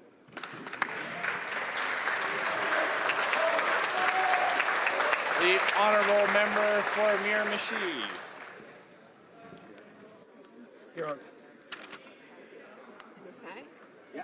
Mr. Speaker, women are the victims of sexual offences in approximately 90% of police-reported incidents. That's astonishing, Mr. Speaker, and that is why on Tuesday the Minister of Labour and the Minister of Status of Women called on communities across Canada to take action in the prevention of violence against women and girls. Through a call for proposals, our government will fund new projects in local communities that are aimed at preventing and eliminating cyber violence and providing access to community services to prevent and to respond to sexual violence against women and girls. Proposals will be accepted until December 1st, 2013, and I encourage organizations from across Canada to apply. Mr. Speaker, this call is a concrete example of how our government is making a real difference in the lives of Canadian women and girls and making Canada a safer and more secure country for all. The honourable member for Sackville, Eastern Shore. Thank you very much, Mr. Speaker. I'd like to highlight to all my colleagues in the House of Commons that the tremendous work that railways do in our country. And before I start, Mr. Speaker, I'd like to offer my sincere condolences once again to the citizens of Lac-Mégantic in that unfortunate incident that they had during the summer. But, Mr. Speaker, as a young immigrant to Canada, it was our family that boarded the train in Halifax at Pier 21, through the Great Atlantic provinces, through La Belle Province, through the Canadian Shield, the terrific prairies, on through the Rocky Mountains and settling in British Columbia, Mr. Speaker. Our family used the train to settle in the Vancouver area. And I highly recommend to all my colleagues, make sure you take a train this winter or this summer because it is a fantastic way to travel. And if there's an ambassador from India or China looking in now, don't forget to use the Port of Halifax to move your freight through our port and onto our rail lines, Mr. Speaker, because this economy moves by trains, Mr. Speaker. So I want to congratulate all the companies and all the workers that work on our railways every single day to build our economy and to give all Canadians a wonderful opportunity to see what a great country this really is. Thank you.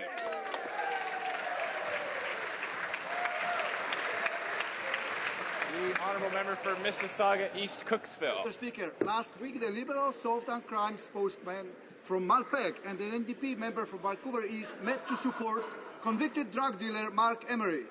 This individual is serving a serious sentence in the United States for selling drugs online, where anyone can access them.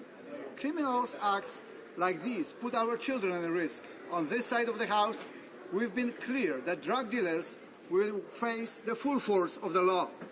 Other parties are only concerned with how they can help the drug trade. In fact, the member from Vancouver East said selling drugs, quote, never posed any harm to any Canadian or U.S. citizen.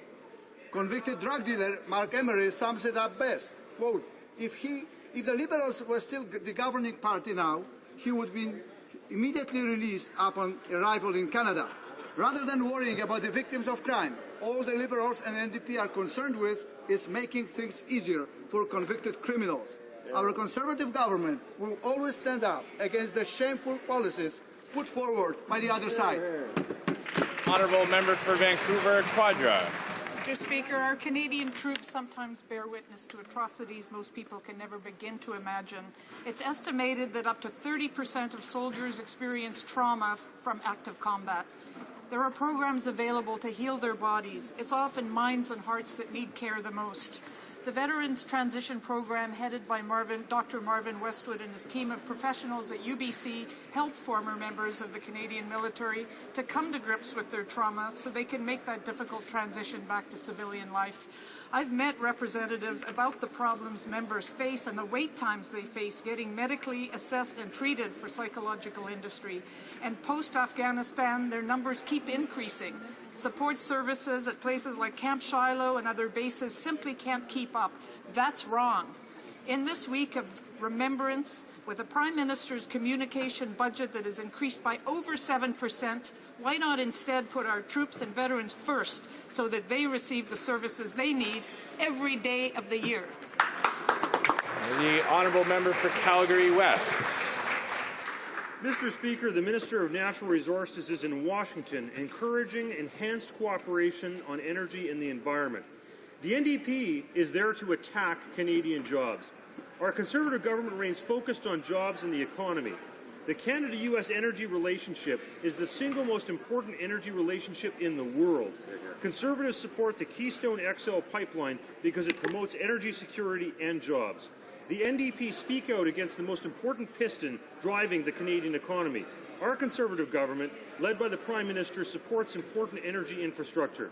The choice for America is clear: a reliable, environmentally responsible friend and neighbour, or more unstable sources. The NDP are in Washington to kill Canadian jobs.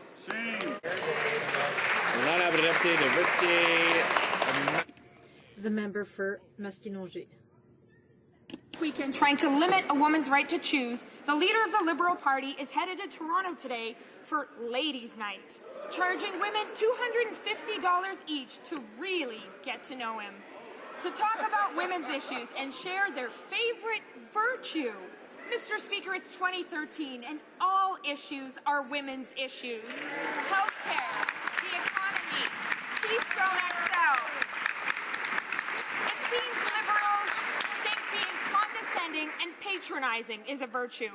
And the Liberal candidate in Toronto Centre is doing Ladies' Night with the Liberal leader instead of debating the real issues with NDP candidate Linda McQuaig. Mr. Speaker, instead of heading to Ladies' Night, I think women in Toronto should head out on the doorsteps and elect a woman from a party that defends women instead of patronizing them.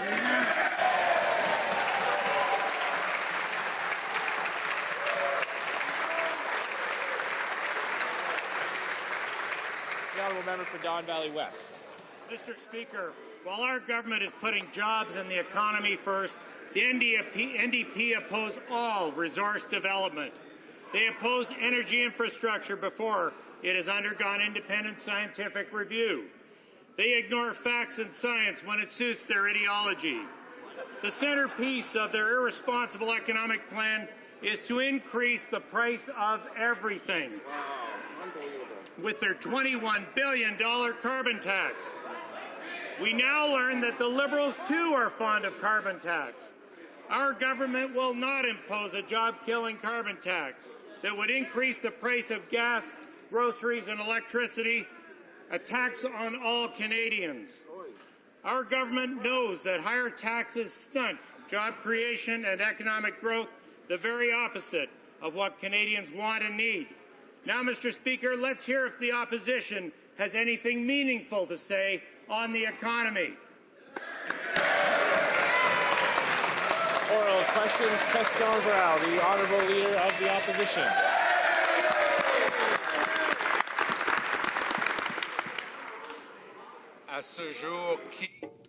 To date, who in the Prime Minister's office has been questioned by the RCMP? The Right Honourable Prime Minister.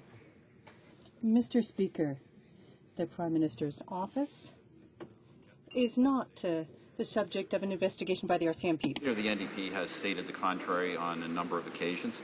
The Prime Minister's office is not the target of an investigation by the RCMP. On the contrary, we know that it is Mr. Duffy and others, and of course the Prime Minister's office is assisting in any and all ways possible with those investigations. Honourable Leader of the Opposition. The question was different. Who's been questioned? Past, present employees of the Prime Minister's office? Who's been questioned? We know that some have been, but the fact that the Prime Minister again refuses to answer is duly noted. Yesterday, Mike Duffy gave the RCMP hundreds of pages of documents related to his $90,000 scam with the Prime Minister's office. What documents has the RCMP requested from the Prime Minister? Very good. The Right Honourable Prime Minister. Well, Mr. Speaker, I note with some interest that after having been written by the RCMP, Mr. Duffy is finally indicating he's actually going to provide them with some information. He has been under investigation for some time. That would be the least we would expect. I can assure the House that the Prime Minister's office has at all times and in all manner provided all and any information that the RCMP is requesting. We do not make any excuses for this matter, and we insist that those responsible be held accountable. The Honourable Leader of the Opposition. That the RCMP is requesting, yesterday it was no.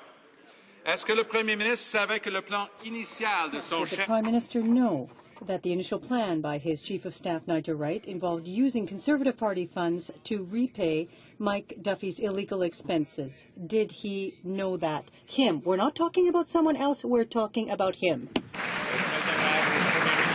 The Right Honourable Prime Minister. Mr. Speaker, I've been clear since the beginning. I've been clear about Mr. Duffy and Mr. Wright with the caucus that Mr. Duffy's expenses were inappropriate. It was his responsibility to pay taxpayers back. Do that. He didn't reimburse, still has not, to my knowledge, reimbursed taxpayers for expenses that were inappropriate. On the contrary, he took a check from Mr. Wright to pay those expenses and then claimed that he had repaid them himself. And for that reason, obviously, Mr. Wright and Mr. Duffy have faced appropriate sanction. The Honourable Leader of the Opposition. Again, a clear question, no answer. Did he know that the initial plan was to have him reimbursed by the Conservative Party? First, Nigel Wright resigned, then he was fired. First, no one else knew about the Duffy scam, then maybe 13 people knew about it. With all of these contradictions, doesn't the Prime Minister owe it to Canadians to be forthcoming and honest and finally answer these simple questions? Hear, hear.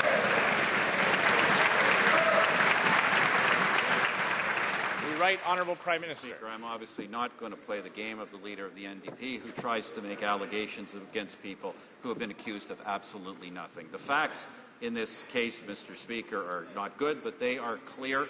Mr. Duffy took expense money that we believe was not appropriate. Rather than repaying that money as he had been asked and as he had claimed publicly, he took a check from Mr. Wright.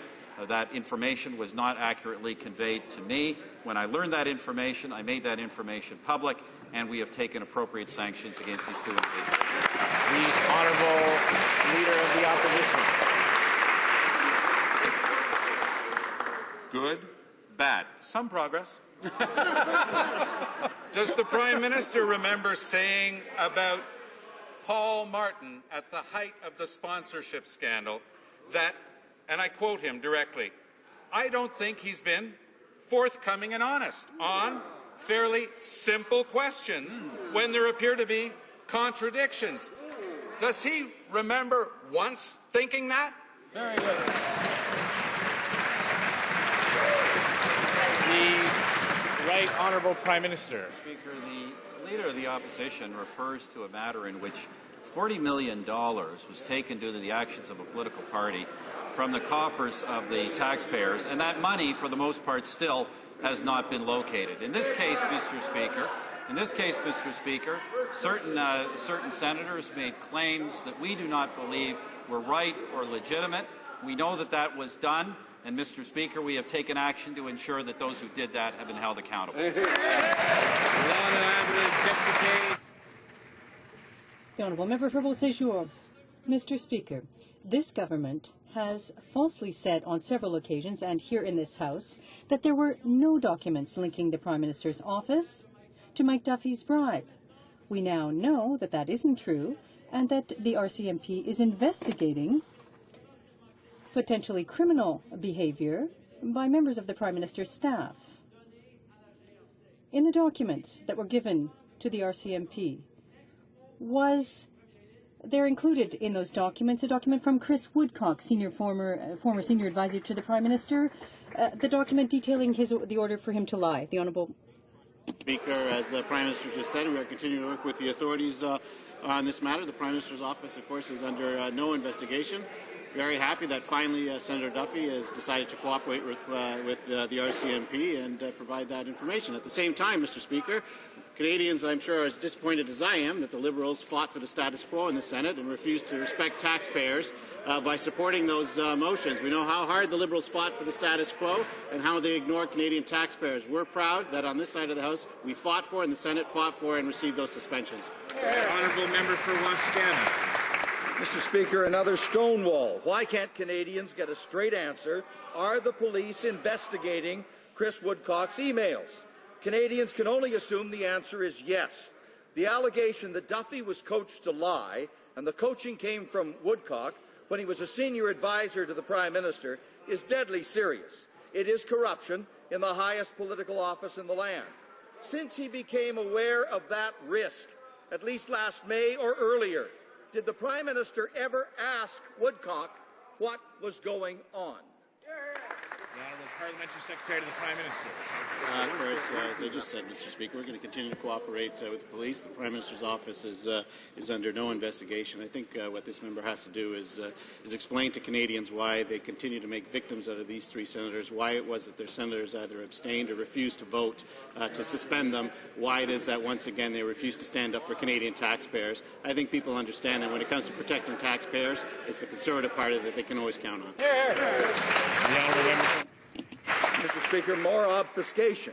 Chris Woodcock appears at the centre of a cash for repayment cover-up that involved Duffy, Wright, Gerstein, Perrin, Hamilton, Byrne, Rogers, Novak, Van Hemmen, LeBreton, Tkachuk, Stuart Olson, the Prime Minister's entire entourage for more than 3 months. And yet the Prime Minister noticed nothing, was told nothing, asked nothing, did nothing to head off a criminal conspiracy right under his nose. And it's still going on. Why is Chris Woodcock still being paid by taxpayers? The Honourable Parliamentary Secretary to the Prime Minister. Again, Mr. Speaker, we're assisting with the RCMP in this. The Prime Minister's office is under no investigation, Mr. Speaker. But again, he has to respond to Canadians and taxpayers why it was that Liberals in the Senate fought so hard for the status quo and so hard against taxpayers. The Honourable Leader of the Opposition. Since Nigel Wright resigned, or since he was fired, whichever one of his versions the Prime Minister prefers to use today, has anyone in the Prime Minister's office spoken with Nigel Wright? The Right Honourable Prime Minister. Mr. Speaker, Mr. Wright is a private citizen, as we know. Mr. Wright has admitted responsibility for his actions. I understand that he has been fully cooperative with authorities in all investigations. The Honourable Leader of the Opposition. How would he know? On June 5th, the Prime Minister claimed that no one in his office knew about the $90,000 payment to Mike Duffy. Did either Chris Woodcock or David Van Hemmen tell the Prime Minister that that statement was false? Excellent. The Right Honourable Prime Minister. Mr. Speaker, once again, the facts are that Mr. Duffy claimed publicly that he had returned money to taxpayers. That claim was, of course, not true. He had received that money from Mr. Wright, and he knew that wasn't true when he claimed it. I had not been informed of that. And, Mr. Speaker, it is very clear to me that the sole responsibility for those actions rests with Mr. Duffy and Mr. Wright. That's why they've been subject to the appropriate sanction and are under investigation. The Not having a shuffle opposition. The Leader of the Opposition. Did Chris Woodcock or David Van Hamen tell him that it was false? Again, Canadians note that he doesn't answer simple questions. Exactly. Qui a informé le... Who informed the Prime Minister that Nigel Wright had not used a personal check to pay off Mike Duffy? He knows the answer to it. Who told the Prime Minister that it was not a personal check, that he had to change his story? The Right Honourable Prime Minister. Mr. Speaker, Mr. Wright admitted that he paid Mr. Duffy with his personal resources. Mr. Speaker, I immediately informed the people of Canada of that, as was my duty. The Honourable Leader of the Opposition. Whoever it was that told the Prime Minister that Nigel Wright did not use a personal check was obviously aware of the details of the scheme. Who was it? Very good. The Right Honourable Prime Minister. Mr. Speaker, I'm having trouble following that question. The fact of the matter is this. The fact of the matter is this, as I said, Mr. Wright told me on May the 15th that he had used his personal funds to pay the monies to Mr. Duffy. The monies that Mr. Duffy had claimed publicly, he had repaid himself. Obviously, it was unacceptable that that was done, and particularly that I was not informed, and my permission to do such a thing was never sought. I obviously would never have given it, and for that reason, these two individuals have faced sanction. The Honourable Leader of the Opposition. Was Mike Duffy briefed by anyone in the Prime Minister's office for any of his media appearances? Yes or no? Exactly. Simple vote. The Right Honourable Prime Minister. Mr. Speaker, once again, the NDP is now back into the mode of trying to depict Mr. Duffy as somehow a victim here. Mr. Duffy took expenses that I don't think anybody in this House thinks are appropriate. Mr. Duffy then claimed publicly that he had repaid them when Mr. Duffy himself knew that not to be true. It is Mr. Duffy who is responsible for those actions, and he should be held accountable. The Honourable Leader of the Opposition. Who in the Prime Minister's office was in contact with Senator David Tkachuk or Senator Carolyn Stewart-Olson to whitewash the report on Mike Duffy? Tkachuk confirmed that discussions took place with the Prime Minister's office. With who? He's the Prime Minister. He knows. He can tell us, and he must tell Canadians. The Right Honourable Prime Minister. Once again, Mr. Speaker, as the Senator said, the committee takes responsibilities for its report. The Leader of the NDP just trying to cast the net wide, trying to accuse people who have been accused of nothing, of doing something wrong. In this case, Mr. Speaker, Senator Tkachuk has been clear. The Senate obviously got advice from all kinds of sources, but in the end, that committee made its own decisions and its own recommendations. And the Honourable Leader of the Opposition. Actually, Senator Tkachuk is on the record as saying he spoke with the Prime Minister's office. We were asking who. The Prime Minister again refuses to respond. Last weekend, Senator Irving Gerstein told Canadians that he outright rejected any requests from the Prime Minister's office to repay Mike Duffy's illegal expenses. Does the Prime Minister stand by that story? Yes or no? Very good. The Right Honourable Prime Minister. Once again, Mr. Speaker, my view on this matter was absolutely clear from the beginning to all concerned, and that was, I believe, that Senator Duffy should repay the expenses that he had inappropriately collected from taxpayers. That still hasn't been done, Mr. Speaker, which is one reason why the Senate has taken the strong action it has. In fact, action without precedent, Mr. Speaker, and I hope this is a good example that will be followed going forward to make sure that these kinds of things do not happen again in the future. The Honourable Leader of the Opposition. That was a simple question, but if the Prime Minister still can't stand up and vouch for Senator Gerstein's story, what is Senator Gerstein still doing in the Prime Minister's Conservative caucus? Very good. The Right Honourable Prime Minister. Again, Mr. Speaker, the Leader of the NDP casts aspersions on individuals who are accused of doing absolutely nothing wrong. The fact of the matter, what was done wrong here is Mr. Duffy made a false claim about his expense repayments and repayments that had come from Mr. Wright that Mr. Wright had not been forthcoming about. That is the responsibility of those two individuals. Mr. Wright has taken responsibility. Those two individuals have been under inquiry and investigation.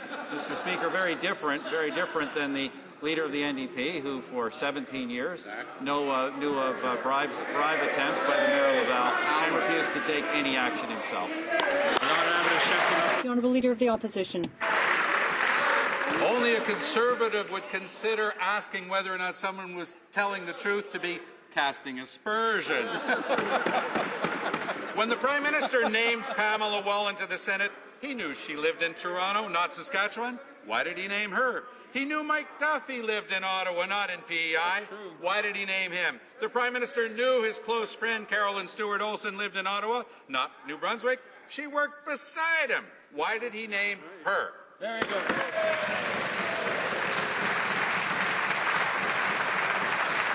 The Right Honourable Prime Minister. Once again, Mr. Speaker, it's obviously a great honour for anyone to be elected to this chamber, to be appointed to the other chamber. And Mr. Speaker, regardless of their backgrounds, all of these people are people who have been given many years of public service. But the fact of the matter is, Mr. Speaker, we expect people to respect the rules.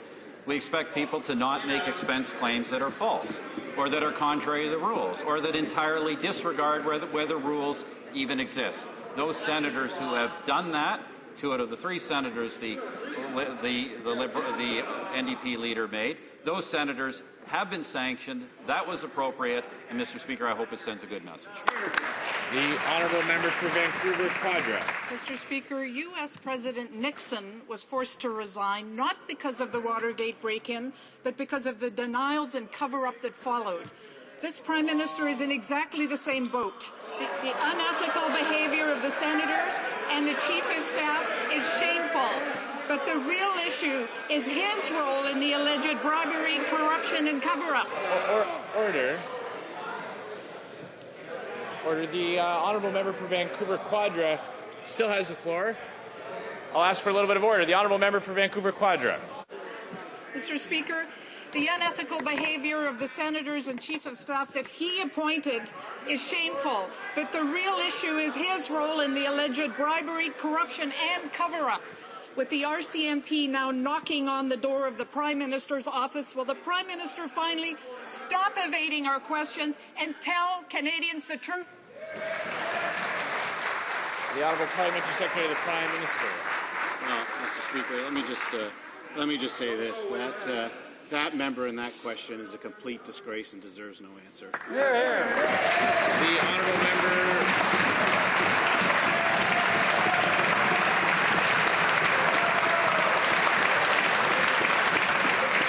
The Honourable Member for Westmount Ville-Marie. Mr. Speaker, the government wants us to believe that suspending Duffy, Wallin and Brazeau has put an end to this scandal surrounding the Prime Minister.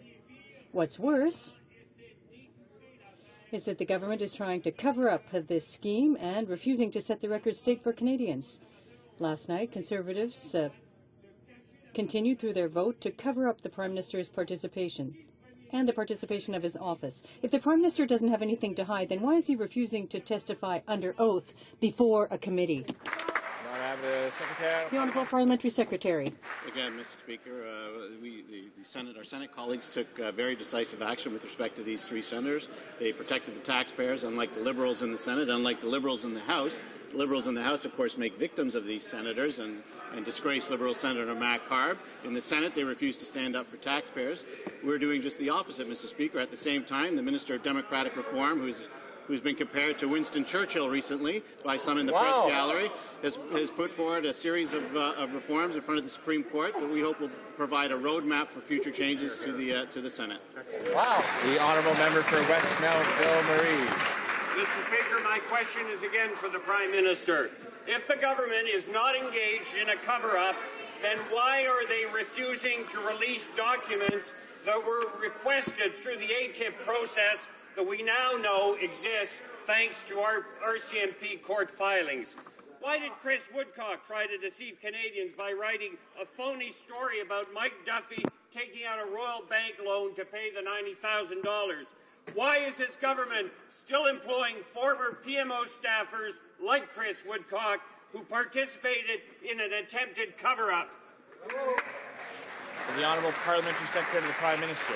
Mr. Speaker, what's clear is this, is that on February 13th, when Senator Duffy approached the Prime Minister to try and justify his inappropriate expenses, the Prime Minister told him he had to repay it. That's the standard at which we expected. That's the standard that he expected. Senator Duffy then went on TV and he said that he had repaid using the Royal Bank. We subsequently learned that that wasn't true, and at the same time we moved forward. The Senate has moved forward with a motion to suspend these 3 senators. All Canadians believe that that's the right step, Mr. Speaker. The only people that don't believe that was the right step, of course, are the Liberals, who are always fighting for their entitlements, Mr. Speaker, whether it's in the House or in the Senate. We'll fight for taxpayers. The Honourable Member for East. Mr. Speaker, I rise today to ask about this government's disgraceful treatment of wounded soldiers. Soldiers being forced out just before they become eligible for their pension. Sadly, the Minister dodges these questions, pretends these soldiers agreed to leave. Mr. Speaker, Corporal David Hawkins didn't agree. He didn't want to be discharged a year shy of qualifying for his pension. He wanted to continue to serve. These soldiers aren't asking for special treatment, Mr. Speaker. They're asking for fair treatment.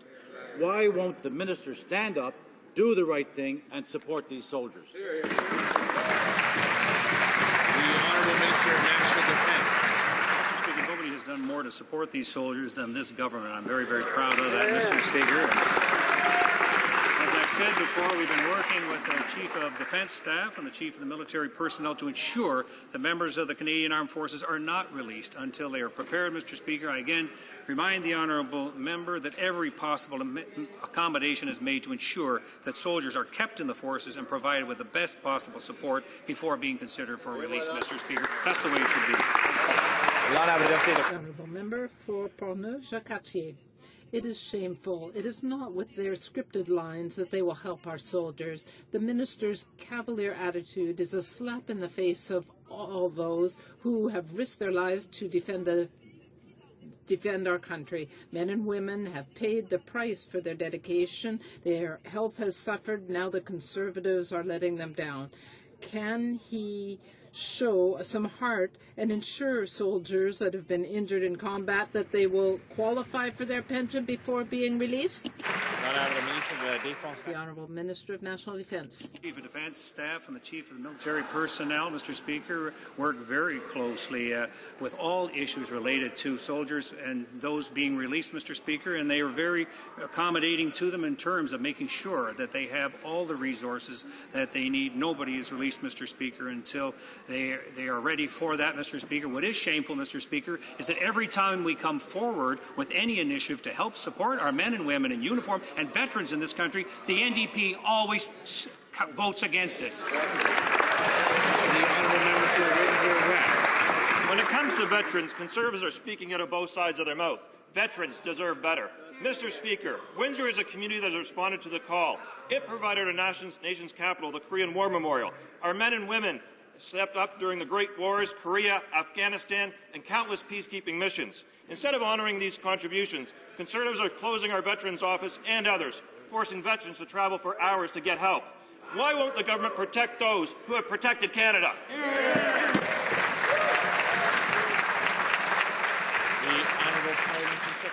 Thank you, Mr. Speaker. Mr. Speaker, our government has made substantial investment to support Canada's veterans, including almost $5 billion in new additional dollars since taking office. This funding has been put towards improved financial benefits, world-class rehabilitation, and tuition costs to help veterans transition to civilian life. While our government is making improvement to veterans' benefits, Liberal and the NDP have voted against new fundings for mental health treatment, financial support, and home care services, Mr. Speaker. The Honourable Member for Sackville. Mr. Speaker, what utter nonsense. The reality is, I can assure the Parliamentary Secretary to the Minister of Veterans Affairs, Mr. Speaker, when the NDP forms government, we will reopen every single one of those offices, I tell you. They deserve better than that, Mr. Speaker. The reality is, there's a big rally happening in Sydney, Cape Breton this Saturday from all the citizens. All the Atlantic communities want to keep that office open. These veterans and their families deserve to have that one-on-one counseling that they have received for many years. And it is shameful to cut those offices. So we ask the government one last time, to the Prime Minister, will you stop these cuts and keep these offices open?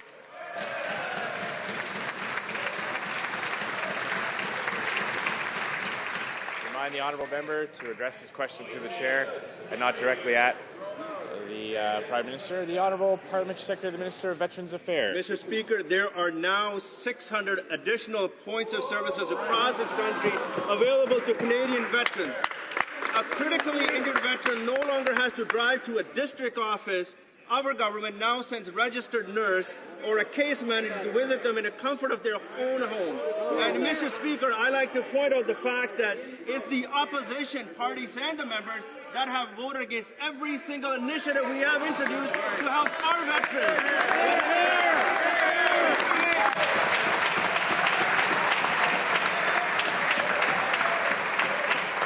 The Honourable Member for Kelowna Lake Country.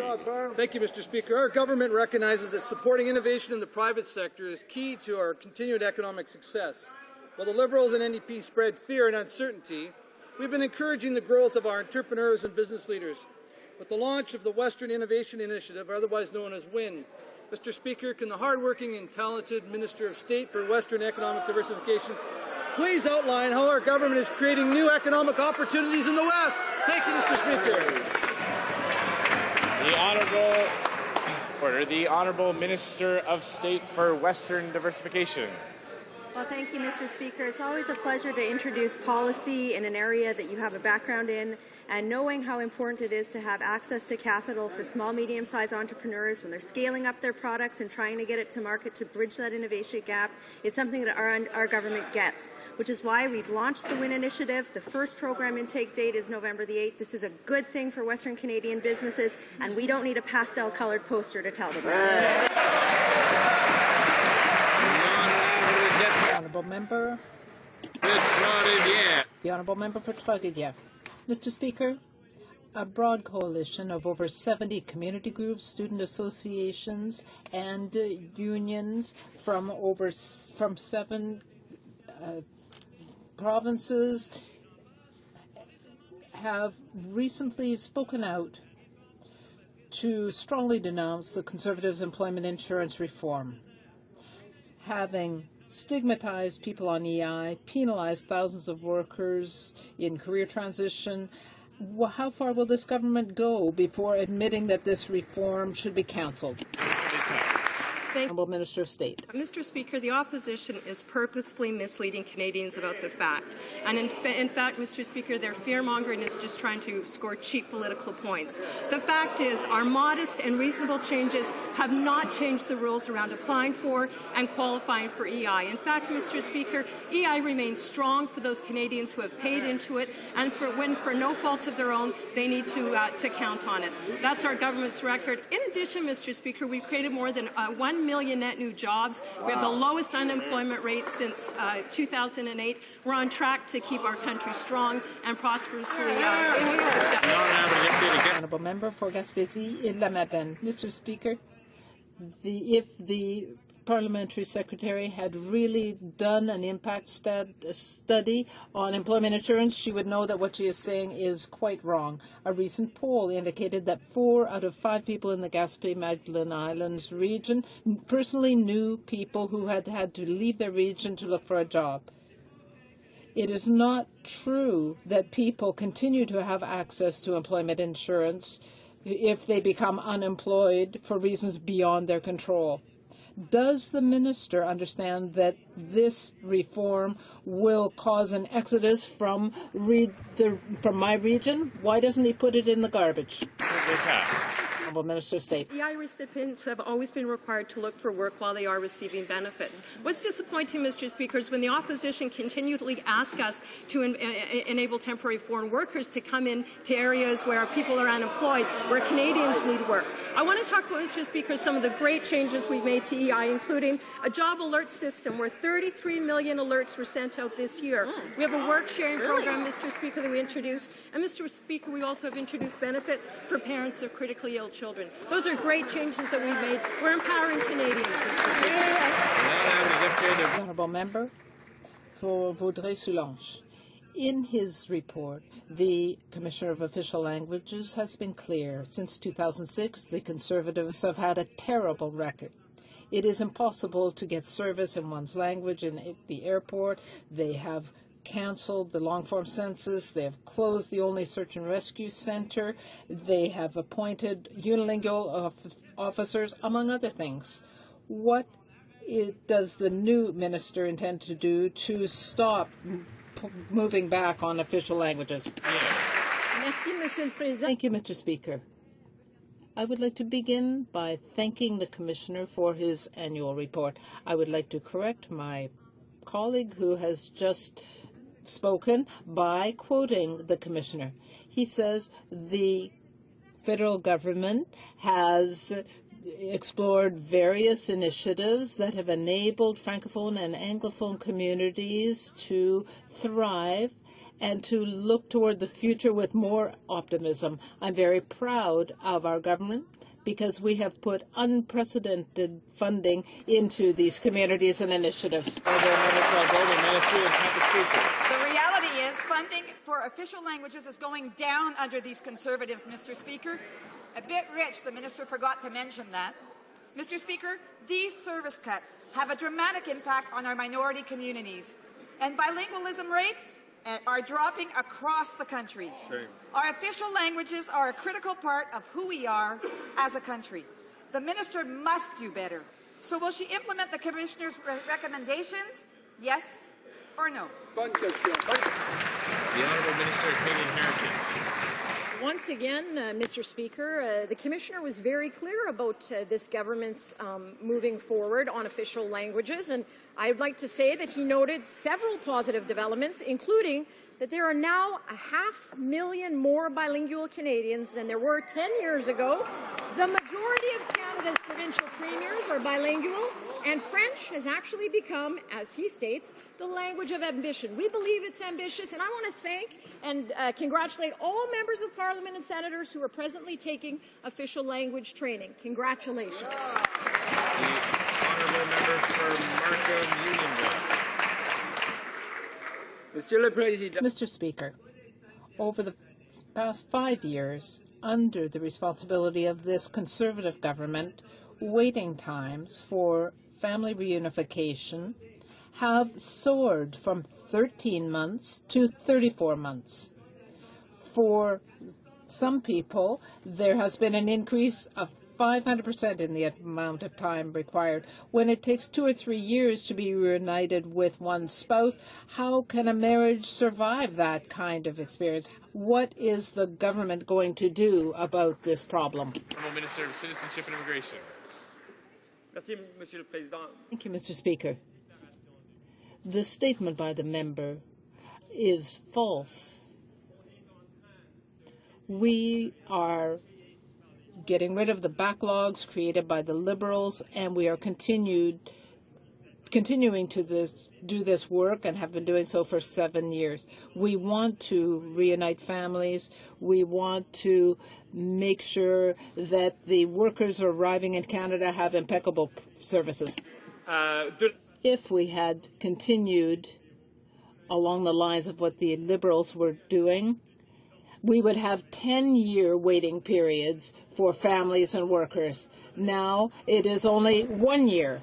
Member for Markham Unionville. My facts are right from his website, and Liberals cannot be blamed for a tripling of waiting times in the last 5 years under the watch of Conservatives. And Mr. Speaker, I ask you, you would not like it if your family was forced to remain overseas for 2 to 3 years, was not allowed to visit Canada, and didn't have a clue when or whether they would be reunited with you. So I say to this minister, speak the truth and act to deal with this cruel reality facing so many new Canadians.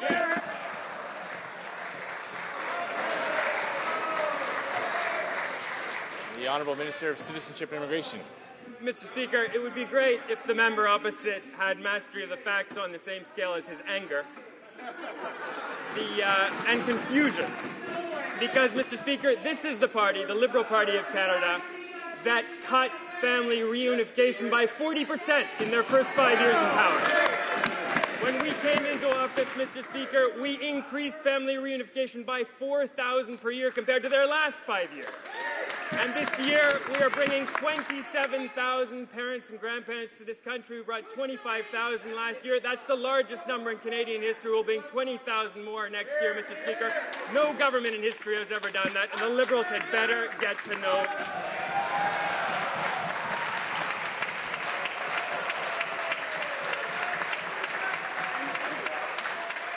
The honourable member for Brossard-les-Prairies. Mr. Speaker, the Minister of Infrastructure is still not listening. He's too busy repeating "no toll, no bridge" to listen to the people from Greater Montreal, the business community, local polling, and elected representatives. The Champlain Bridge is in very poor condition and needs to be replaced quickly, but all the minister wants is to reach into the pockets of the people of Greater Montreal. Will the minister stop this kind of extortion? The Honourable Minister of Infrastructure. Mr. Speaker, of course, we are working to build a new bridge. We announced that on October 5th, 2011. The current bridge can still deal with the traffic, and we wanted to be able to do so and are taking steps. He voted against the $450 million we did put into helping with this bridge, so I'd like to know what he has to say about that. The Honourable Member for Brossard-les-Prairies. Mr. Speaker, he wants to change the subject. The new Champlain Bridge will change the face of Montreal. It will cost billions, and it isn't. He's managing this as if it were a new floor for his bungalow. We could have a wonderfully built bridge, modern and magnificent, but he doesn't care. We could avoid ruining the Montreal economy. He doesn't care. We could ensure that we have a proper process, and he doesn't care. Will he take this seriously? The Honourable Minister of Infrastructure. Mr. Speaker, this member, with another colleague from his party, was against this starting in 2011. Well, he was for it then, but now he's against it. We are building a bridge for the future. We worked really hard on this. We had the Buckland-Taylor report that told us we need to be even more careful. We want to make sure that the current bridge can take the traffic until we get a new one. So, the Honourable Member for York Centre. Speaker, my question is for the President of the Treasury Board. Public sector salaries and benefits are the single largest operating expenditure of our government and vastly outstrip what Canadians can expect and receive in the private sector. We've also found that there is an extremely high rate of absenteeism in the public service. Now, could the President of the Treasury Board please update this House on what he is doing to fix this issue and ensure that taxpayers are respected? The Honourable President of the Treasury Board. Thank you, Honourable Member, for a very important question, Mr. Speaker. Did you know that currently the absenteeism rate in the federal public service is 2.5 times private sector norms, Mr. Speaker? This means that employees are homesick longer, are not getting the care they need, and we want to have a system in place of more accountability, more responsibility, ensuring that those who are genuinely sick get the care they need and get back to work healthier, Mr. Speaker. This is good for the public service, and it's good for the taxpayer to have that greater accountability, and that's what I will be pursuing next year when we get down to bargaining, Mr. Speaker. The Honourable Member for Scarborough, Agincourt. Mr. Speaker, in order to apply for benefits from Veterans Affairs, a veteran needs their complete medical file. Veterans Affairs has destroyed 27,381 boxes of medical records. I know of at least 3 veterans whose files were destroyed. Through you, Mr. Speaker, I have 2 questions to the Minister of Veterans Affairs. Has each veteran been advised that their file was destroyed? Can the Minister guarantee that no veteran has been affected due to the destruction of their files? Yes or no? Or will he go and support Robert Ford?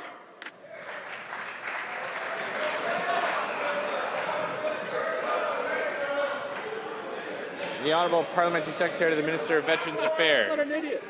Mr. Speaker, these files pertain to veterans from many years ago. Indeed, no active living veterans file was involved in this process.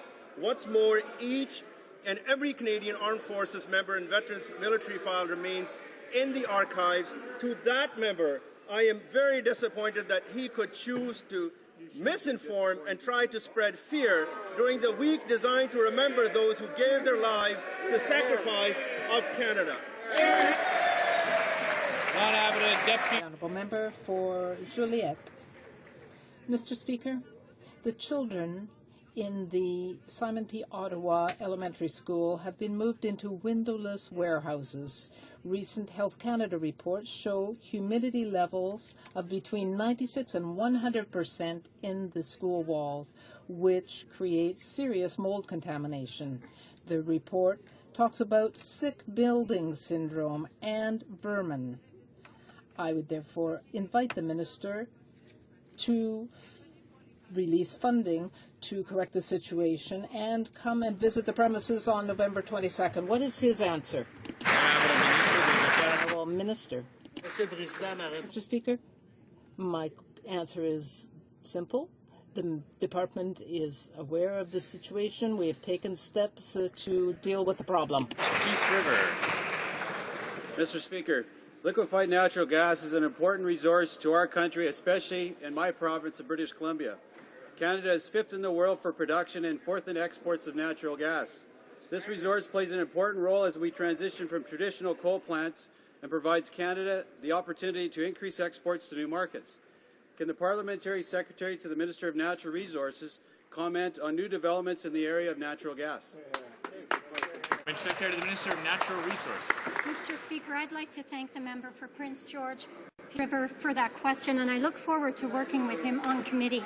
Yesterday, the National Energy Board, in conjunction with the provinces of British Columbia and Alberta, released a report estimating larger than expected reserves in the Montney Basin, enough to supply Canada's needs for 145 years.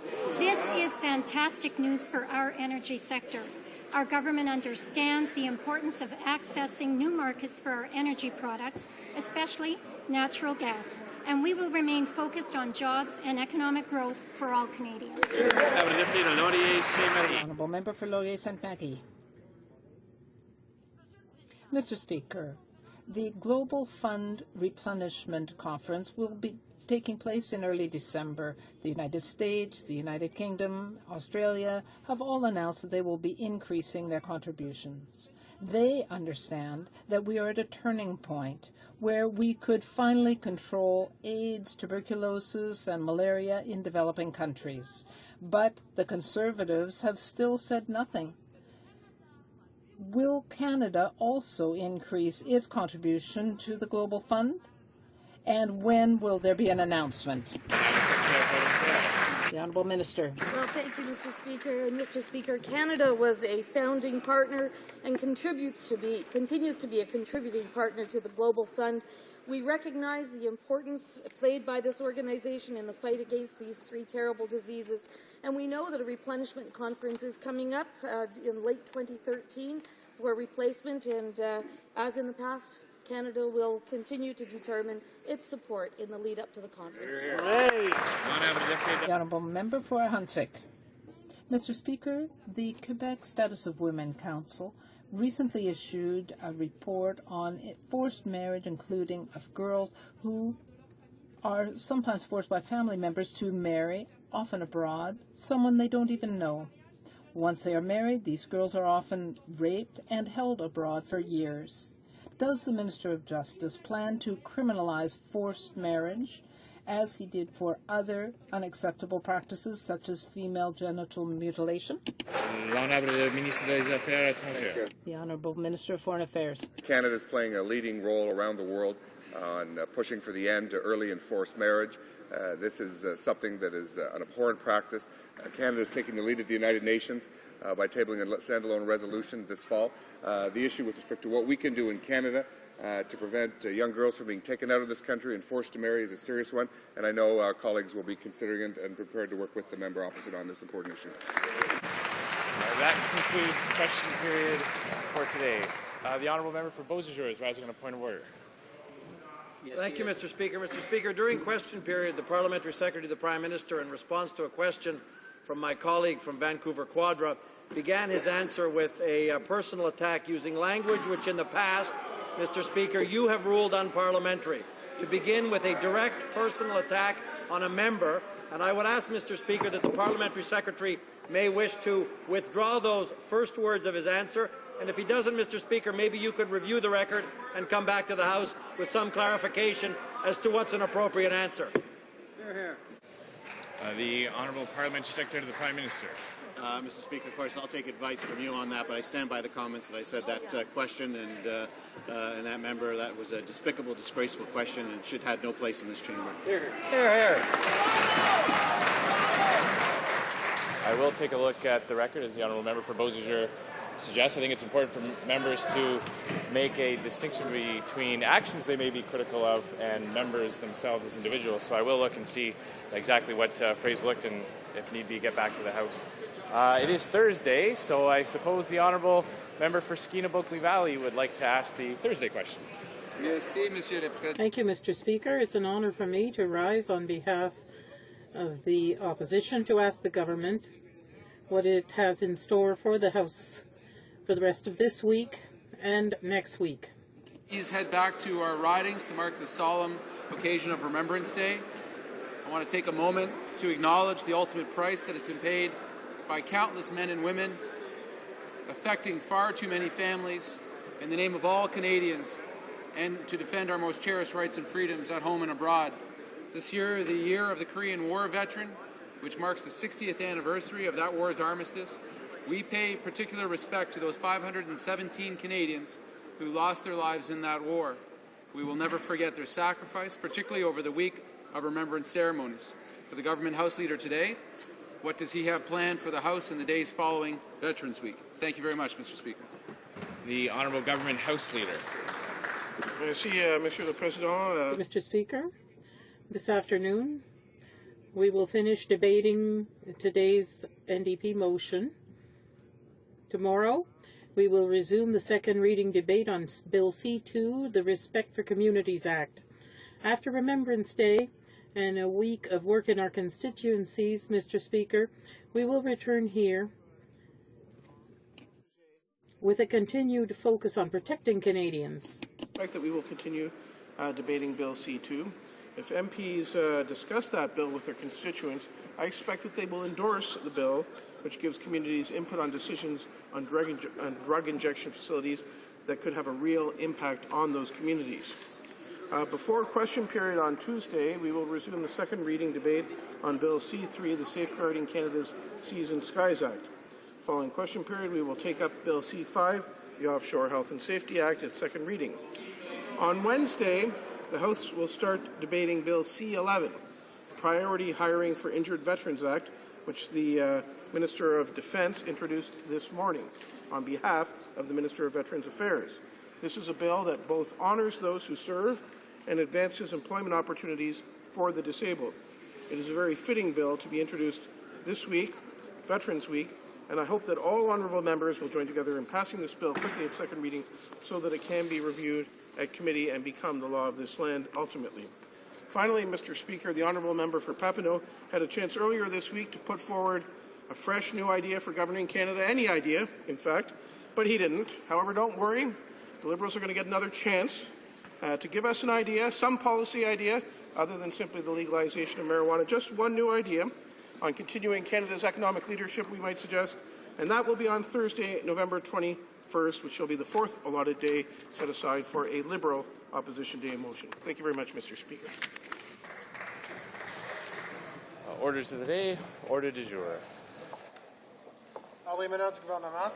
Government orders. Business of supply. Resuming debate on an opposition motion regarding Keystone XL. Member for Ancaster, Dundas, Flamborough, Westdale. Thank you very much, Mr. Speaker. Mr. Speaker, I'll be splitting my time with the member from Saskatoon-Humboldt.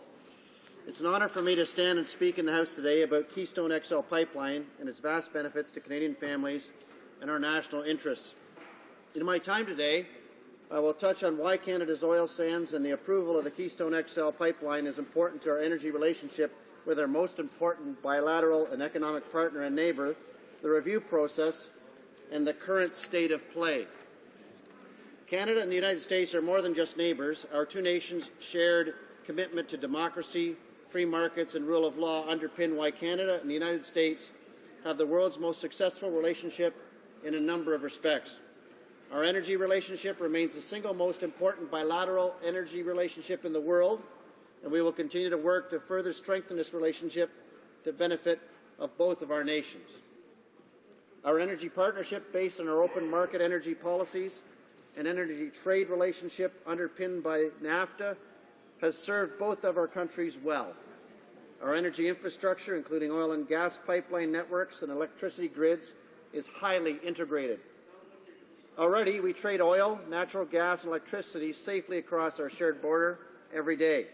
Every day, Canada supplies the United States with approximately 1.9 million barrels of oil, nearly half of which is derived from the oil sands. The strategic value of Canada's 172 billion barrels of proven oil reserves, the third largest reserve in the world, cannot be overstated, Mr. Speaker. I've been to the northern Alberta to see the oil sands firsthand, how the development of the resource is well managed right through to remediation of the land back to its natural state. Mr. Speaker, we're truly fortunate to have this incredible natural resource in our country. With Canada as a strong and willing partner on environmental and energy security, we have an extraordinary opportunity to work with the United States to deal with the common challenges that we face in moving toward low-carbon economies. As the oil sands production increases, most of the increased production will go to U.S. markets, requiring new cross-border pipelines to be built. Approval of the Keystone XL pipeline will facilitate long-term access to secure oil supplies from a friend and ally, and thereby help reduce U.S. dependence on imports from less stable or declining foreign resources. This is important for all of us in terms of long-term continental security, and it matters to Canadian families from coast to coast to coast. Canada will continue to be the leading, most secure, reliable, and competitive energy supplier to the United States. Mr. Speaker, the Department of Foreign Affairs, Trade and Development has already undertaken extensive advocacy efforts and outreach to key U.S. decision-makers and influencers to ensure market access and promote prosperity. In this regard, we've worked with the Government of Alberta and TransCanada. Along with these important partners, we will continue to watch the debate unfold in the U.S. and advocate on behalf of the project. Mr. Speaker, I'd now like to spend some time explaining to members the extensive and important review process we've undertaken on this project to help them understand just how thorough this government has been in terms of promoting responsible resource development.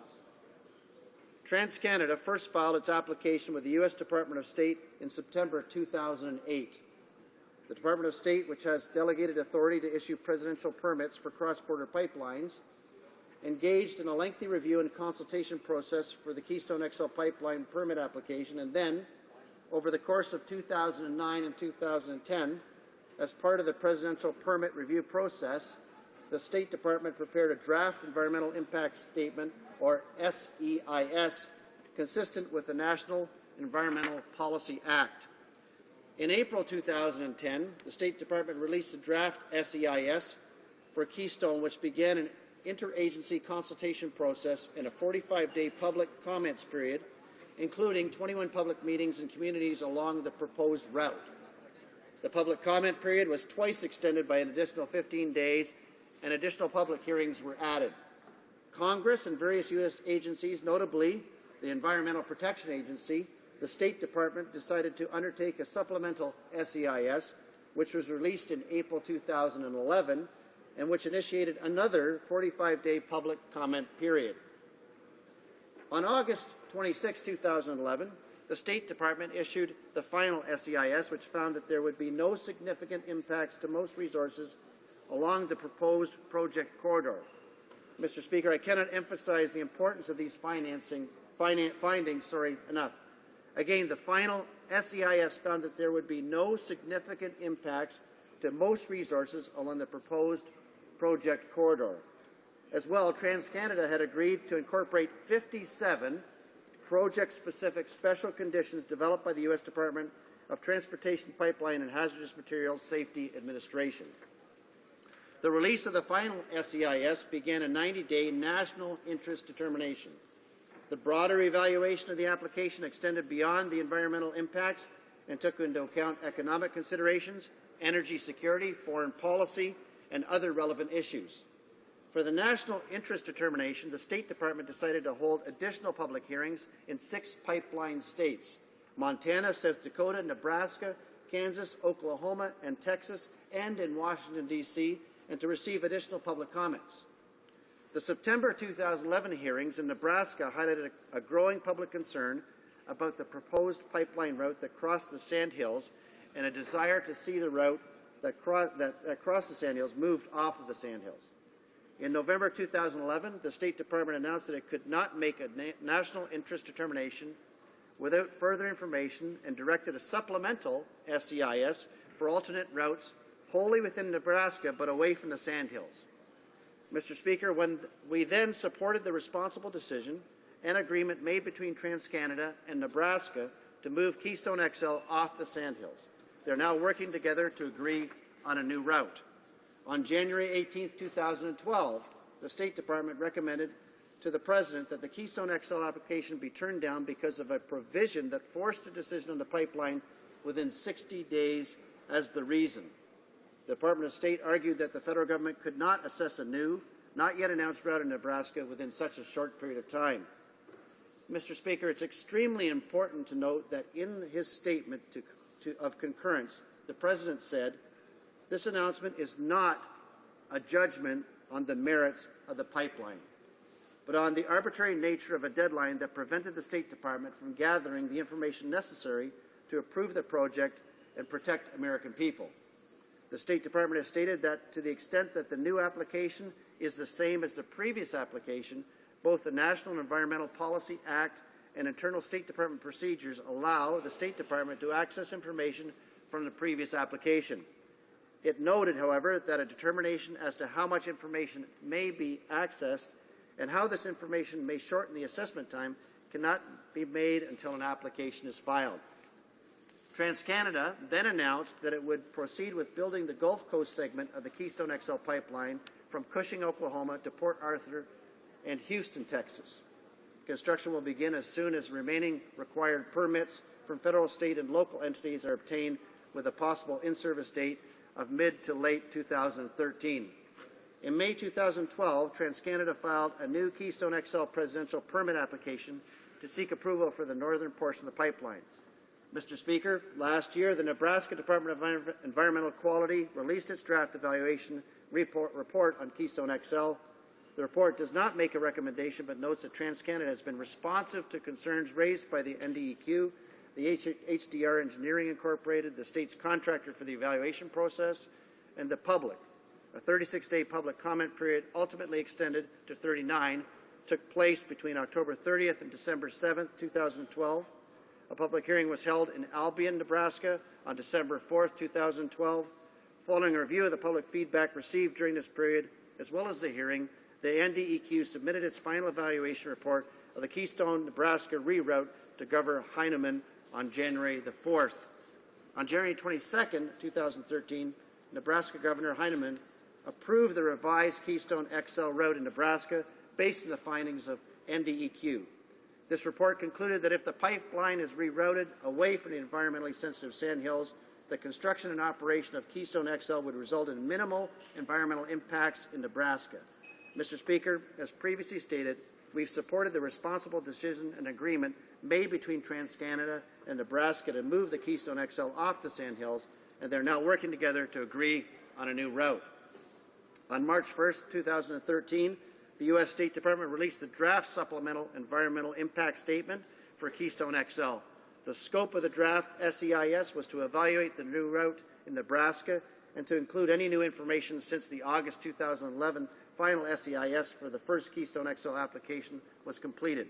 Once the U.S. Department of State issues the final impact statement, and up to a 90-day national interest determination period will take place, including an additional public comment period.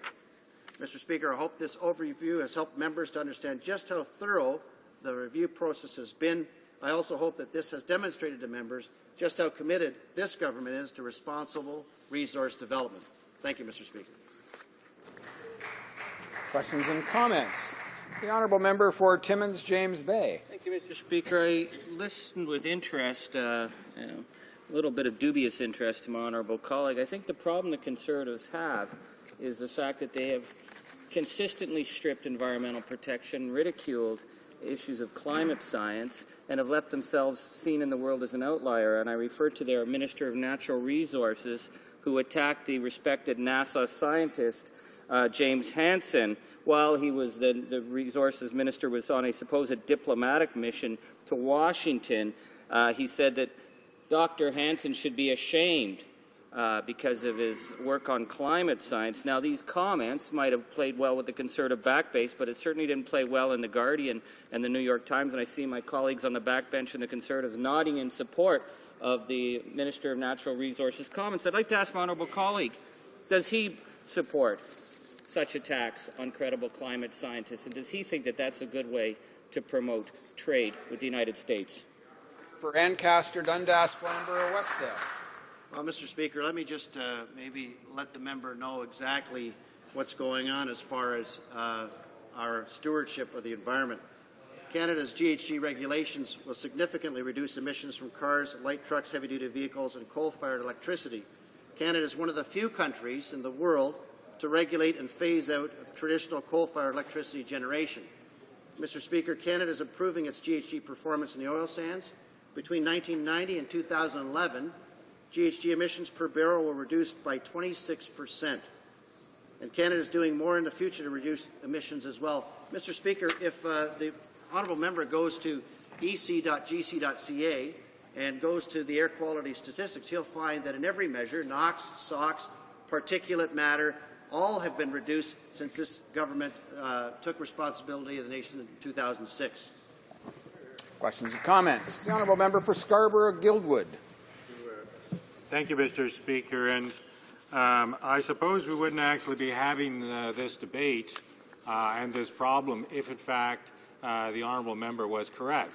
However, no less a personage than President Obama disagrees with him, who has said the President drew a link between Approval XL and a lack of action on climate change. Quote, "There is no doubt that Canada, at the source of those tar sands, could be potentially be doing more to mitigate carbon release," and that his administration has not seen, quote-unquote, specific ideas or plans from Canada that would offset concerns about the pipeline's impact on emissions. So I would dearly love to believe that the honourable member's government has actually done something about emissions from cars, oil sands, but the regrettable fact is that the world has noticed, and President Obama has noticed, that it is not, nothing has been done. So that is why we are having this debate, and that's why XL Pipeline is in trouble. For Ancaster, Dundas, Flamborough, Westdale. Well, Mr. Speaker, I greatly respect this member from the Liberal Party, and it pains me to have to be so raw in my comments in retort.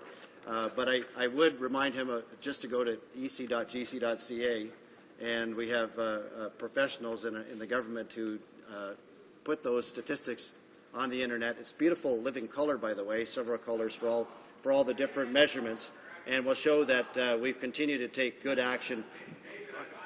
On there you go. He says he's printed them off. But also, it's important to note that under the previous Liberal government, the GHGs went up 130 megatons, and we're set to actually meet the Copenhagen targets of reduction of 130 megatons by 2020. Questions and comments? The Honourable Minister of State for the Atlantic Canada Opportunities Agency. Thank you, Mr. Speaker, and I thank the honourable member for his great speech. And you know, to listen to the opposition members, I cringe to think of what they would do to our economy for their obvious disdain for our natural resources sector. I know where I come from in New Brunswick, natural resource exports play a huge role in our economy, whether it be potash, forestry, fisheries, and other natural resources exports. I'm wondering if the honourable member can speak to the importance of the natural resource export sector to the Canadian economy and to all Canadians. The honourable member for Ancaster, Dundas, Flamborough, Westdale. Well, I think just knowing that energy is 10% of our GDP, the energy production is one of the major facts. Mr. Speaker, I come from Hamilton, which is a steel-producing town, and it just so happens that pipelines are built with steel, and the steel industry, with as competitive as it is, could certainly use all the help it could get. And going ahead with the Keystone XL pipeline would certainly be the first endeavour to assist to increase all the steel production, not only in Canada but in North America. Resuming debate, the honourable member for Saskatoon-Humboldt. Thank you, Mr. Speaker, and it's my pleasure as a member of the Natural Resources Committee to be able to participate in this debate today. Before I get into the main body of my speech, I'd like to start off with a quote. To be clear, I support the Keystone XL pipeline because of a triple bottom line assessment, looking at environmental, economic, and social reasons. Mr., and this individual then names the Leader of the Opposition, will make his comments. My job, first and foremost, is to stand up for Saskatchewan's interests, to develop our resources in a sustainable and responsible manner. And that's what the approach that I'll be taking, and our caucus and party will be taking with me as leader. Who said that, Mr. Speaker? That was Cam Broten, leader of the Saskatchewan New Democratic Party. So, Mr. Speaker, for those who are observing this debate today and think this is a debate between the Conservatives on one side and the New Democrats on the other, should understand that New Democrats who actually live in areas of the country that are actually impacted by this issue, by the development of our natural resources, by the development of our oil, be it in the oil sands or in southern Saskatchewan in the Bakken Play. New Democrats in those areas of the country, New Democrats who have actually held government for more than one term, as has our ambassador, the former NDP leader in Manitoba, who is also forcefully advocating on behalf of this. New Democrats who have had real responsibilities, who come from areas of the country where they have been in government on a regular basis, take a very different perspective than New Democrats who have not been in government, or New Democrats who are not in areas of the country where this does not affect them economically. And I think it would behoove members of the opposition not just listen to New Democrats like Mr. Broten, like Mr. Dewar down in Washington, D.C., but also members who are traditionally of their historic coalition. If you've been a member of the Natural Resources Committee, you would know this, but not all members in the House will. Members of trade unions, not particularly often tied in with the Conservatives, the AFL-CIO, some of the other building trades, etc., have been strong proponents of the Keystone XL, of building pipelines from Canada to the United States to increase and enhance the economic development of Western Canada, to increase and enhance the economic development of all of Canada. So to the people who are watching by TV, who will read this in Hansard, you need to understand it is the federal New Democrats who are opposed to the development of these resources in Western Canada. It is those New Democrats who are dead set opposed to development of the economy based on natural resources. So it's not fair to link all trade unions, all New Democrats, with the policies of this opposition party. It's good to know that some of them actually understand partially how the economy functions. Now that I've started that introduction, let me get into the main body of my speech, Mr. Speaker. It is a pleasure for me to stand in the House today and speak about the economic growth and improvements to North America's energy security that North Americans will see as a result of the approval of the Keystone XL pipeline. The Conservative government's top priority remains the economy, creating jobs, boosting investment. Canada has a market-based energy sector that is open to investment from around the world, and our history has shown that is the best for all of Canada. While national approaches vary widely, history has shown that global energy security as a whole is greatly enhanced by open markets and transparent energy regimes. The oil sands comprise approximately 98% of Canada's 172 billion barrels of proven oil reserves, and their responsible development will provide Canada with a secure economic development, with a secure source of oil, as it will for all North America. When we're considering this project, Mr. Speaker, it's important to recall that even under the International Energy Agency's, the IEA's, most stringent low-carbon scenario, oil is still estimated to provide for 26% of the world's energy mix in 2035. Oil will almost certainly remain part of the energy mix for Canada and the entire world for years to come. Mr. Speaker, why is this pipeline important? It is important because of our existing trade relationships with the United States. Crude oil from the oil sands, and I should note here, the Keystone XL is not just oil for the oil sands. It will not just transport oil for the oil sands. There is oil from other places in North America, Saskatchewan, Montana, and North Dakota, that will also be transported by this pipeline. I lost my place here for a second, Mr. Speaker. But the oil from the oil sands currently accounts for about half of Canada's oil exports to the United States. And this sector drives 1/5 of the country's economy, employing nearly 1 in 10 Canadians and representing over half our exports. This is why, Mr. Speaker, one of the reasons why Canada did not have some of the same economic difficulties other countries in the world did when the global financial crisis hit in 2008. Resource revenues generate billions in annual taxes and royalties for governments to fund critical social programs like health care and education. These jobs, these programs, these are things that matter to Canadians. If I may take another small detour here from my main speaking notes, Mr. Speaker, it was noted today by some of the opposition members about this supposed 40,000 jobs that will be exported into other countries if we do not force the oil industry to develop refineries here in Canada.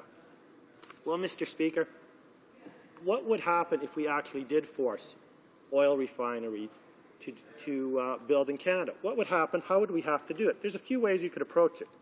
You could give big subsidies to the companies that would build oil refineries in Canada if they're not market incentivized to do it. So therefore, we'd have to take taxpayers' money, raise taxes, and therefore kill jobs by raising taxes. So those 40,000 jobs that have been discussed today aren't new jobs, they're transferred from taxpayers. Well, maybe we wouldn't give them subsidies. There's other ways we could do it. We could restrict the export of the oil. That has been suggested. What that then does is make the assets already invested in less profitable, makes the future incentives for investing in the oil sands and other oil development in Canada here, again less profitable, and encourages people not to put their capital into Canada, but to put it somewhere else. People who say they have to put their capital there, where else can they get the oil from, need to understand capital has an infinite number of options. And if we don't encourage investment in our oil sands, that same money could go into lumber in other parts of the world, a copper mine in Chile, perhaps Mongolia, some other place in the part of the world. So this 40,000 job myth that's being put out there is not some sort of free lunch. Either we lose those jobs because we have to raise taxes to build something that's inefficient that the market doesn't want, or we have to have restrictions that's lowering the profits on other industries to subsidize. One way or the other, Mr. Speaker, when you subsidize to get jobs, these mythical 40,000 jobs, you lose as many, almost always, more jobs in other sectors. That's why the market works best. When people are prepared to put their own dollar down for something, you end up with a better result. When Canada follows a free market approach, not a single Canadian job is lost. When we intervene in the energy market with the government, As was proved with the NEP, we lose jobs, we lose revenue. That is bad for all Canadians from sea to sea. Let me get back to the, with 1 minute left in my speech, Mr. Speaker, I don't think I'll be able to finish everything here today. Let me say this. I agree with Mr. Broughton. Keystone XL has met the triple bottom line. It is good for social development for people all the way along there, creates jobs and employments. It's good for the economy. Again, reiterating what I just said. It's good for the environment. The arguments that oil sands oil is somehow worse for the environment than other oil forgets what it's replacing and the fact that most emissions from oil products are when the consumer uses it. Mr. Speaker, development of the oil sands, development of oil in southern Saskatchewan, Manitoba, Alberta is important to the Canadian economy. Keystone XL is a free market solution to help develop that resource. It does not take government money. It does not take subsidies. Let's encourage people to invest. Let's encourage all Canada to grow and develop together. Question commentaire. The honourable member for Timmins, James Bay. Thank you, Mr. Speaker. I always find it interesting when I hear my colleagues in the Conservatives talk about the free market, and they say there's no subsidies. Well, the subsidy that we're dealing with is the environment. The fact that this government has stripped environmental regulation, so they stripped the fundamental costs of actually running this production in a manner to make the environment carry that cost. And so they were actually subsidizing it to an extraordinary degree. And I would refer my colleague to the November 5th report from the Interim Commissioner of Environment and Sustainable Development that says that this government has not met the targets, hasn't even come close.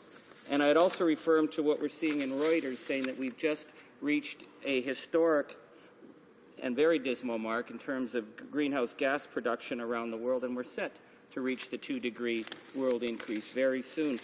I know a number of my colleagues on the other side don't believe the science of climate change. They think it's irrelevant. They just want to grab and ship and rip as fast as they can. I'd like to ask my honourable colleague, does he believe the science of climate change?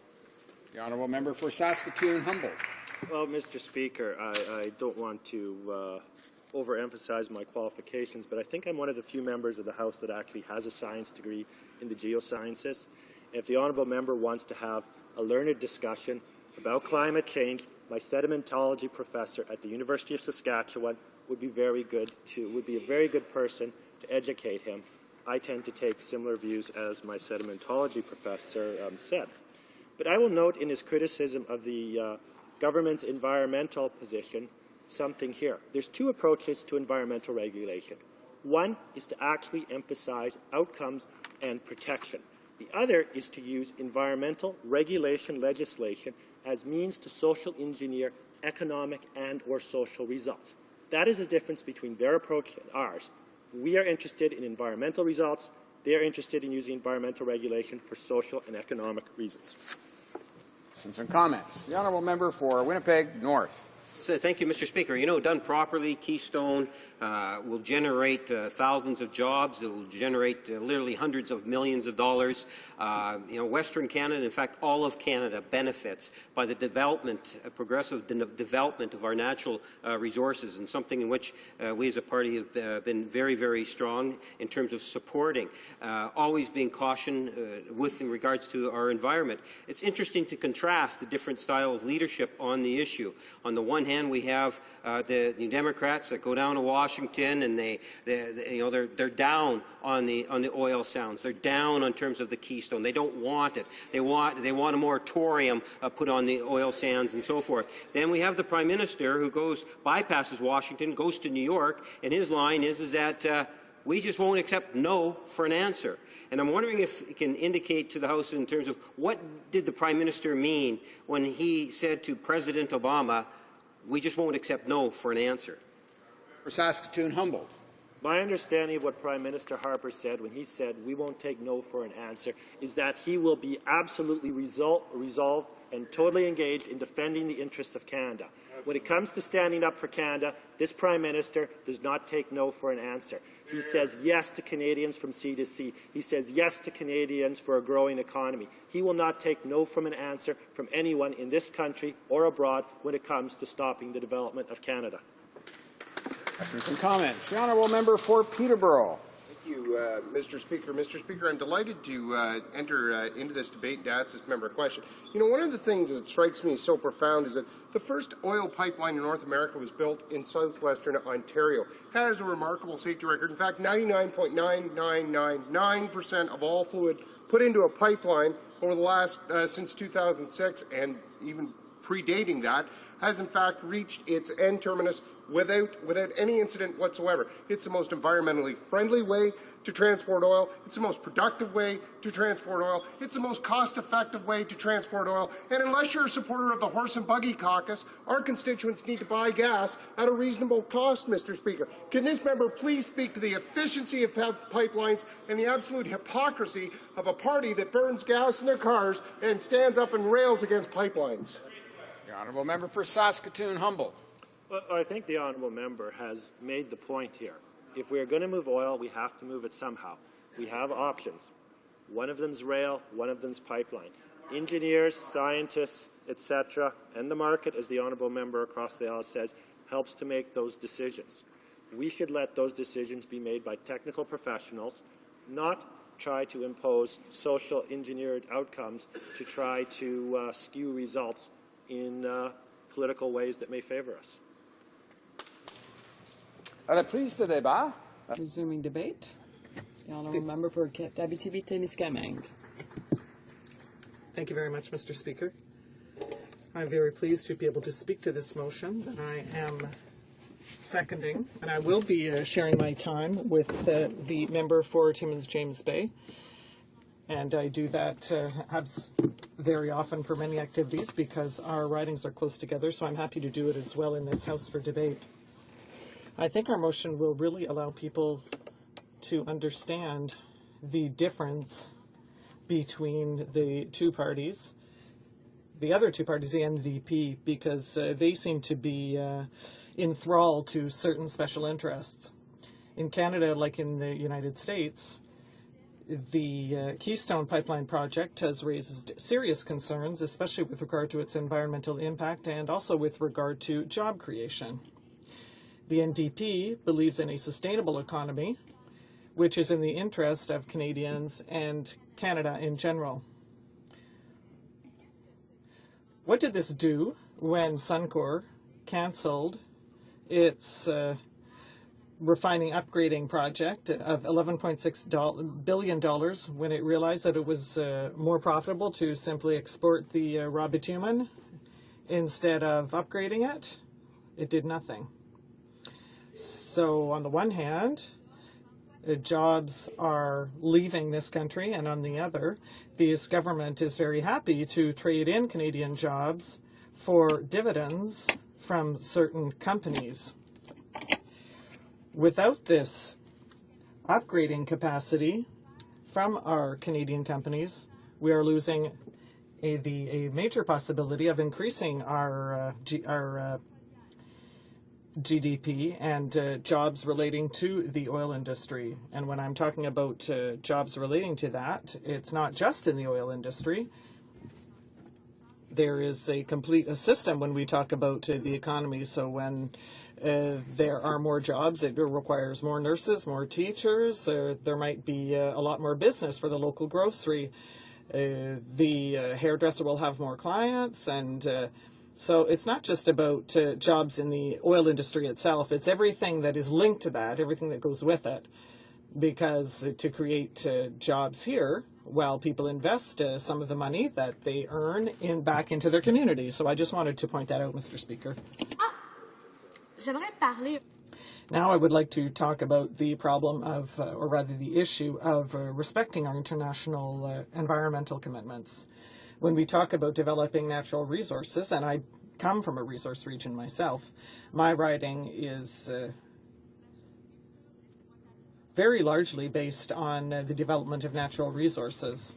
So this development must be done taking into account the final cost. Sure, we have to see what it brings in, but if we are plundering our environment, well then the government has to pay the costs. For example, in terms of environmental damages, if it affects people's health, then the government has to pay as well. So we always have to strike a balance when we are developing natural resources between what it is going to give us in terms of investment and the risks we take, either environmentally or with regard to safety.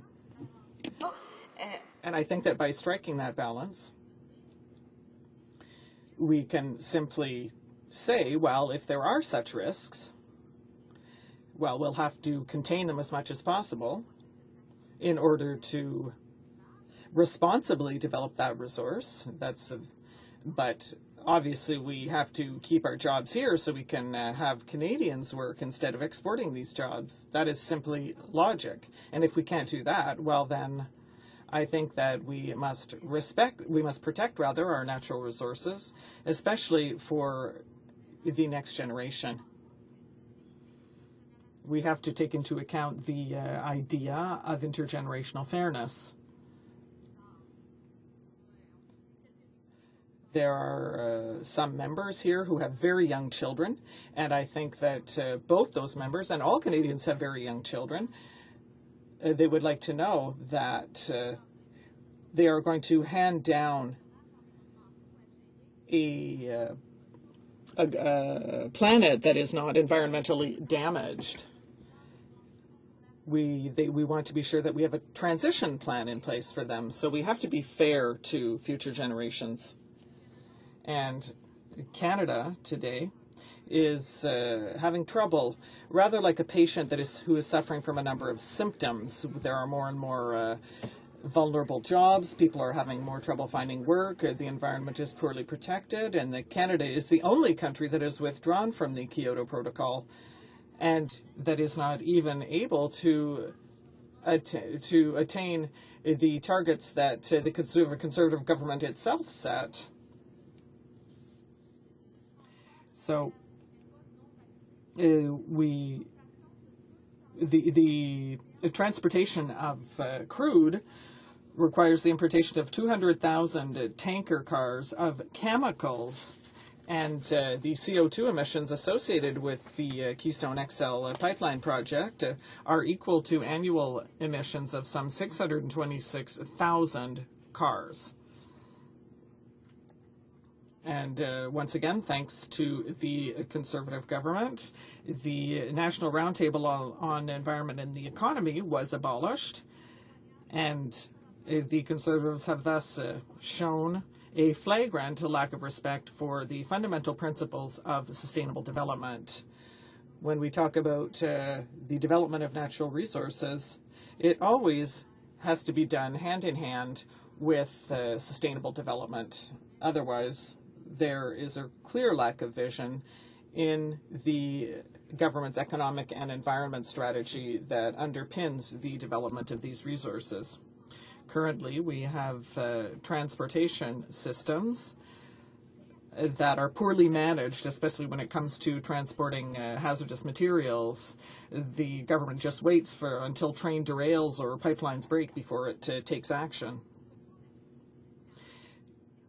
Before, in Abitibi-Témiscamingue, we were a region where resources were exported, and we didn't really take advantage of the processing. The jobs were not kept in the region, but people worked on that. And today, like certain universities in our region are transforming the resources. So we develop them, but we also benefit fully from the development of those resources in the region, and that is what the government should try to do with the oil industry and the oil sands. With XL, what both the Conservatives and the Liberals are going to do is break the chain across Canada and conserve one single link. So we're going to be going back to the colonial era, and I find that is not very good for Canada, and it really shows a narrow-minded kind of vision for our Canadian youth. It is important to add value to our non-renewable oil resources by refining and upgrading them here in Canada. We learned that the steel pipelines will be produced by Indian and Russian companies, so I think that that's double trouble. Don't Can't we produce steel pipelines here in Canada? Once again, those are jobs that could have benefited the entire manufacturing sector, for example, in Ontario. But no, the government has chosen to give that contract to Indian and Russian companies. So, should the Conservatives with their Liberal cronies go forward with this project and open the XL pipeline with 840,000 barrels a day, what is going to happen to Canada's energy security? People already find that gas is too expensive, and now they're just losing control. We're exporting crude, and it comes back to us, and I think that is a lack of vision. People say that this is a non-renewable resource, and we're going to run out of it. And what does the government do? Well, all it does is export 40,000 good jobs that could have been situated here in Canada, so it just sends them abroad. So I think that a real Canadian strategy should focus on offering our Canadian market.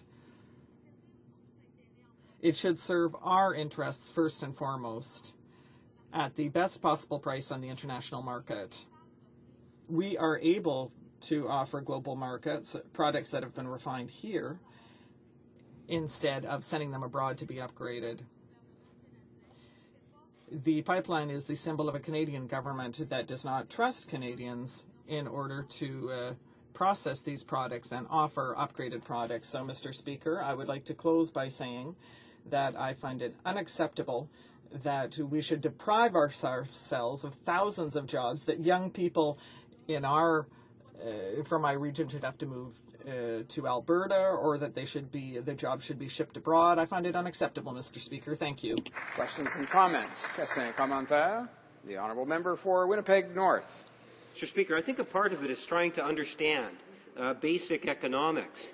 The economic impact, which generates thousands of jobs, literally millions of dollars, which provide a lifestyle for virtually every Canadian from coast to coast to coast through the exportation of many of our natural resources.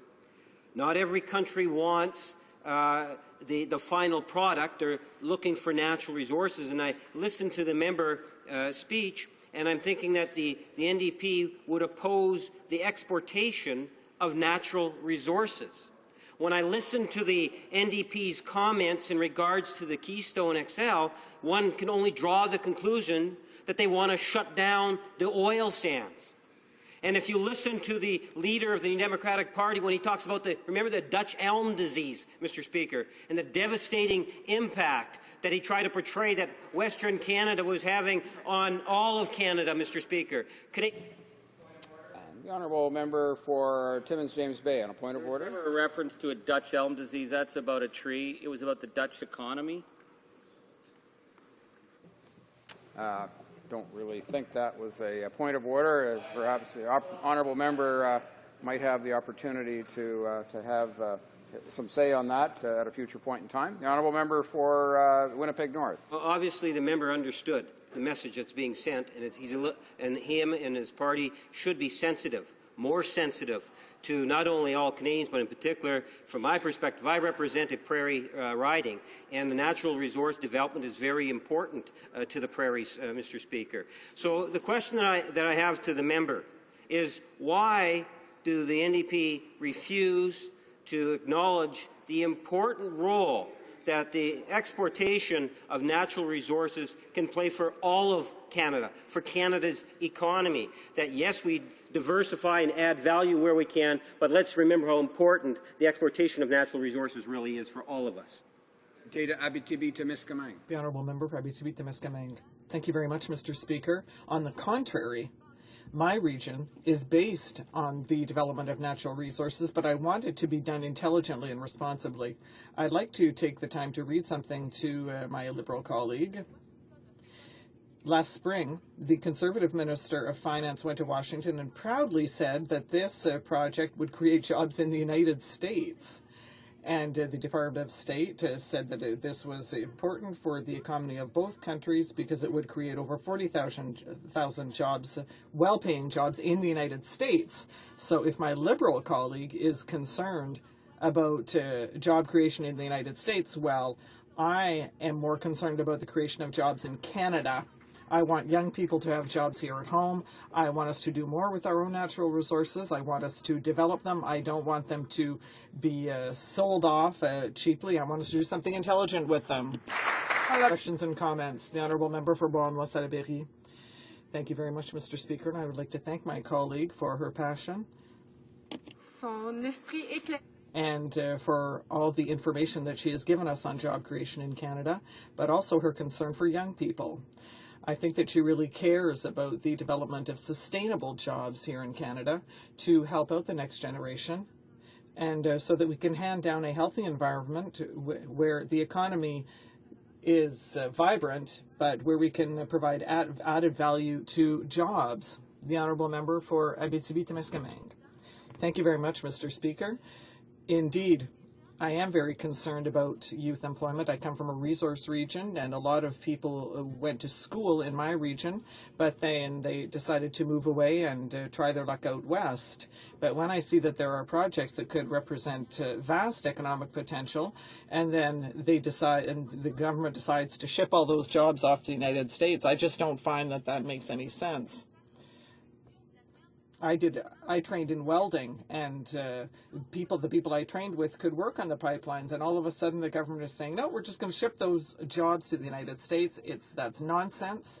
We want to have young people who work in this country, but the government isn't trying to find solutions to have them work here at home. So it's completely absurd. Perhaps if there was no other way, but I think that we can do much better for our young people and for our economy, and that is what is not being done in this pipeline project. Reprise de débat. Resuming debate. The Honourable Member for Rimouski-Témiscamingue. Pardon? The Honourable Timmins James Bay? Oh, I'm sorry. The Honourable Chief Government Whip is rising on a point of order, and we'll get back to the member for Timmins James Bay in a moment. The Honourable Chief Government Whip. Mr. Speaker, earlier today, the President of the Treasury Board tabled the Supplementary Estimates B for 2013-14. On behalf of the President of the Treasury Board, I wish to inform the House that there was an error in the Schedule 1 concerning the vote amount for 25B under Treasury Board. The correct amount of $275 million is reflected in the French Annex A. The English schedule contains a typographical error in the amount of vote 25B. I am therefore tabling on behalf of the President of the Treasury Board a revised English schedule concerning vote 25B along with the correct version of the French, which was tabled earlier today. Thank you, Mr. Speaker. I also have, Mr. Speaker, I think if you seek it, you shall find agreement for two travel requests. These are that in relation to its study on Canada-European Union Comprehensive Economic and Trade Agreement, 12 members of the Standing Committee on International Trade be authorized to travel to Halifax, Nova Scotia in the fall of 2013, and that the necessary staff accompany the committee, and that in relation to its study on the changes to the U.S. rule on country of origin labeling, 6 members of the Standing Committee on Agriculture and Agri-Food be authorized to travel to Washington, D.C., United States of America in the fall of 2013, and that the necessary staff accompany the committee. On the first point, I'm sure the House appreciates the update in respect to the supplementary estimates as tabled. On the second 2 point, does the Chief Government Whip have unanimous consent of the House to propose the motion, the travel? Yes? Yeah. The House has heard the terms. Does the House agree then to proceed with it? Okay. Agreed and so ordered. Now we'll get to the Honourable Member for Timmins James Bay, and we got reversed on the order there. So the Honourable Member for Timmins James Bay, please. Thank you, Mr. Speaker. It's a great honour to rise in this House, and I think this debate on the Keystone XL is an example of what this House should be doing in its work and the role of parliamentarians. The issue of development of resources, the issue of sustainability, the issue of the economy is worthy of debate. And, Mr. Speaker, I don't think it would be any surprise. I don't tend to agree with very much on the Conservative side of the floor, but they show up. And we have a different vision. And what we need to do in this House, it's the party system of Westminster. It's about the issue of showing up and debating so Canadians can make choices, and that's what we're here to do today. My colleagues in the Liberal Party don't bother to show up. Their leader would rather go to Washington to promote Keystone XL. He'd rather go to Calgary to glad hand with oil executives, but he doesn't want to bother showing up in the House of Commons to say where he stands. That's a fundamental difference, Mr. Speaker. And the issue here... Order. The honourable member for Scarborough-Guildwood on a point of order. Chair, it's been a long-standing convention in this House not to point out the presence or absence of other members, directly or indirectly. So if the honourable member would proceed with his speech and offer his own commentary, and then we can ask him questions later. But as to whether who's here and who's not is a matter of entire irrelevance to this debate. I thank the honourable member for Scarborough-Guildwood for his intervention. In fact, and I'm glad he has pointed this out, indeed, members will know that the reference to members, either their presence or absence in respect to the House, is something that members should avoid incorporating into their comments. The honourable member for Timmins James Bay. Mr. Speaker, and I would like to clarify so the people back home know I'm very respectful of the rules. There's a difference between saying whether someone's here and whether someone's actually willing to participate in a debate. And it's the lack of the willingness of the Liberal leader to participate in key debates that is an issue that needs to be discussed, because this is about policy. This is about vision and where we're going, Mr. Speaker. So, for example, 2 weeks ago at the height of the scandal on the Senate, we had the Liberal leader down in Washington promoting the Keystone XL. Last week, during one of the largest weeks in memory in terms of scandal, the Liberal leader asked a mere 3 questions on the scandal, but was meeting with Calgary oil execs. It's about priorities, Mr. Speaker. I think, isn't that their slogan? It's about the priorities that matter. The priorities that matter is within this House is debating. So the fact that the Liberal leader may or may not participate in this debate, it's about the fact that these are issues that need to be brought to the Canadian people. We are not shy at all as New Democrats about talking about our economic vision for the country, because we believe it's the right vision for the country. And we know that our colleagues on the Conservatives aren't afraid to stand up on theirs, and we know theirs is the wrong one. But within the democratic tradition, at least we will debate each other, and Canadians, and this is the choice, Canadians will not be fooled. There's no games here. They won't use slick slogans. It's about debate. So this is where we are today. Mr. Speaker, I come from Coleman Township, which was at its time the richest township in Canada. Most people don't know that. It's a fact. Coleman Township, in the rich silver boom in the early years of the 20th century, was considered the richest township in Canada, and we never had a paved road in Coleman Township in all those years. We have a lot of cyanide dumped in the lakes. We have arsenic beaches, the beautiful, we call them the green beaches of cobalt, because at that time the idea of a boom was you got what you could get and you got out. And Canada, all across northern Canada, Mr. Speaker, there's a history of boom and bust and boom and bust. I come from the boom-bust economy of gold mining. My grandfather, Charlie Angus, died on the shop floor at the Hollinger mine. My grandfather, McNeil, broke his back underground. My uncles worked in the mines. So we understand what the mining economy is about. And, Mr. Speaker, we've been extremely blessed in Canada with enormous resources. Even though I don't think we have handled our resources with the grace and the sustainable vision that we should, we continue to find more resources, and we are the envy of the world in that. But, Mr. Speaker, when I look at the mining industry and I compare it with what's happening now with the plan for the Keystone XL, I see how this government allowed Inco and Falconbridge, two of the greatest world-class mining companies in the world, to be bought out by corporate raiders.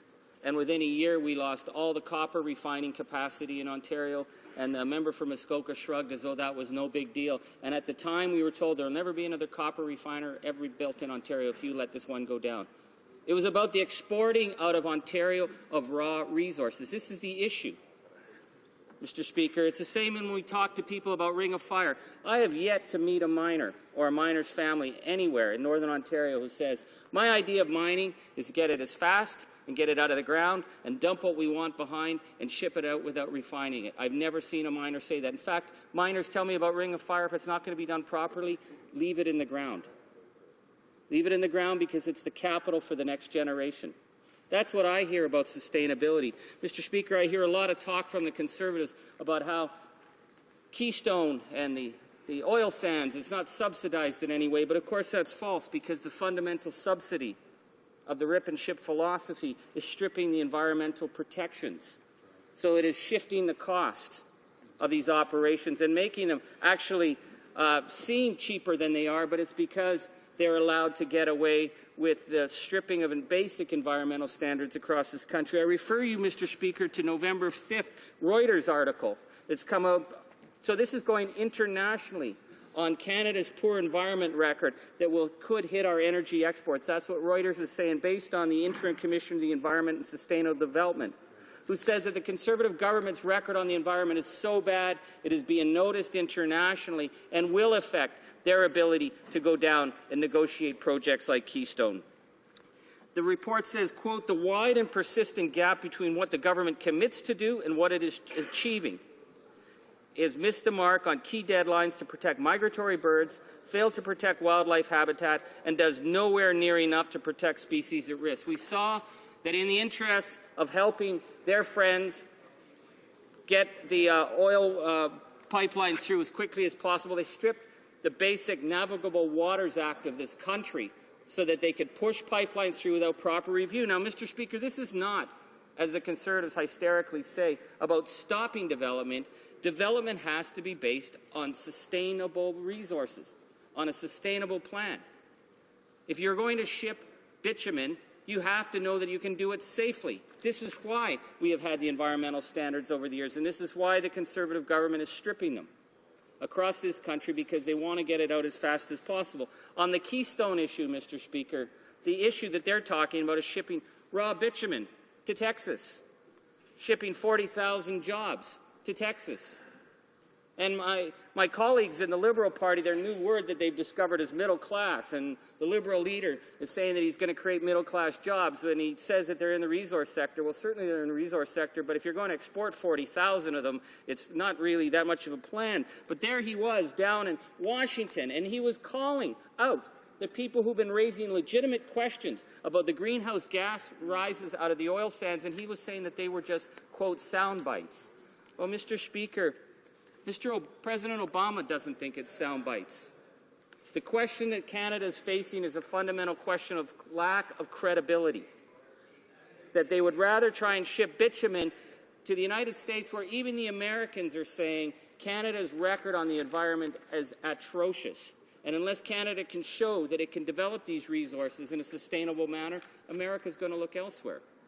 We have an enormous ability, Mr. Speaker, to transition this economy by putting the investments in the right way. Simply shipping raw resources out of the country as fast as possible is not a vision in the long term. Now, as I said, Mr. Speaker, the New Democrats are not afraid to come in and stand and talk about this. We represent the resource regions of Northern Canada. We understand the need to reflect in the 21st century as we pass yet another dismal target in terms of the increasing greenhouse gas emissions around the world, that we are entering a period where the abuse of the earth is no longer something that you can just take for granted. And yet it was the Conservatives and the Liberals who stood up in this House and voted against the motion that was brought forward this House, meeting the climate scientists' warning that if we pass that 2-degree centigrade mark in the increase in global temperatures, we will be in an unstable climate. And yet both the Conservatives and Liberals stood together because they will not deal with this issue of climate change. It has to be dealt with. Mr. Speaker, it is going to be the fundamental cost of doing business in the 21st century. So if my colleagues on the other side who believe in this, the free market, as they call it, they need to factor in, and this is what our leader has said, whenever you factor in the development of resources, you cannot do it on the backs of the next generation. You cannot do it by just simply assuming the greenhouse gas emissions have no impact. They're having a significant impact. And until this government comes forward with a credible environmental plan, they are going to continue to be seen as an outlier around the world, regardless of whether their friends in the Liberal Party are out there trying to show for them.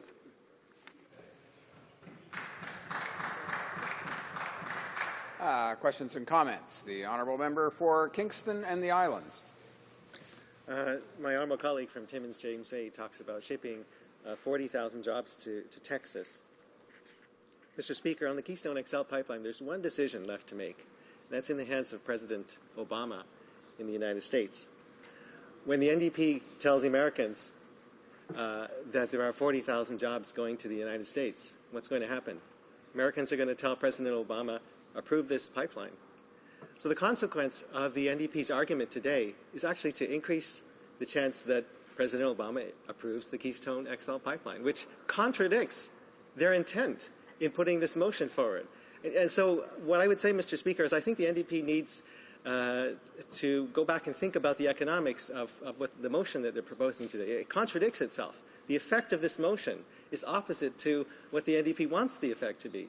I think they need to think a little bit more clearly about what they want to do and what we're spending taxpayers' dollars doing here today, Mr. Speaker. The honourable member for Timmins, James Bay. Thank you, Mr. Speaker. I was quite amused by that. It seems that my colleagues in the Liberals, once again, they can't just stand up and say it. Yes, they are going out and support Keystone XL. Yes, they support the sell-off of oil sands resources to state-owned companies like China. Yes, they support the secret of China free trade deal, regardless of whether they see it or not. Yes, this is their position, so just say it. Don't try and bend themselves into pretzels about trying to do first-year philosophy logic. We say this is a bad deal for Canada. Canadians are speaking up, and we're not afraid to stand up and do it. I would like to see the unplugged members of the Liberal Party actually plug themselves in and get a little bit of energy on this issue. Questions and comments. The honourable member, l'honorable député de Laurentide. The honourable member for Laurentide-Labelle. Thank you, Mr. Speaker. I'm not surprised to see the attitude of the Liberals. They would love to get rid of all the scars that they left on Albertans, that the father of the current leader left on Albertans. I don't think Albertans are prepared to amputate to get rid of the scars. It seems to be a vocation they have rather late to rescue Alberta. The resources that belong to Albertans should last as long as possible for future generations. Thank you, Mr. Speaker. Thank you, Mr. Speaker. I thank my honourable colleague for his excellent question. And the issue here, in the 1970s, my relatives worked in the oil patch. They're from Alberta. They remember when Mr. Trudeau thought that the Alberta resources was Mr. Trudeau's resources, and they rejected it. But they also recognize that if we're going to develop these resources, Canadians, Albertans have a right to benefit from it. That's why you just don't ship raw bitumen, Mr. Speaker. I'd like to quote former Alberta Premier Ed Stelmach, who said, shipping raw bitumen is like scraping off the topsoil, selling it, and then passing the farm on to the next generation. That's what Ed Stelmach said from Alberta, and we certainly agree with him. Questions and comments. The honourable member for Thunder Bay, Superior North. Very much, Mr. Speaker. The honourable member from Timmins, James Bay, is right on. Good for him, good for the NDP for standing up for Canadian autonomy, Canadian jobs, processing Canadian resources in Canada. I'm really disappointed in the Liberal stance here. I just don't see their logic at all. And I'd like to ask the honourable member from Timmins, James Bay, if building on what he said, is he aware that Mark Carney, when he was the governor of the Bank of Canada, said that buying high from Brent crude oil and selling low at a 20–30% discount in Western Canada to the U.S. was a really dumb thing to do? Member for Timmins, James Bay. Thank you, Mr. Speaker, and I want to thank my honourable colleague for participating in this debate with these kind of interventions, because this is about an economic vision. It's about an economic strategy. And as I said, I've very rarely, there's been occasions, but I very rarely agree with Conservatives on the other side.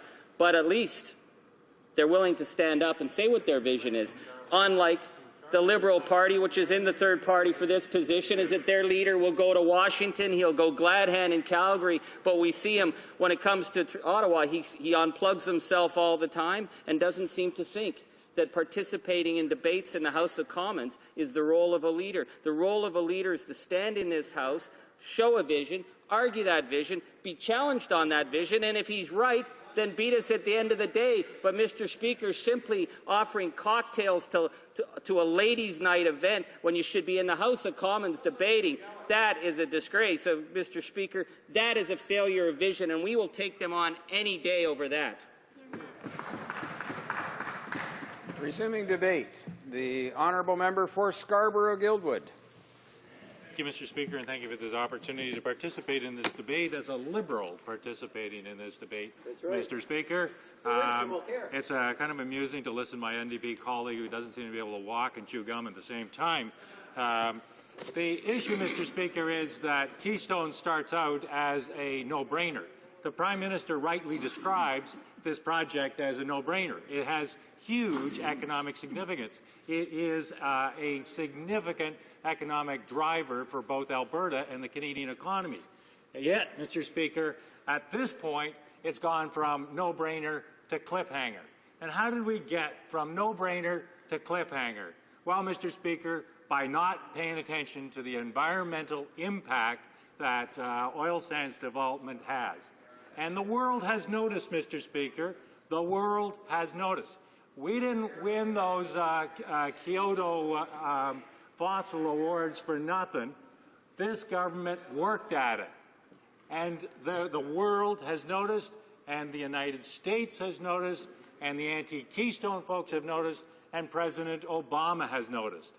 And because Canada for the last 6 or 7 years has done nothing about getting control over the ever-escalating emissions, both in intensity and in quantity, on the oil and sands development out in Alberta, we now have a significant issue in our hands. My colleague has reminded me that I'm splitting my time with my colleague from Kingston and the Islands, so I apologize to my friend from Kingston and the Islands. Mr. Speaker, the issue here is a gross mismanagement of a fundamental economic issue. And so now we've moved it from no-brainer to cliffhanger. From no-brainer to cliffhanger, Mr. Speaker. And so now that we see the Prime Minister going down to New York and saying he's not going to take no for an answer. Well, I'm sure that President Obama woke up in the middle of the night and said, Michelle, the Prime Minister won't take no for an answer.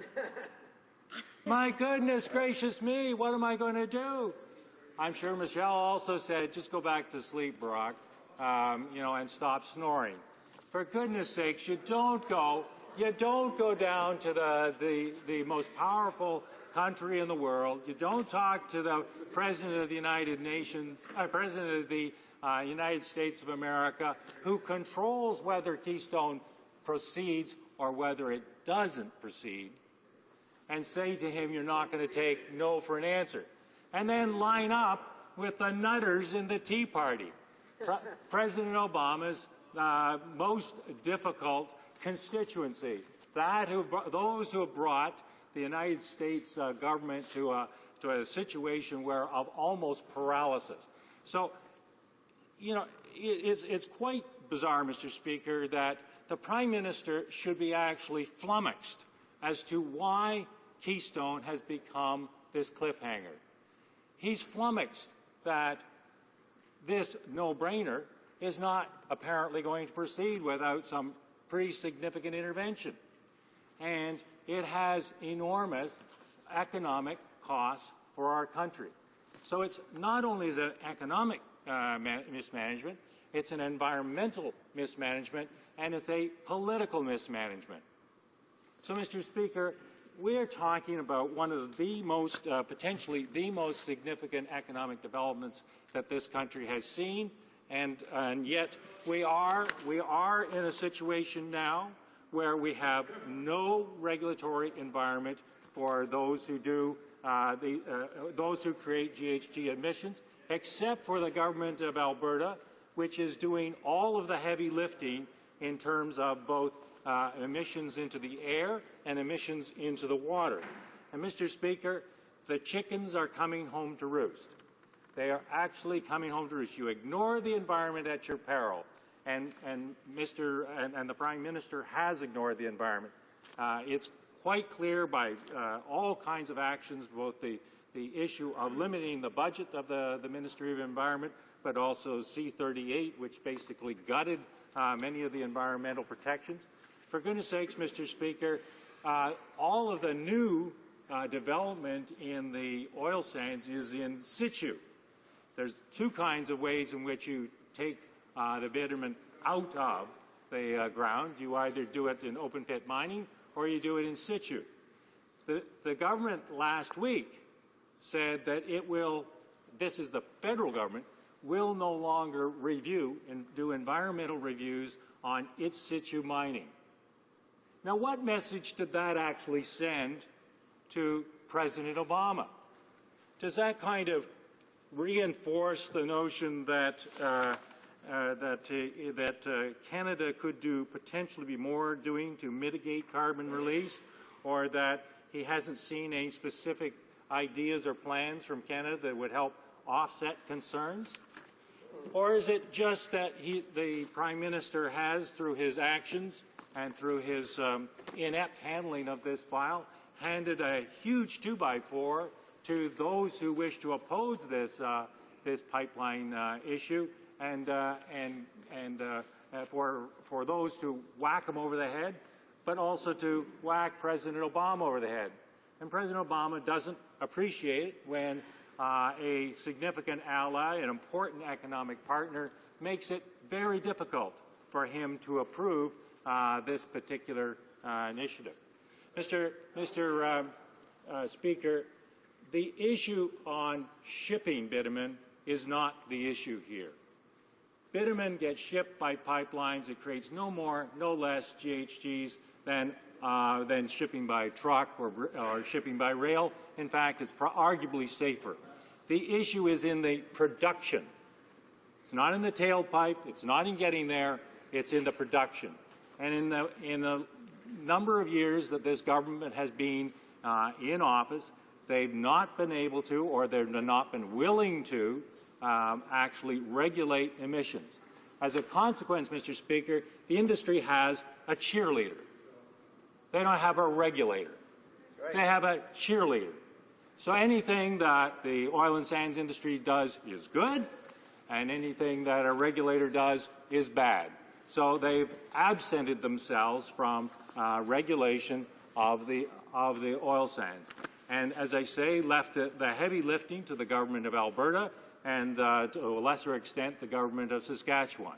Hence, we have Premier Redford making regular trips down to Washington to sell the idea of Keystone, because it is extremely important to her province. And that has led to other issues. And when you don't pay attention to environmental issues and legitimate concerns that come up in the shipping of bitumen, or dilbit as it's known, you create difficulties for yourself. So a little example, Mr. Speaker, is in the neighborhood where you and I live, namely Line 9. You know, the City of Toronto submitted some pretty important concerns to the NEB a few weeks ago. Many of them are very reasonable. But people have lost trust in this government to actually stand up for them in the terms of protecting their environment. Many of the concerns are simple things like more valves, where's the line located, etc. Mr.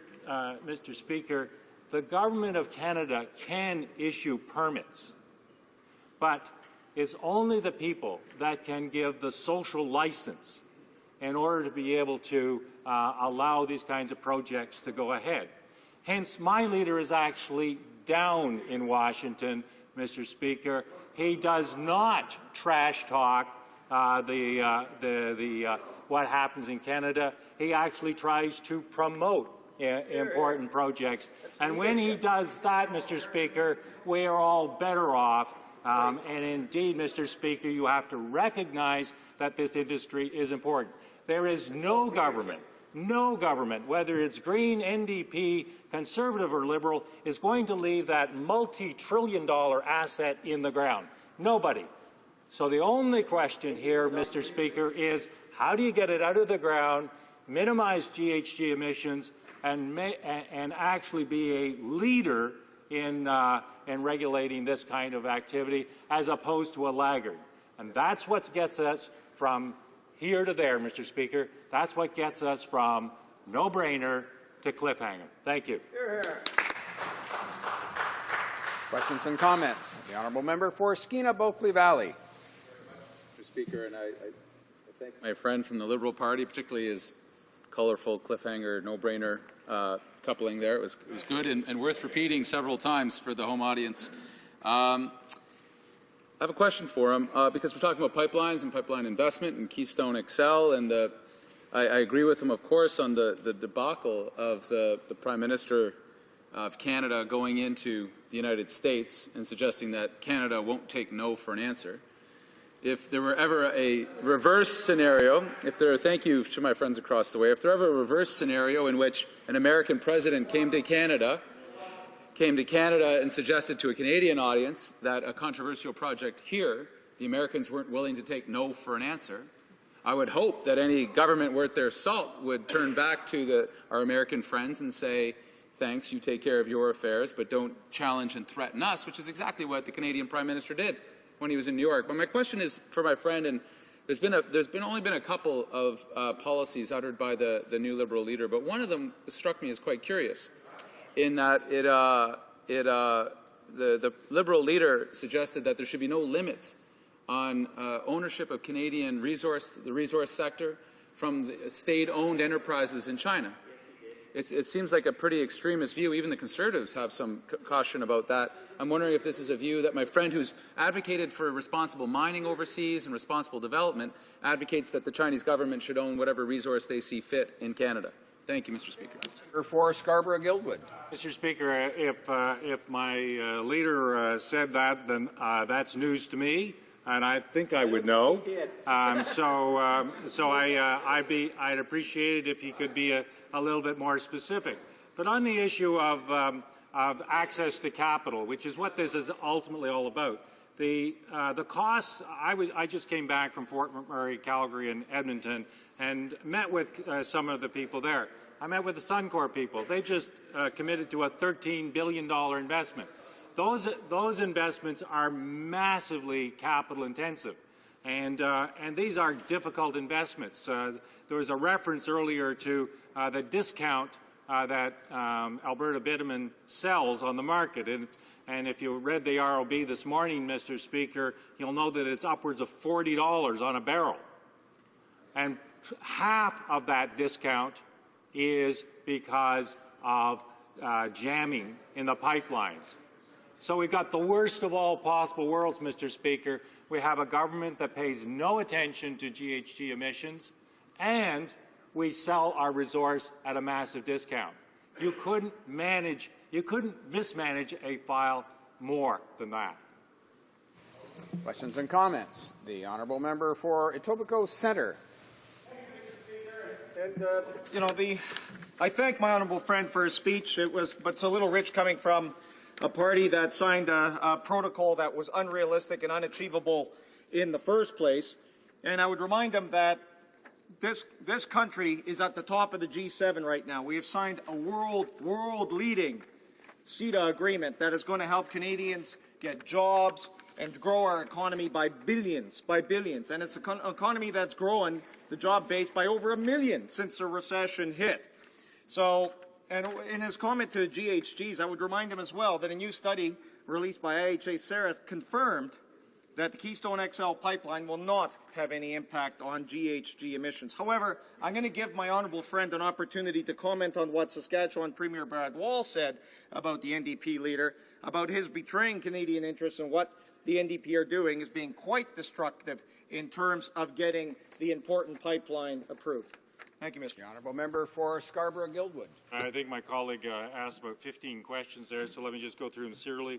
On the CETA, we support the Canada-Europe trade agreement. We would like to see a few more details.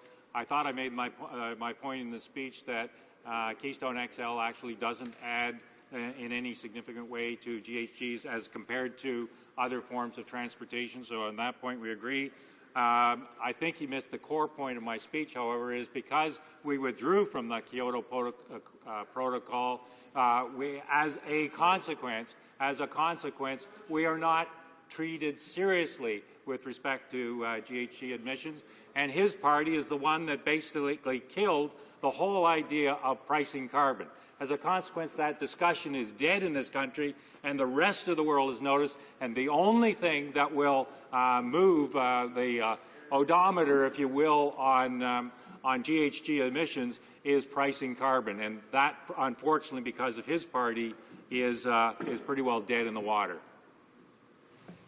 Resuming debate, the honourable member for Winnipeg North is rising on a point of order. A point of order to a certain degree, I guess, Mr. Speaker. I understand that there has been discussions among the parties, and if you seek it, I think you will find unanimous consent for the following motion, that notwithstanding the order adopted by the House on Monday, October the 21st, 2013, the Special Committee on the Violence Against Indigenous Women be permitted to report its recommendations no later than Friday, March 7, 2014. Does the honourable member for Winnipeg North have the unanimous consent of the House to propose this motion? Yes. Yes? The House has heard the terms of the motion. Is it the pleasure of the House to adopt the motion? Yes? Agreed and so ordered. Resuming debate, the honourable member for Kingston and the Islands. Well, thank you, Mr. Speaker. I would like to start out by strongly agreeing with my colleague from Scarborough-Guildwood that if this government had taken much more seriously, had a much stronger environmental policy to deal with the environmental effects of developing the oil sands, we would not be debating the Keystone Pipeline here today. I think it's very important to note that if the Conservatives and the NDP had had the courage of the Government of Alberta, the Government of British Columbia, the Liberal Member of Parliament from St. Laurent-Cartierville, to talk about putting a price on carbon pollution, that would be dealing with the environmental consequences of developing the oil sands, the greenhouse gas emissions, and we would not be having this debate about Keystone today. I'd like to start out also by saying that, you know, it's okay to disagree inside a party, for people in the same party to have different views. It shows that people are thoughtful. But in the end of the day, the party has to have a position that has some sense. And what I'd like to talk about in my time today, Mr. Speaker, is the contradictions in the thinking of the NDP as they put forward this motion today. And one thing I'd like to start out by noting is that the upgrading of bitumen in Alberta, which members of the NDP have talked about, is really a separate question from pipelines, because if you upgrade the bitumen and turn it into synthetic crude, you still have to ship it somewhere by pipeline. So these are really two different questions. And in fact, 2/3 of the petroleum that will go through the Keystone XL apparently is upgraded synthetic crude. And that is why today, when the NDP talks about shipping 40,000 jobs to the United States and brings forth this motion, unions have spoken out against the NDP motion to say, wait a minute, we want the jobs that this Keystone Pipeline is going to create. What's happening here is that the jobs from upgrading bitumen depend on the price difference between bitumen and synthetic crude. And if you can ship away the synthetic crude, you will increase that price difference and make the upgrading more economically viable. That's where the jobs come from. That's why the unions are opposed to the NDP motion today. Now, you can argue, there are good people on both sides of this argument about the Keystone Pipeline. What I want to talk about today is the contradiction in the NDP position. Secondly, I want to talk about the effect of what we're debating today. What is the point of this debate? With regards to the Keystone XL pipeline, there is one decision left to make, one relevant thing to address, and that is the decision by President Obama in Washington, D.C. The NDP talks about exporting 40,000 jobs to the United States. What would the effect of passing this motion have on the one thing that's left to decide, the decision of President Obama? It is simply that the passage of this motion would encourage President Obama, increase the pressure on President Obama to approve the Keystone XL pipeline. I mean, some members are laughing at that statement, but really what they're saying is that this debate is even less relevant than I'm trying to make it out to be. So here's the contradiction. The NDP says they're opposed to the Keystone XL pipeline, but if you go and tell Americans, oh, we don't want you guys to have those 40,000 jobs, we want to keep the 40,000 jobs, you're only encouraging the Americans to approve the Keystone XL pipeline. So the question is, what is the NDP trying to accomplish today, and what is the economic thinking behind us spending time debating this motion? The fourth contradiction that I want to point out is the fact, and first a little bit of background information, that the New Democratic Party is one party across the country. The provincial NDP and the federal NDP are the same party. And Canadians may not know that this is a little bit different from, say, the Liberal Party, where the Liberal Party in Quebec and BC and Ontario and Alberta are very, very different parties. They're totally separate organizations. But the point is that the Saskatchewan NDP and the federal NDP, which are the same party, they disagree on Keystone XL. The Saskatchewan NDP says that Keystone XL is a good thing for Saskatchewan. The federal NDP is now opposed to Keystone. So again, what exactly is the NDP's position on this, and why is it? I mean, why is it that smart people in the federal NDP and smart people in the Saskatchewan NDP disagree? I mean, I'm not saying that one side is right or wrong, but I think if you want to talk about economics, you've got to sort things out first. You've got to maybe sit down and close the door and figure out what your party's position is and put some sense into it. The last thing I want to say is that the NDP, even though it opposes the Keystone XL pipeline, it supports the Energy East pipeline, which in fact will transport about 30% more petroleum than the Keystone XL pipeline. The NDP supports the Energy East pipeline, and it also is talking today about these 40,000 jobs from upgrading the value added of upgrading the bitumen into synthetic crude. But at the same time, the NDP candidate in Toronto Centre is saying that what she would like to see is a moratorium on oil sands development. Again, there are good people on both sides of this argument, smart people, but I think what the NDP has to do is if they want to bring a motion to this House about the Canadian economy, I think what they've got to do is to sit down and go home and figure out, sort out the contradictions in their economic thinking. So, Mr. Speaker, that is the point of my intervention today. That I believe that there are too many contradictions linked to this motion, and I think it's important to point them out. Thank you, Mr. Speaker. Questions and comments. The honourable member for Vaudreuil-Soulanges. Speaker. Well, Speaker, why would the U.S. be saying no to Keystone XL? Perhaps Barack Obama knows what most Canadians know, that Conservatives are stupid on the economy. But after the Liberal leader's visit, he also knows, the American president also knows that Liberals are stupid on the economy. The members here have claimed that the economics isn't in getting there, not in taking it out, but in production. And this member seems to imply that our motion is somehow influential on the American... Right. Order. The honourable member for Edmonton Centre on a point of order. Mr. Speaker, I know everybody's having fun with this and so on, but there are certain words that are considered parliamentary and some that are considered unparliamentary. And I believe that calling somebody or a party stupid, I think that's probably unparliamentary, and I'd leave it to you to make the judgment, Mr. Speaker. I thank the honourable member for Edmonton Centre for his intervention. There is no doubt that when members begin to use those kinds of or characterize other members, whatever party they may be from, this gets us down into a different area that really doesn't help the civility of our discussions here in the House. And caution, honourable members, I wouldn't say that in the context that the member for Vaudreuil-Soulanges used the term, it was borderline in terms of creating disorder, which is one of the measures that we use to determine whether, in fact, a term has been unparliamentary. As I heard it, it wasn't unparliamentary, but again, we're getting into very risky territory there, and so I'd encourage the honourable member to perhaps consider that in the course of his words. The honourable member for Vaudreuil-Soulanges. Thank you, Mr. Speaker.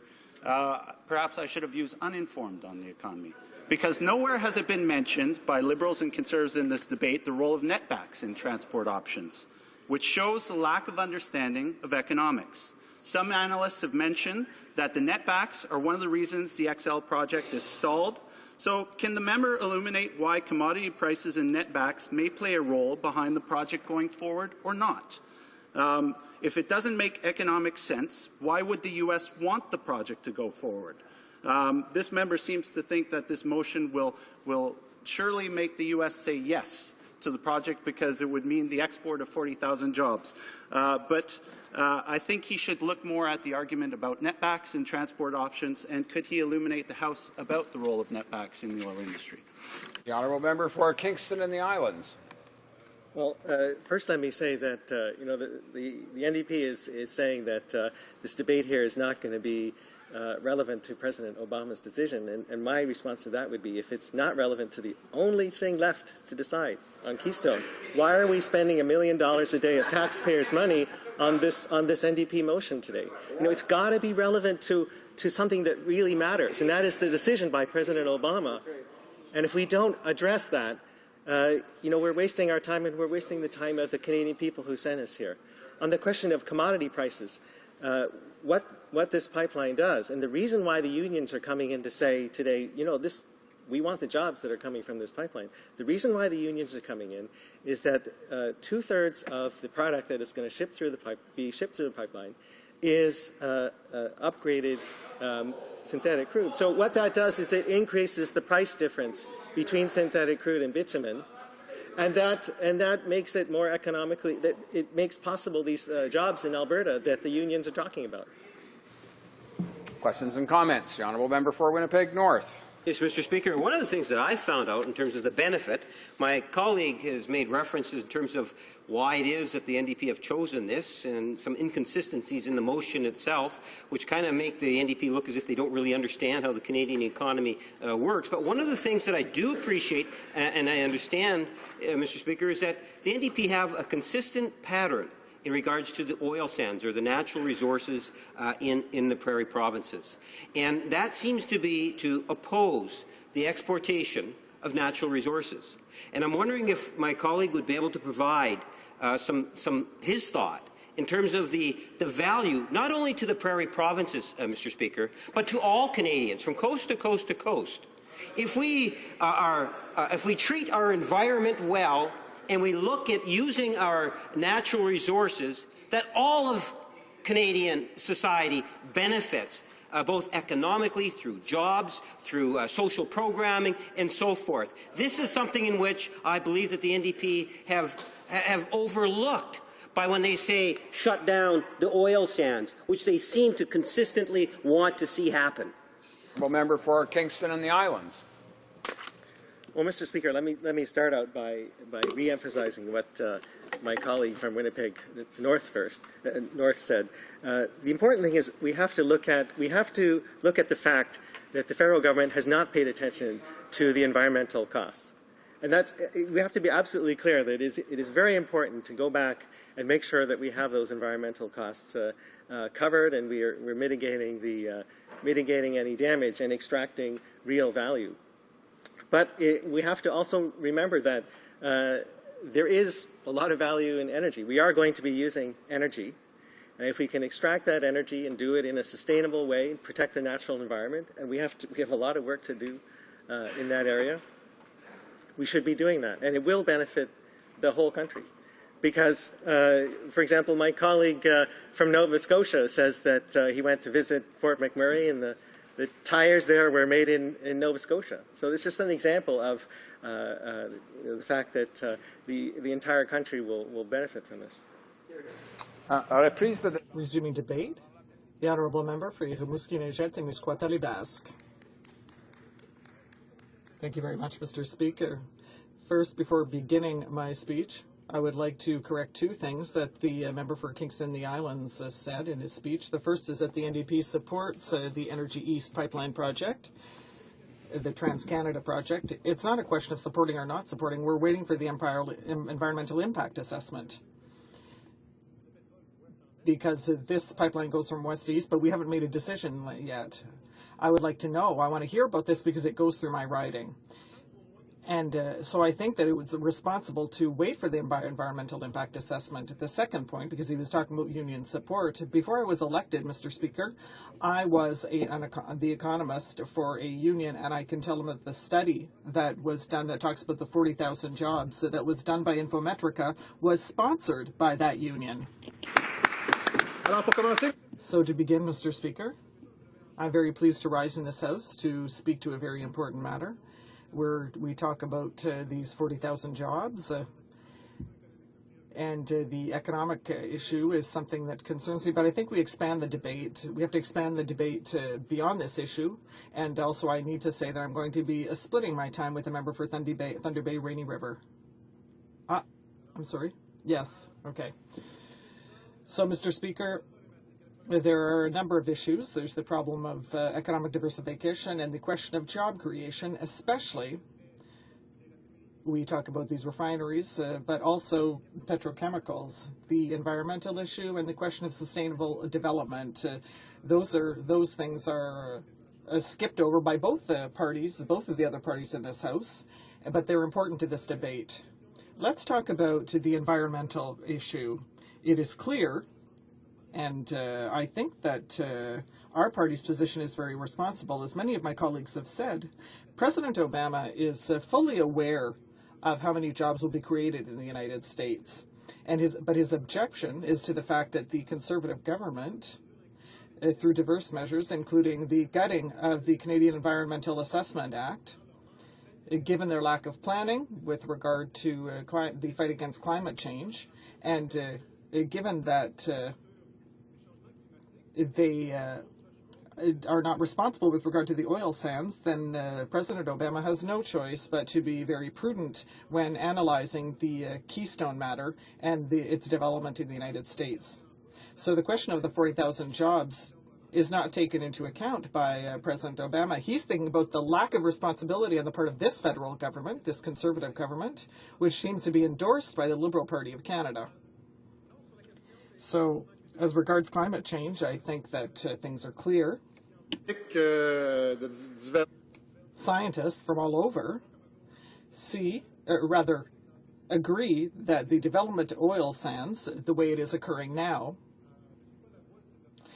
is not compatible with sustainable development. We've had a golden opportunity here to use that resource. A wealth that Canada has, we have the opportunity to use it advisedly in a way that will benefit all Canadians, and eventually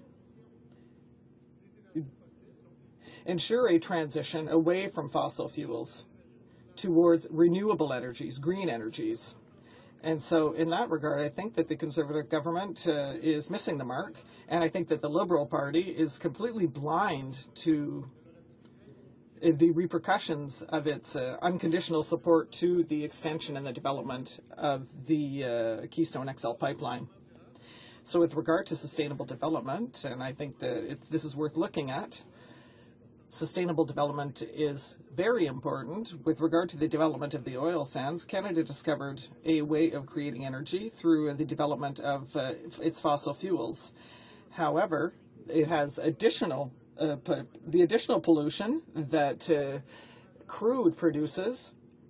Canada has a major problem with the transportation that causes a glut and a lack of capacity in terms of refining.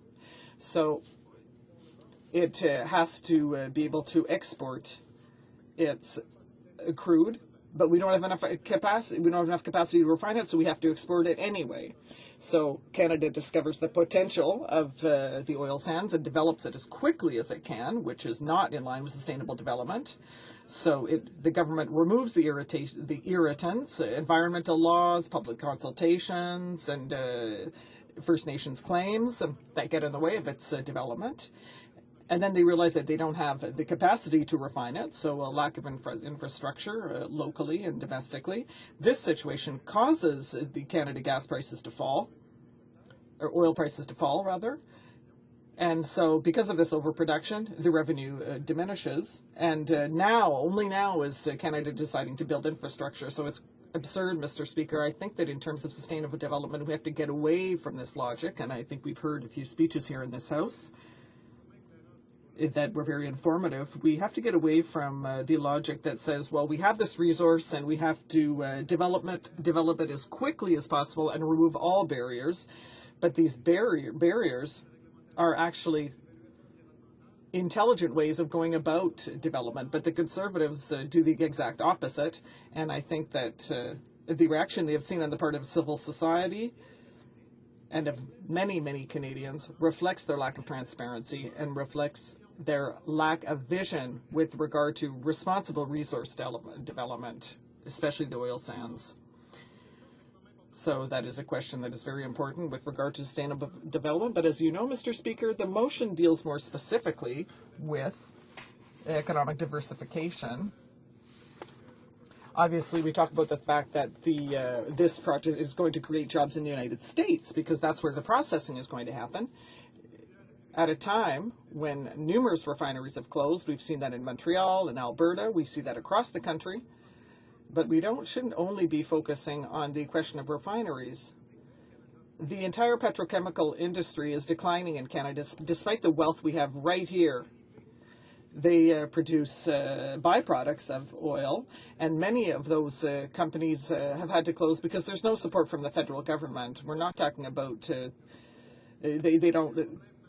Or rather, there's a major problem with regard to economic diversification, which means that we're in a situation where we want to export crude to the United States.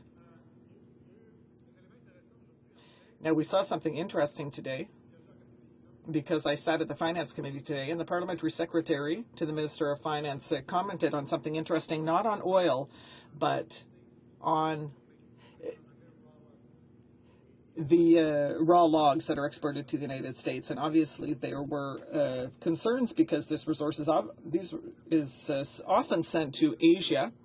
So and this is sent more to Asia, and that's a problem because we're not exporting the resource at a value that could allow us to benefit more. And that is the same logic that applies here to the oil sands.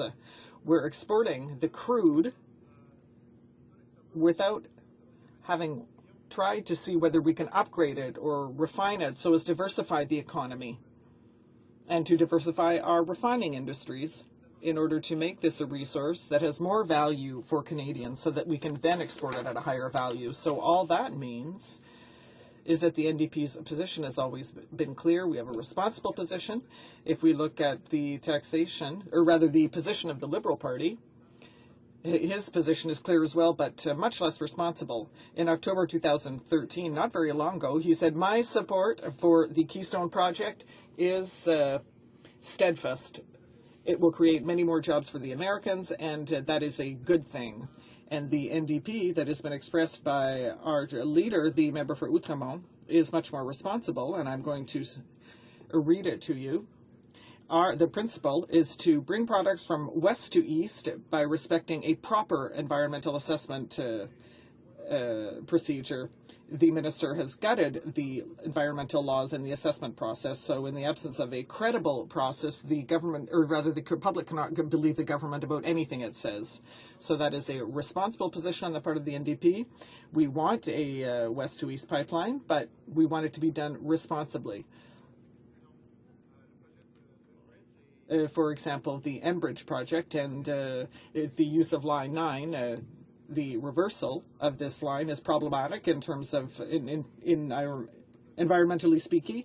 And for my riding, I welcome Energy East. It's going to go through my riding, but people want to be careful about it. People are not really for or against. They want to know more about it first. So we need a proper environmental impact assessment process, and that's what people want to see. But now that's not what we have. So I would urge the government to use this motion before us to examine its conscience and to ask itself whether the way it wants to develop the oil sands is the best and the most responsible for the country. And I would also urge the Liberals to examine their conscience as well, to find out whether they really want to hook up their horse to the Conservative cart. So, Mr. Speaker, I eagerly await questions. Thank you. Comments. The Honourable Parliamentary Secretary to the Minister of Natural Resources. Thank you very much, Mr. Speaker. I hold in my hands a press release from the International Union of Operating Engineers objecting to this NDP motion.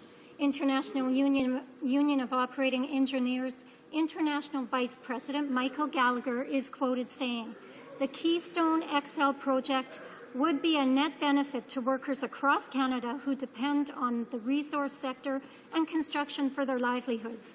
This hasty action by the NDP without consulting major stakeholders will jeopardize our economic recovery and jobs we had been hoping for." Mr. Speaker, how can that member continue to assert that their ideological position is about job creation in the face of such criticism? The Honourable Member for Rimouski-Neigette-Témiscouata-Ribasse. Thank you, Mr. Speaker. I don't know whether the Parliamentary Secretary was there when I said so, but I used to be an economist with the Telecommunications, Energy and Paper Union, which represents many, many workers in the oil sands. So I can tell her that union is not steadfastly opposed to to developing our resources, but they want it to happen responsibly. So what she is saying, what she read, I accept that. That's part of the debate. There's a debate in Canada right now as to whether the development of oil sands is being done responsibly. She has one argument, I have another, and that's the debate that's going on right now. But I can tell you, Mr. Speaker, that the debate is raging, and the NDP's position is the most responsible because as the NDP leader in Saskatchewan said, we want to look closely not only at the economic component, but also the environmental component, and also from the point of view of social development. So we are very proud to be able to support this motion, and we hope that the other parties will start looking at the impact of the decisions that are being made. The Honourable Member for Winnipeg North. Mr. Speaker, there is no debate within the federal New Democratic Party. The leader of their party has been very clear.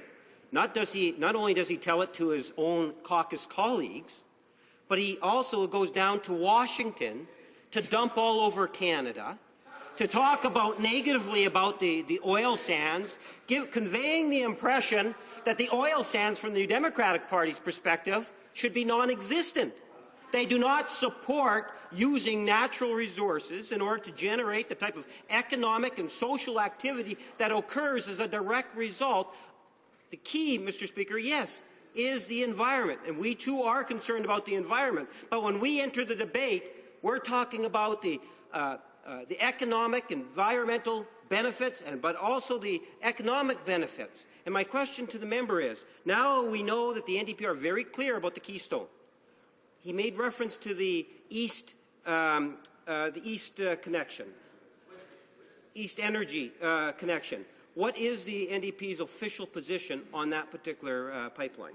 Deputy de Rimouski-Neigette. Honourable Member for Rimouski-Neigette-Témiscouata-Ribasse. Thank you very much, Mr. Speaker. Well, I think it's clear there are only two visions that are completely opposite right now, and we're debating them.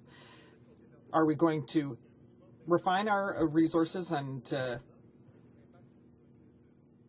ship them abroad? without taking them into account of the environmental impacts?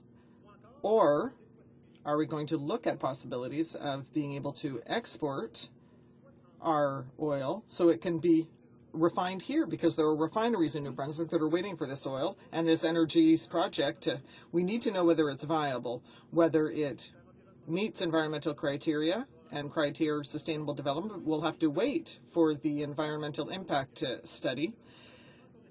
And that hasn't been done yet. So we are quite prepared to support this pipeline project if it can be shown that it is safe, environmentally speaking, and if it is going to benefit Canadians, not only economically speaking, but also with regard to the availability of resources. Questions and comments. The Honourable Member for Skeena-Bulkley Valley.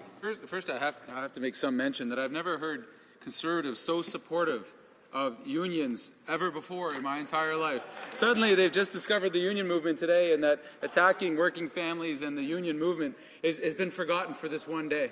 That's a remarkable change. I wonder if it's going to be the same way when unions are facing a lockout like they were under Canada Post, that they'll find anything to say good about unions again, because I've never seen it from Conservatives so much today. But I'd like to quote a friend of mine from Alberta earlier today from the Conservative side who said, and I quote, got this off of Hansard, that the real jobs in the whole oil production and processing are in the building of pipelines and producing of oil. Refining isn't where the real jobs are.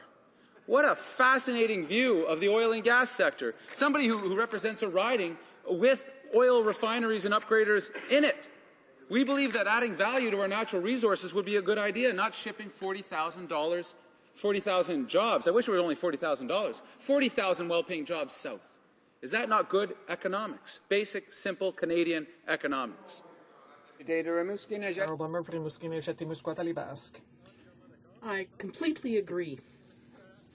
I think what we're seeing here is some confusion on the part of many Conservative members. I mentioned the Parliamentary Secretary for Finance, who was preoccupied by the export of raw resources, raw logs,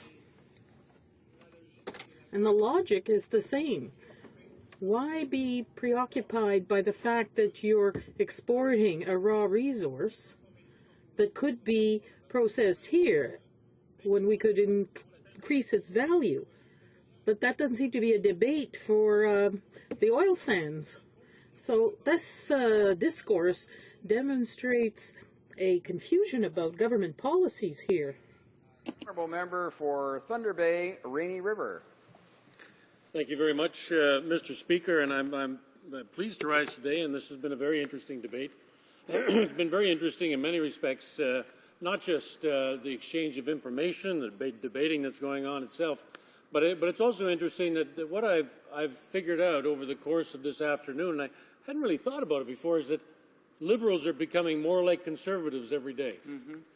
And this is a good example with the Keystone XL that, they've joined together, Conservatives and Liberals have joined together to promote Keystone XL, despite the fact that it's going to export tens of thousands of jobs, Canadian jobs to the United States, along with our raw resources. And I hear some guffaws from the other side here, and we'll talk about that in 1 second. But this is a good day, because this opposition day that we have today is a good opportunity for us to show Canadians that not only are the Liberals and Conservatives working together on this, but that we are the party that's looking out for our resources, for Canadian workers, and for any sort of action on the environment. Now, even the Conservatives' finance minister admits that the Keystone XL pipeline will ship away tens of thousands of quality, well-paid Canadian jobs, will ship them south to the border. And unlike Conservatives and Liberals, New Democrats don't believe promoting a massive export of our raw, unprocessed resources is a good economic policy for Canada. And Conservatives and Liberals both think the same on this. Let me use another example. Someone was speaking earlier about the Canada-European Free Trade Agreement. Now, there's a reason why it's actually not going to be approved or voted on, or whatever the case may be, for a couple of years, maybe not even before the next election. because there are so many things to work out yet. One of the things that needs to be worked out is the shipping of raw logs from Canada to the European Union. That hasn't been sorted out yet. But we know the Conservatives like that idea. We know the Liberals like that idea. And it seems to me that the Conservatives and Liberals are quite happy to ship raw logs to the European Union or raw logs to the United States and buy back the chairs. They think that's a good idea. They're not interested in secondary processing in this country of our natural resources or any other tertiary processing. They're just happy to dig it out of the ground, cut the tree down, pull the minerals out of the ground, whatever the case may be, and ship it outside of the country. That's why we're losing the jobs, Mr. Speaker, because those secondary processing jobs, tertiary processing jobs, should be right here in this country. There are resources, they're Canadian resources, and it seems to me that Canadian workers ought to be processing those resources. Here, here. Now, contrary to what the questions that I'll probably get after I finish speaking, we do believe in pipeline projects when they're done properly. Properly so they can benefit Canada, so they can benefit Canadian workers, but not when they ship raw resources away, not when they ship our jobs south of the border, and even worse still, Mr. Speaker, leaving the environmental risks as liabilities on the shoulders of our children and grandchildren. We want development in this country. New Democrats want development in this country to serve Canada's long-term environmental and economic prosperity, not short-sighted projects that leave Canadians behind. Now, what I'm hoping is that someone with the Liberals or someone with the Conservatives is going to stand up when I'm finished, and they're going to ask me a question, and they're going to say, why do you think secondary processing in Canada with Canadian workers is a good idea?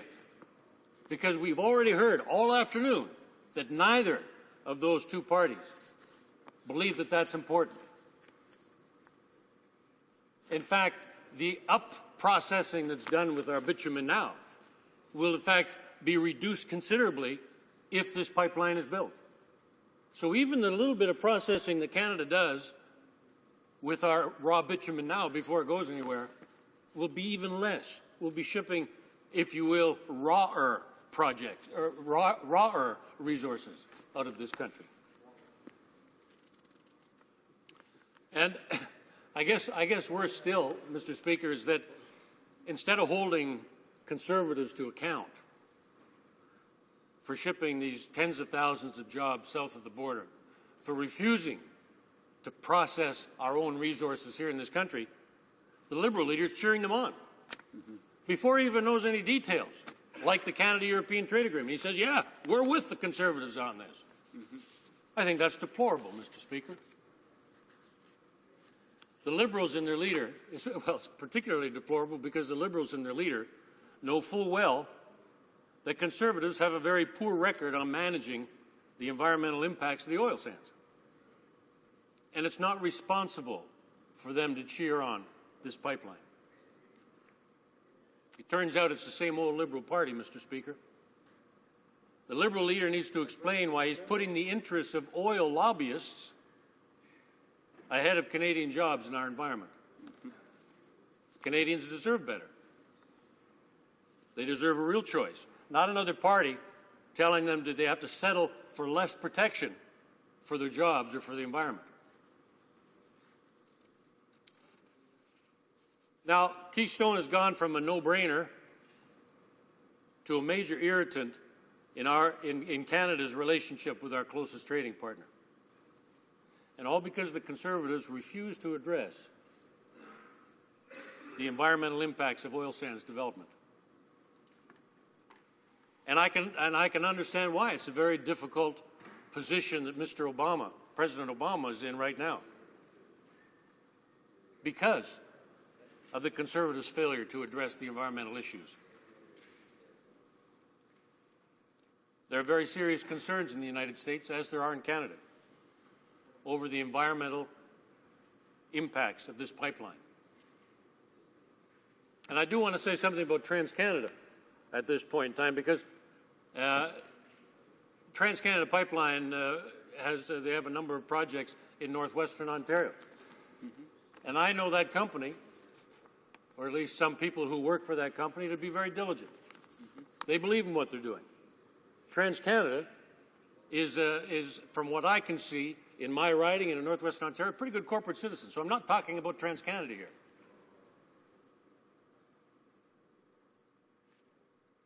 So when I talk about the impacts of the pipeline, I'm really talking about the lack of environmental standards on this.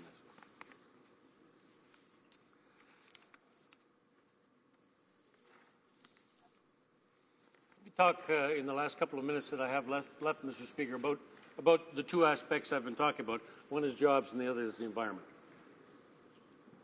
Now, based on an independent study, the export of unprocessed bitumen envisioned by the Keystone XL project could result in the loss of over 40,000 potential jobs in Canada, direct, indirect, and induced. And an analysis by the U.S. State Department found that Keystone XL would support 42,100 jobs during the 1 to 2 year construction period, with total wages of about $2 billion. That's all in the United States, Mr. Speaker. In fact, I don't know exactly when it was that the finance minister was in the United States, but he was actually trying to sell Keystone XL by telling the Americans, yeah, you're going to get 40,000 jobs here.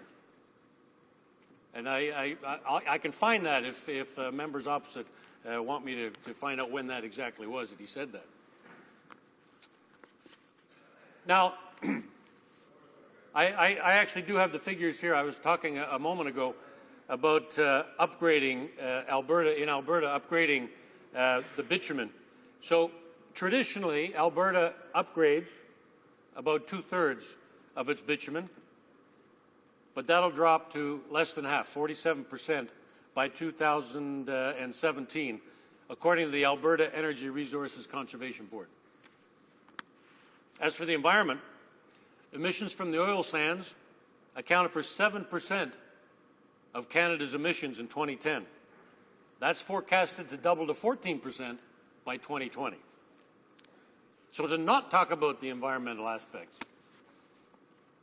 of the oil sands and shipping raw bitumen is a serious issue.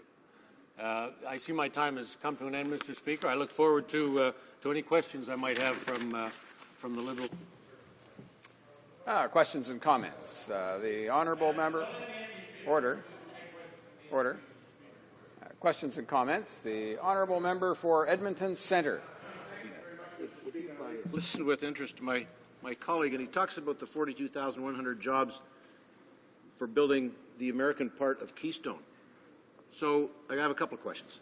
First one is, so if Keystone was not approved, would those 42,100 jobs suddenly come to Canada for a project that's, not happening? Or would it simply eliminate the thousands of jobs that already happened in Canada? I'm not finished. He talks about wanting to upgrade Canadian product before it gets shipped overseas.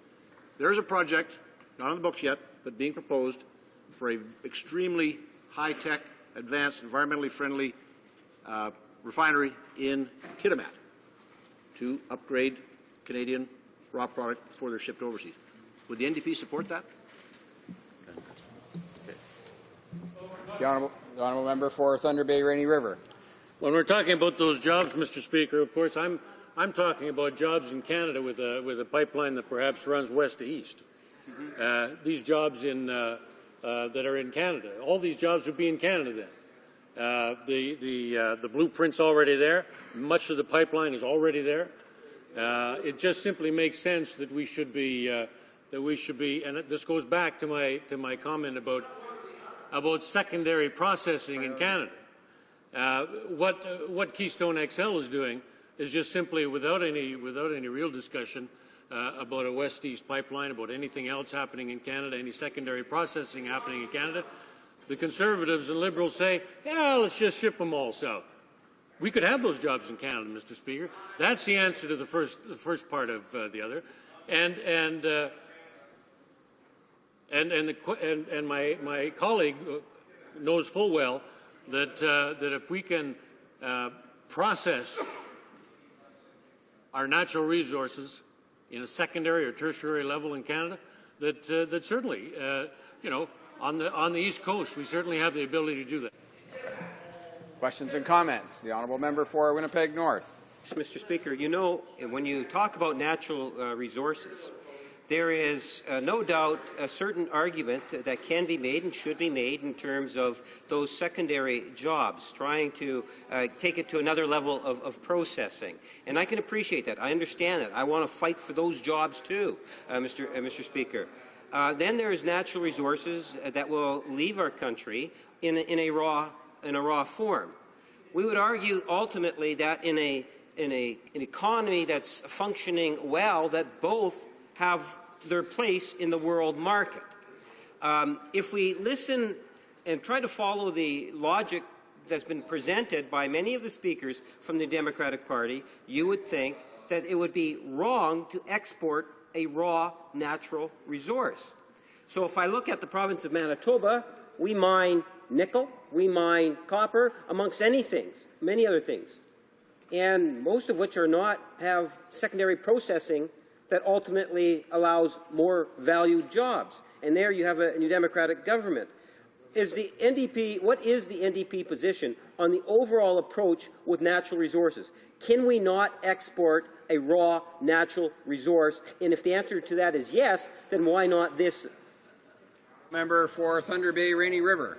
Well, Mr. Speaker, the answer to that question is, of course we can, but let's try to keep the jobs in Canada. Let's try to process in Canada. I put it to you, and this is my own personal opinion, not necessarily the opinion of the NDP, is that it doesn't matter what our resources, if it's trees, if it's minerals, if it's copper, as my colleague says, if it's oil and gas, we can process all that in Canada. There just has to be a will. But there's no will from the Conservatives or the Liberals to do that, Mr. Speaker, and that's the problem. Questions and comments. Question commentaire. The honourable member for Victoria. I'd like to congratulate my colleague from Thunder Bay Rainy River for his excellent remarks. I guess my question to him would be based on his reaction to the following. Would you agree that the Conservative policy has been to subsidize the fossil fuel industry by $1.3 billion and that it discourages the investment in renewable energy? And secondly, do you think that the Liberal support of the Keystone XL project will do anything to help diversify our economy? The honourable member for Thunder Bay Rainy River. Well, let me answer the second question first. No, of course, the Liberal policy on Keystone XL will do nothing to help our economy. Certainly bring in money from sending raw resources out, but there's so much more that could be made for all Canadians if the Liberal leader hadn't been so quick to jump on the Keystone XL wagon. Certainly the reliance on fossil fuels and gas and oil certainly does discourage when you're going to help them with billions of dollars in subsidies.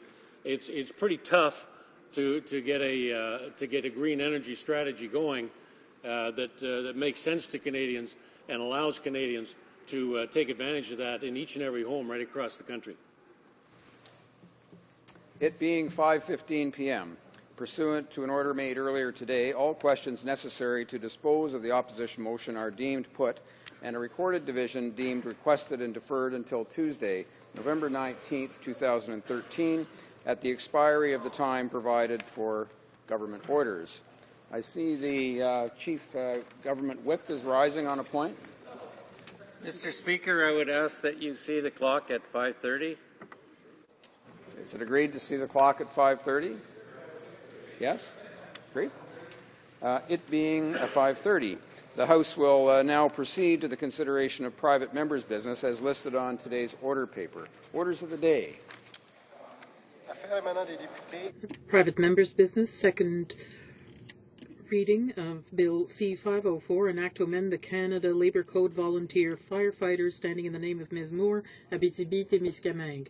Ms. Moore, Abitibi-Témiscamingue, seconded by Mr. Rafferty, moves that Bill C-504, an act to amend the Canada Labour Code voluntary firefighters, be now read a second time and referred to the Standing Committee on Human Resources, Skills and Social Development and the Status of Persons with Disabilities. Debate. The Honourable Member for Abitibi-Témiscamingue. Thank you very much, Mr. Speaker. Obviously, I'm very pleased to finally get a chance to discuss my bill, C-504, which seeks to support volunteer firefighters. Before I discuss my bill as such, I would like to discuss fire departments because this is something directly related. You have to understand that fire services don't only respond to fires, but also to calls to help out people stuck in car crashes or people who have medical problems where ambulances cannot gain access to them, such as a hunter who fell out of his tower in an inaccessible place. So they don't just deal with fires. I think it's important to point that out.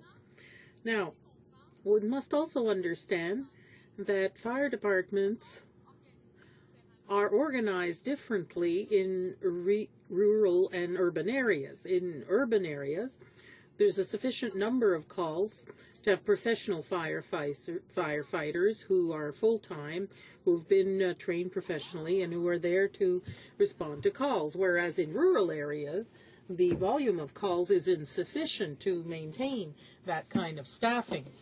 Sometimes there are a few permanent firefighters who also do administrative work, but obviously you can't have full-time firefighting staff when you have a village of 1,000 people and that serves maybe a few other communities of 300 or 400 people in the surrounding area. There would not be a cost benefit that's reasonable there. So there's no choice. These are volunteer fighters who do the job. And here, I want you to understand very clearly that these are volunteers. It doesn't mean that they're not paid, but to really understand what the issue is here is that they're going of their own goodwill to go. No one is going to tell them that they have to do that. It's really the desire to help the community and serve, and therefore that is why the person becomes a volunteer firefighter, to save lives and help my friends, say, if they're going to lose their house or something, help them to save some of their assets, and really it's just through their very good will that they decide to serve their community. Now, when we talk about answering a call, we have to have a full crew, so it's a certain number, a minimum number of firefighters who can go, and that can vary from fire to fire. But before gathering that number of people, they can't necessarily enter a building and man an operation as they would want to. So until they reach that critical number, they'll water down the building and wait for others to arrive. So of course, for every minute extra that it takes to reach that critical number could result in lives being lost, or assets that will never be recovered, material damage that's done, and that's more serious. I think that everyone realizes that a life, you can't put a price on anyone's life, but the material damage is something that can be assessed. And I think that it's important to think of the millions of dollars in insurance claims that are paid out by those companies. So being able to act more quickly represents lives that are saved and millions of dollars that are saved as well. Sometimes the things that are lost are irreplaceable because of their sentimental value. I'll tell you what one of my constituents wrote to me to emphasize this. She said, I was a volunteer firefighter, and I know that the first few minutes of fighting a fire are the most critical. People go out as volunteers to save lives, and it's not always the easiest thing to do when it's 30 below zero. That's another volunteer firefighter from Rwanda wrote to me and said that his employer would not let him leave to go on a call because there was no one to replace him. Or they could only leave on the second alarm if a replacement had been found. So I think it's important to make people aware and make employers aware of the work that it is done by these firefighters, and to have them protected by the law. Roger Rousseau de la Sarre also wrote to me and said that the cooperation of the employer is necessary for the firefighter to be able to work. So the key factor for efficiency and rapidity. There's availability, of course, 24 hours a day, 7 days a week, 365 days a year will make the service, of course, more effective. But the constant challenge is to get the crew together between 6 in the morning and 6 at night. I also want to emphasize that there are many companies that have trans-Canadian activities that rely on voluntary firefighters. In the case of emergency, there's Enbridge, Canadian National, Canadian Pacific, and TransCanada. These are all companies that count on volunteer firefighters to respond to the catastrophes that might occur in rural regions of the country. And they also need people to come quickly and act when we're talking about those kinds of possible accidents. So the presence of voluntary firefighters is a critical service for the Canadian economy across the country. We can't predict when a catastrophe or a disaster will occur, but I think we can put all of the chances on our side if we are ready.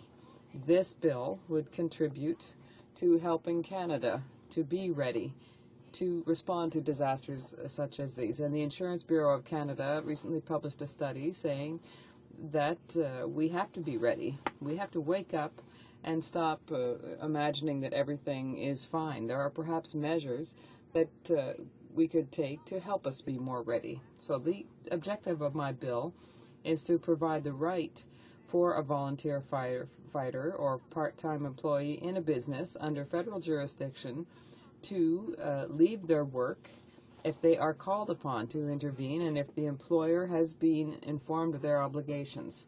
So it would allow people who are under federal jurisdiction respond to those calls, and all they have to do is inform their employer. You can't just suddenly spring that as a surprise on the employer. I mean, the employer knows this in advance. They've been advised of the possibility of this occurring, and the employer would have to let the person go.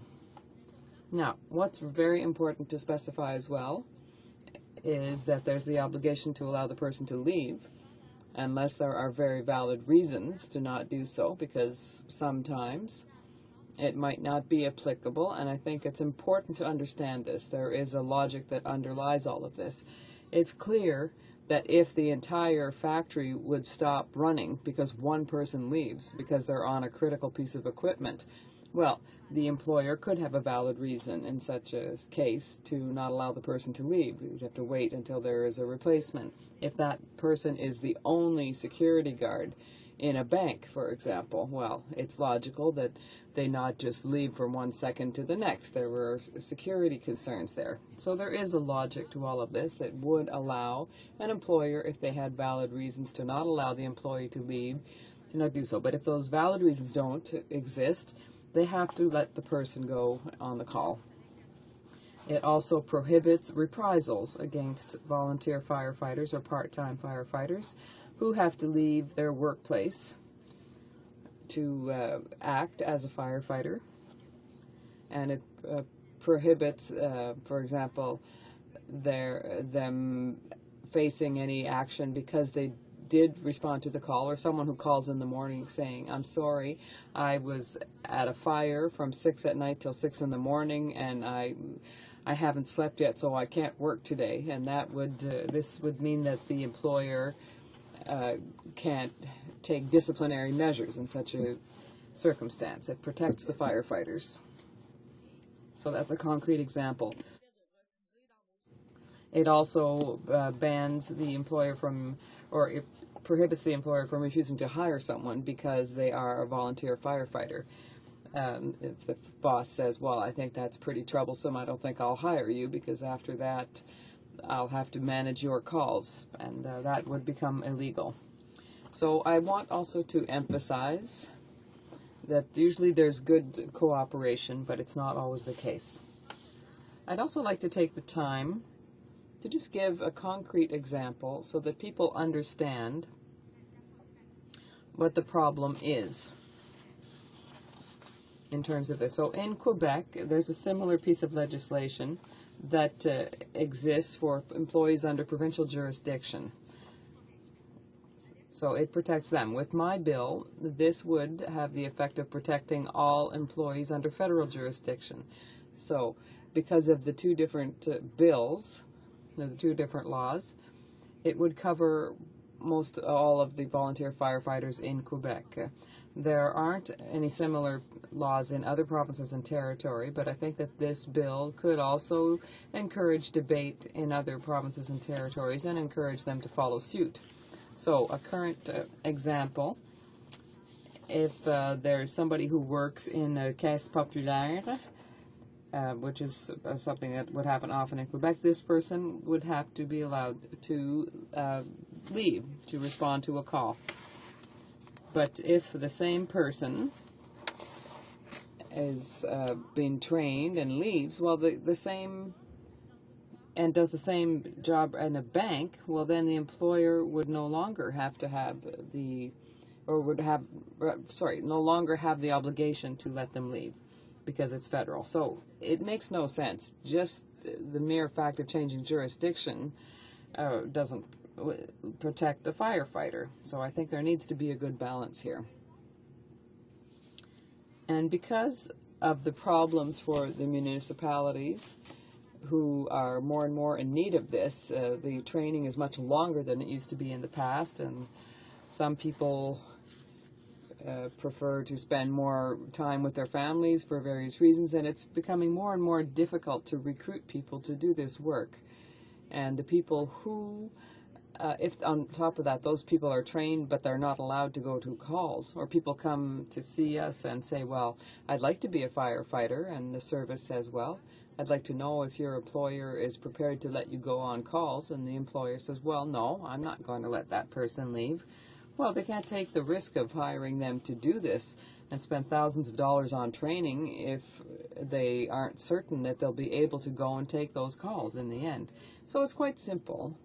I think that what we have to understand here is that we really want to value the roles of these firefighters in our communities. What I want with this bill is to say, yes, I hope the entire Canadian Parliament will say that they believe in what these firefighters do, that they deserve to be protected and be allowed to go and respect their obligations. That is why we need to send this bill to committee.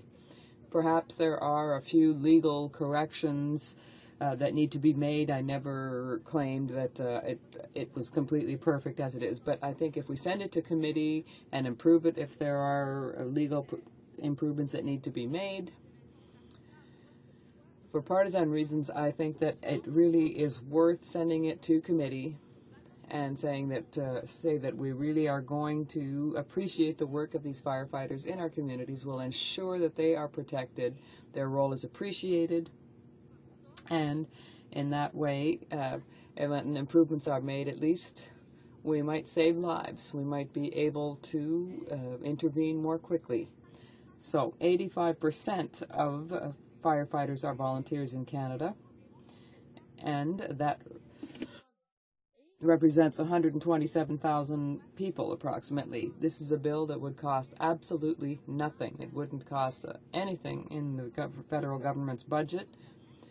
And even in the speech from the throne, there was talk about the ability to respond when there are natural disasters. So having firefighters who are able to respond in such circumstances is exactly in line with what was said. So I think it's really important to strengthen our community's capacities to react.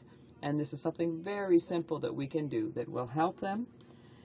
And just send this bill to committee and afterwards pass it for the well-being of our firefighters and our communities. Thank you very much, Mr. Speaker. Questions and comments? It's the honourable member for Etobicoke Centre. Thank you very much, Mr. Speaker, and I'd like to thank my colleague for her speech in her private member's bill. She's a hardworking member that I had the privilege to work with on Defence Committee before, and she has spent time several years in the Canadian Armed Forces herself, and I'd like to thank her for her dedication to that. And I know when she's talking about volunteer firefighters, she's sincere about and demonstrating goodwill. However, I would remind her that when we did give a tax break to that segment, the volunteer firefighters, none of her party stood up and supported this government in doing that. But the question I have for her is the relationship between volunteer firefighters and their employers are generally quite strong, and by convention, the relationship is very good between employers and volunteer firefighters, that there really hasn't been a need for this kind of legislation, because employers are very receptive to the great work that volunteer firefighters do, which I think all members of this House will agree on. And I would like to ask her if she doesn't think that perhaps what she's proposing may not damage those relationships between those firefighters and their employers. Honourable member for Abitibi-Témiscamingue. Thank you very much, Mr. Speaker. I'd like, first of all, to specify that for the tax credit for firefighters had been on its own and not tied to so many other different measures, I would have happily supported it. I would have voted on just that. I certainly would have voted for it. Now, he knows how it works in the Parliament. We put some good measures among many others that are not, and that is what causes the problem. Now, what you have to understand is that employers, we have no way of seeing statistics on who frees up those firefighters to go and respond to those fires, but those cases do exist. If we have a bill that says that employers are obliged to free those volunteer firefighters up, well, people won't hesitate anymore. There won't be any reticence. Legally speaking, I have to let this person go. So we'll find another solution. We'll find a way to make it work. But when there isn't that obligation, I think there's less of a will to do that and find the right solution. I think it's just an issue. That's exactly the issue. In Quebec, there haven't been a huge number of complaints, especially since they tabled the provincial legislation. But employers just say, as I said, well, I have to find another solution so I can manage to free this person up. Questions and comments? Comments. L'honorable député de Saint-Maurice. Honourable member for Saint-Maurice-Champlain. Thank you, Mr. Speaker. I have a riding in which I have many, many volunteer firefighters. I believed that those firefighters depended or reported to the municipality and not to the federal government. And so it seems to me, well, I don't understand very clearly how the federal government can come and intervene in an area of jurisdiction that really is purely municipal. The honourable member for Abitibi-Témiscamingue. You have 1 minute, 25 seconds. Well, I'll try and explain this clearly for my colleague. I thought it was simple.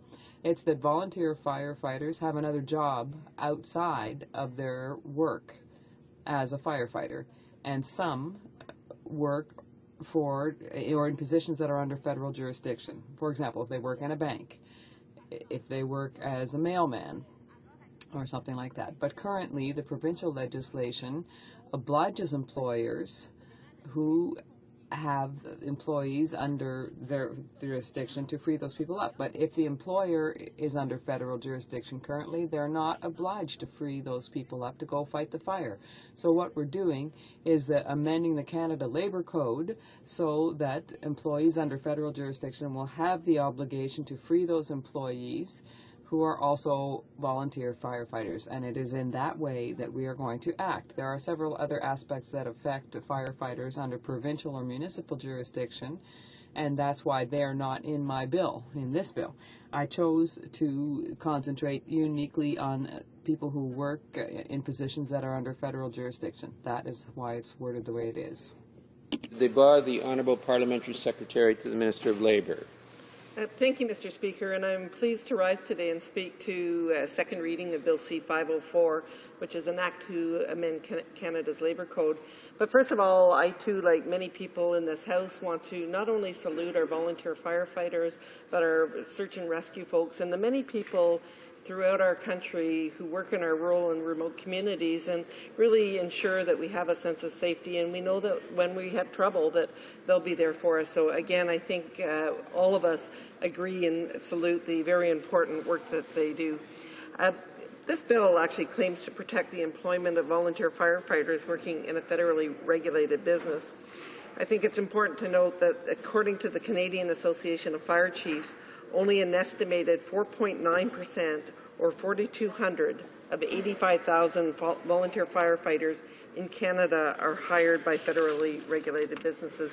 So we're talking about a very small portion of the workforce. There's 3,200 volunteer fire departments throughout Canada, with most of them serving smaller communities with less than 10,000 residents. In many communities, they are often the only local emergency first responders, and as I say, have you ever traveled through a community that's rural or remote? Knowing that they're there is critically important. I know that the honourable member for Abitibi-Temiskaming tabled this private member's bill with the best of intentions. That said, I do have a number of concerns that I would like to raise. First of all, the changes in this bill, I think, would actually create more problems than solutions. You know, the sponsor of the bill claims it's going to help with volunteer fire departments with recruitment and retention in smaller-sized communities. However, according to a survey conducted by the Canadian Association of Fire Chiefs, the biggest challenge that fire departments face is a lack of employment rather than unsupportive employers. And I think, you know, having a strong rural Canada and having natural resource development, we spent all day talking about sort of impeding the ability for our rural and remote communities to actually enjoy the resources that will provide them with the employment opportunities and the prosperity that they deserve and want. I think it's also important to note that in the Red Tape Reduction Commission, it was clear that in sort of imposing additional regulations on employers like this bill is not only counterproductive, but it's harmful. And, you know, the costs of red tape and regulations have gone into the billions of dollars, and it's a very onerous burden in our communities. And of course, that's why we've worked to reduce the regulatory burden on Canadian businesses, to provide them with the required flexibility to grow, create jobs, and of course to contribute to our recovering economy. I think many may recall in 2008 we did amend the Canada Labour Code to provide an unpaid leave for members of the reserve force, and I think some people will say, well, why aren't we willing to do the same for the volunteer firefighter? And I think it's a really important distinction. Reservists are deployed for a long, but it's a determinate period of time, and it makes a formal approach to managing their absences from work the best policy decision. So I think when you have time to recruit and train, to allow the reservists to go away for 6 months, a year, whatever the deployment is, it's a lot different than saying someone can walk out the door and must be allowed to walk out the door immediately, which is of course what we need with our emergency response. So really, volunteer firefighters are frequently absent from work for short but indeterminate periods of time. And such, the goodwill agreement between the volunteer firefighters and employees is best suited to meet the needs. And I think I noted a question earlier about the relationship with municipalities. As a former mayor, and we had a volunteer firefighter department, and I can tell you the generosity of the employers in terms of letting their members, their employee, go out on these responses because they knew it could be them, they knew it could be their family member.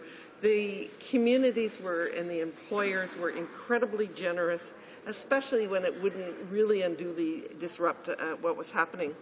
So I think, Mr. Speaker, in some ways, Bill C-504 is a proposed legislative fix to really what is a non-existent problem. Across Canada, only 2 provinces have adopted this legislation. That's Quebec and Nova Scotia. And collective agreements are also telling us the same story. When reviewing a sample of more than 3,000 collective agreements, only 2 contain provisions related to volunteer firefighter duties. So therefore, in absence of a problem, the right approach to this is the status quo. We can trust employers and employees to come to an agreement which satisfies both the call of duty and local business needs. So I think, furthermore, I think there's many questions that have been left that are unanswered with this proposed legislation. It fails to clearly define certain concepts and conditions. For example, when would an employer have good cause to prevent an employee from leaving work? It's very unclear. Does that mean that with good cause, an employer could dismiss, suspend, lay off, demote, or discipline an employee for serving as a volunteer firefighter? Also, when and how would an employee be required to inform the employer of his or her obligations as a volunteer firefighter?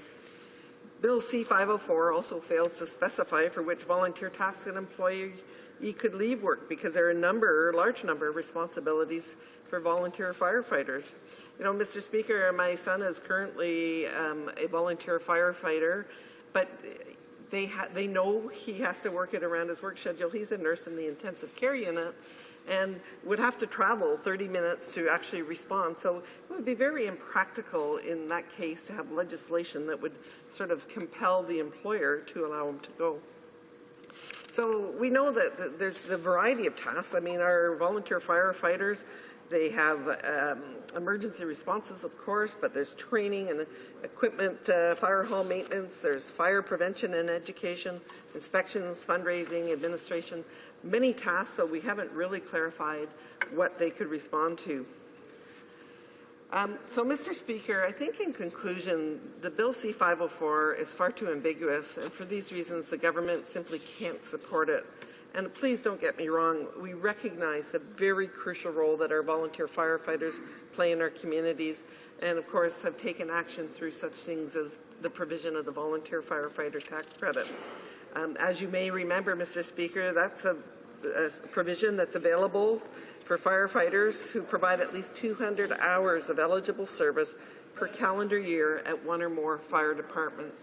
And in 2011, I'm really proud to say it benefited more than 30,000 firefighters. So I certainly know when I have talked to the chiefs and the firefighters, the volunteer firefighters in my communities, they've been asking for this volunteer firefighter tax credit for many, many years, but I've never had one of them approach me with the suggestion that there was any issue with their ability to come and go from work, and especially in terms of the goodwill relationships. So, Mr. Speaker, in short, I think we've taken measurable action to support our men and women who bravely serve as our volunteer firefighters. They absolutely deserve our respect. They respond to emergency calls. They rescue people in distress and, of course, often save lives. Bill C-504 would not provide genuine protection, but would create confusion and inequity while playing an unnecessary burden on businesses across Canada.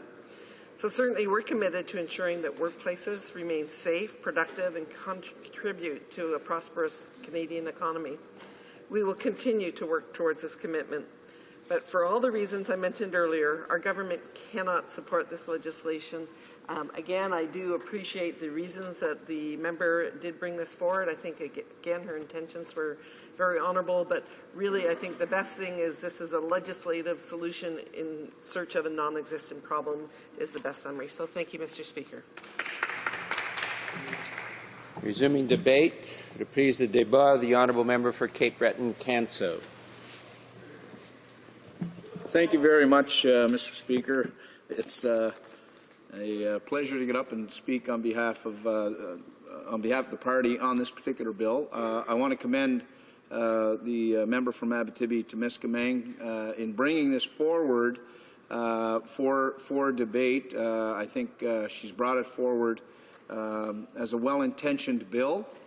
But certainly, as my colleague from Kamloops, Thompson Caribou, has indicated, there are a number of aspects of this bill that remain, not addressed or vague, or it's somewhat strange in a number of ways that it may be applied. I'm just not certain as to where the problem was that sort of precipitated the bill coming forward. So I was surprised to see it come forward, Mr. Speaker. As coming from a member that represents a rural constituency, I've got 50 volunteer fire departments in my riding, and they go from Dominion to Donkin to Guysborough, Cheticamp, Port Hawkesbury. Every community has a volunteer fire department. I think we all stand with those that offer their respect and gratitude to those that offer themselves up to help look over their family and friends in those rural communities. I've done a fair amount of work with the volunteer firefighters, not just in my riding, but nationally. I was able to bring a private member's bill forward in the 37th Parliament, Mr. Speaker, that in fact was the essence of it was a tax deduction for those who put in 200 hours. The Conservatives took that and put it in a bigger omnibus bill that it was probably a rose amongst many, many thorns.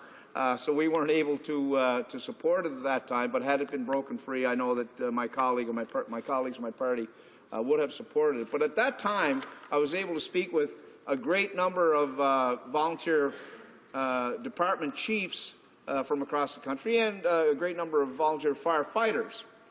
And, never over the course of those discussions had this ever come out as an issue. Certainly, in my consultations with the fire chiefs, they've always raised it. They've been consistent year after year, and Brent Denny from Cape Breton Regional Fire Services has been a strong advocate for the fire chiefs. He's on the national executive and continues to do great work for that organization and for firefighters. But they've been consistent year after year in identifying their key concerns. Asking for government to designate 10 megahertz of spectrum on the public safety broadband, which would provide volunteer fire services and first responders with state-of-the-art communications. And this has been something they've been pushing for the last number of years and advocating for the last number of years. Improvement to fire services on First Nations community. Really, they banded together, and they're trying to rally for the creation of an independent national fire marshal for First Nations communities. We're aware of those.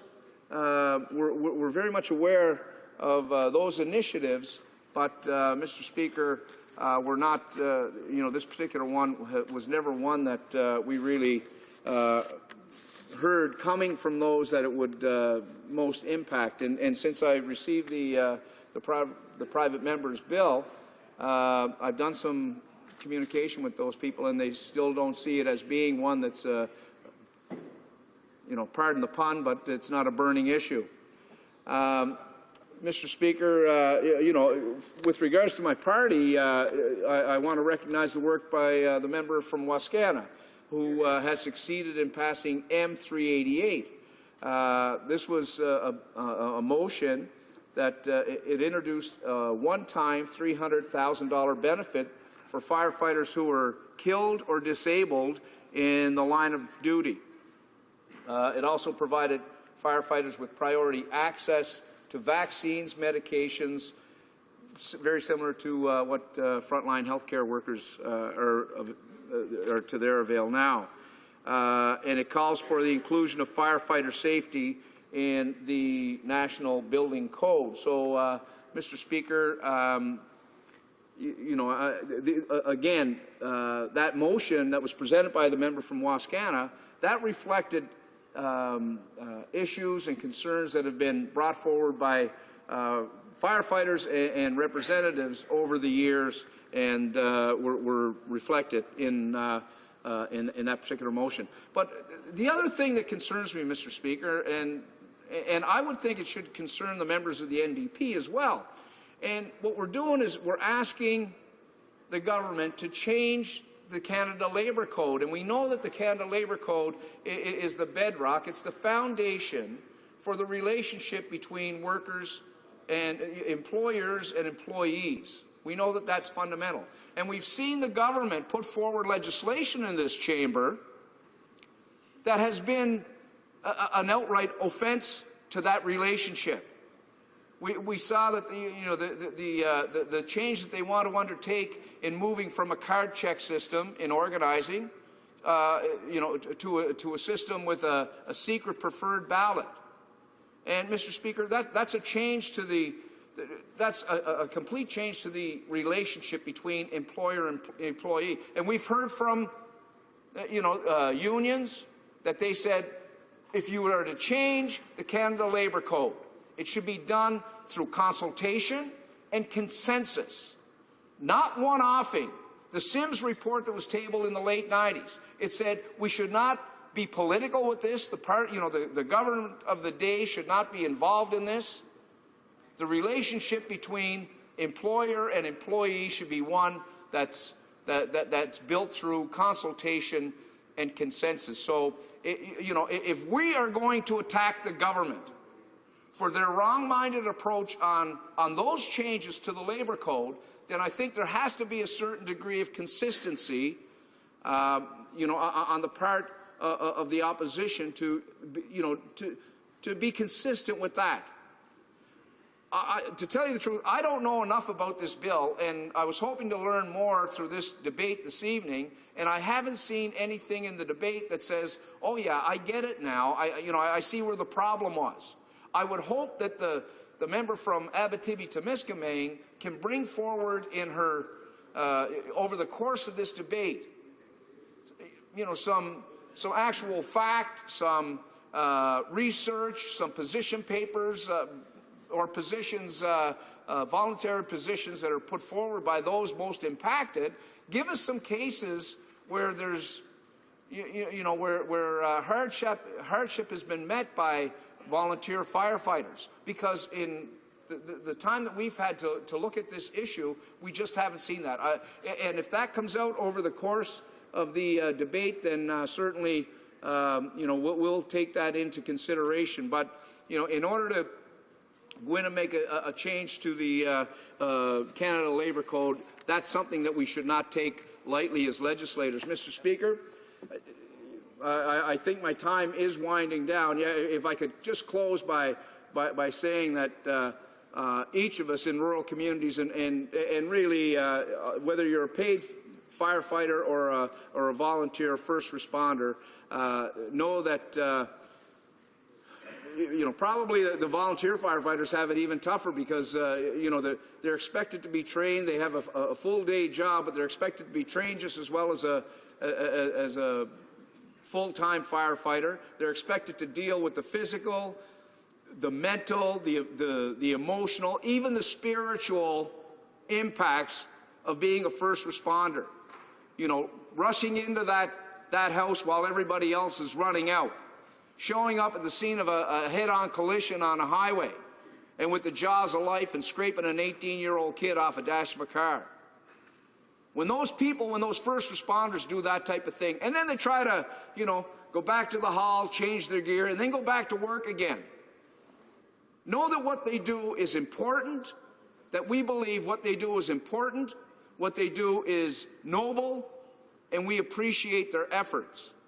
And if we believe that in some way this helps those firefighters, then we will support this bill.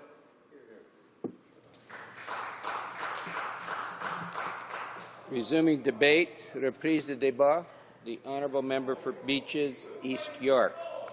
Well, thank you very much, Mr. Speaker. And I'm rising today to voice my support for Bill C-504 and to thank my colleague from Abitibi-Temiskaming for bringing forward such an eminently practical and important bill. And I can only express profound disappointment at the twisted arguments. I have no other words for it, Mr. Speaker, than have come forward from both the Conservatives and the Liberals. On one hand, the bill is criticized by the Conservatives for intervening in this relationship that we should just trust. But then the criticism goes on to say it's not prescriptive enough in its terms, ignoring that the very virtue of the bill, Mr. Speaker, is the fact that it touches on these things so lightly and leaves to the employer and the volunteer firefighter the opportunity to work out and inform the terms of good cause, et cetera, amongst themselves. And then we have the Liberals who come in and somehow draw this comparison between the desecrations visited on the Canada Labour Code by that government and the offences they cause to working people with this bill. And it is absolutely beyond me how that member from the Liberal Party even dares make such a comparison.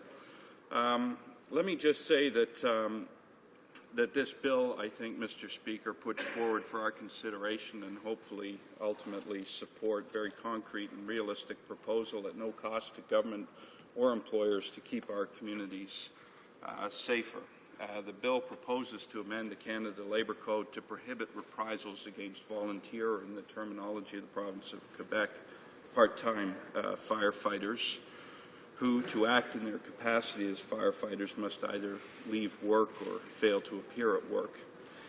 Now, coming from the riding that I come from, Mr. Speaker, which is in the big city of Toronto, I have to put a bit of an urban twist on this one.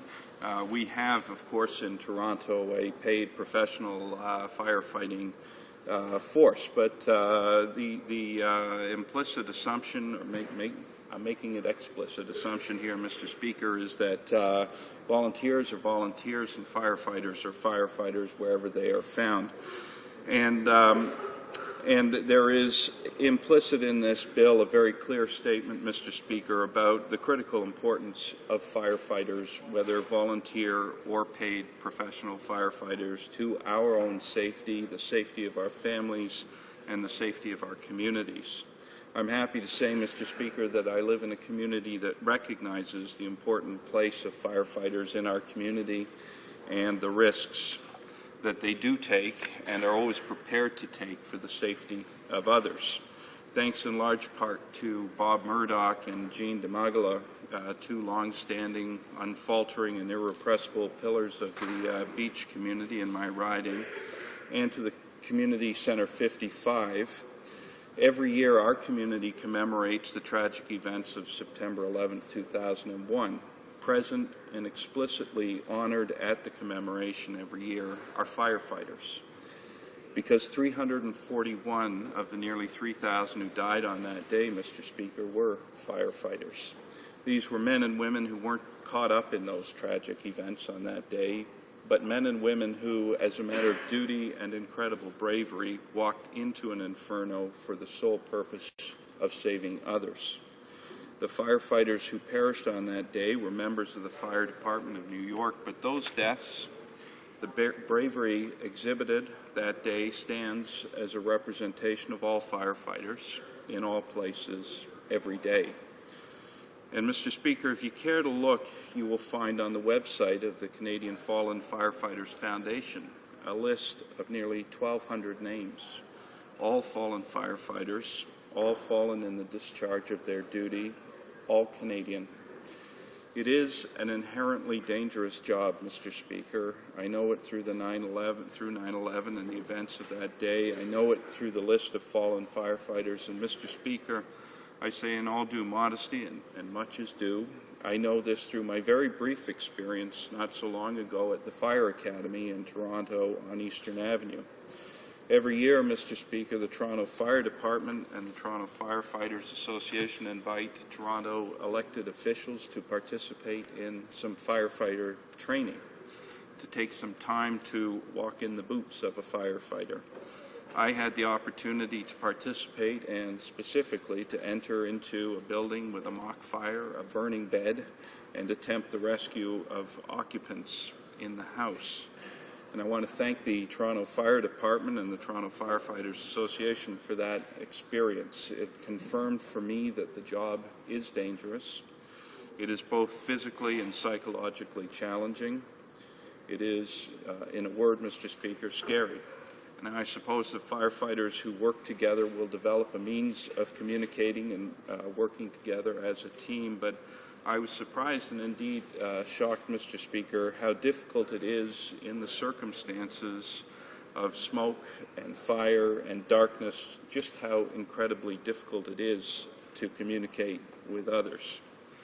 Now, the foregoing, Mr. Speaker, is to suggest that there is critically important and dangerous work that firefighters, professional and paid or volunteer, do.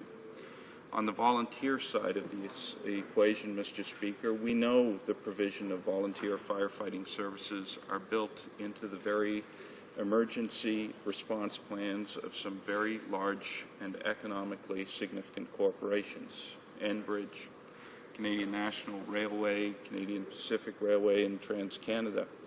These companies represent a very large and important part of the infrastructure of our economy. And sometimes, regrettably, tragically, this just isn't about plans, but about what might transpire, Mr. Speaker. It is about actual catastrophes. And over the past year, volunteer firefighters have been there to assist in 2 Canadian catastrophes that caught all our attention, no matter where we live in this country, Mr. Speaker. Catastrophes that won't ever be forgotten. When fireballs and explosions from a train derailment rocked Lac-Mégantic this past summer, killing almost 50 people and razing the small town, it was volunteer firefighters that were first called to action.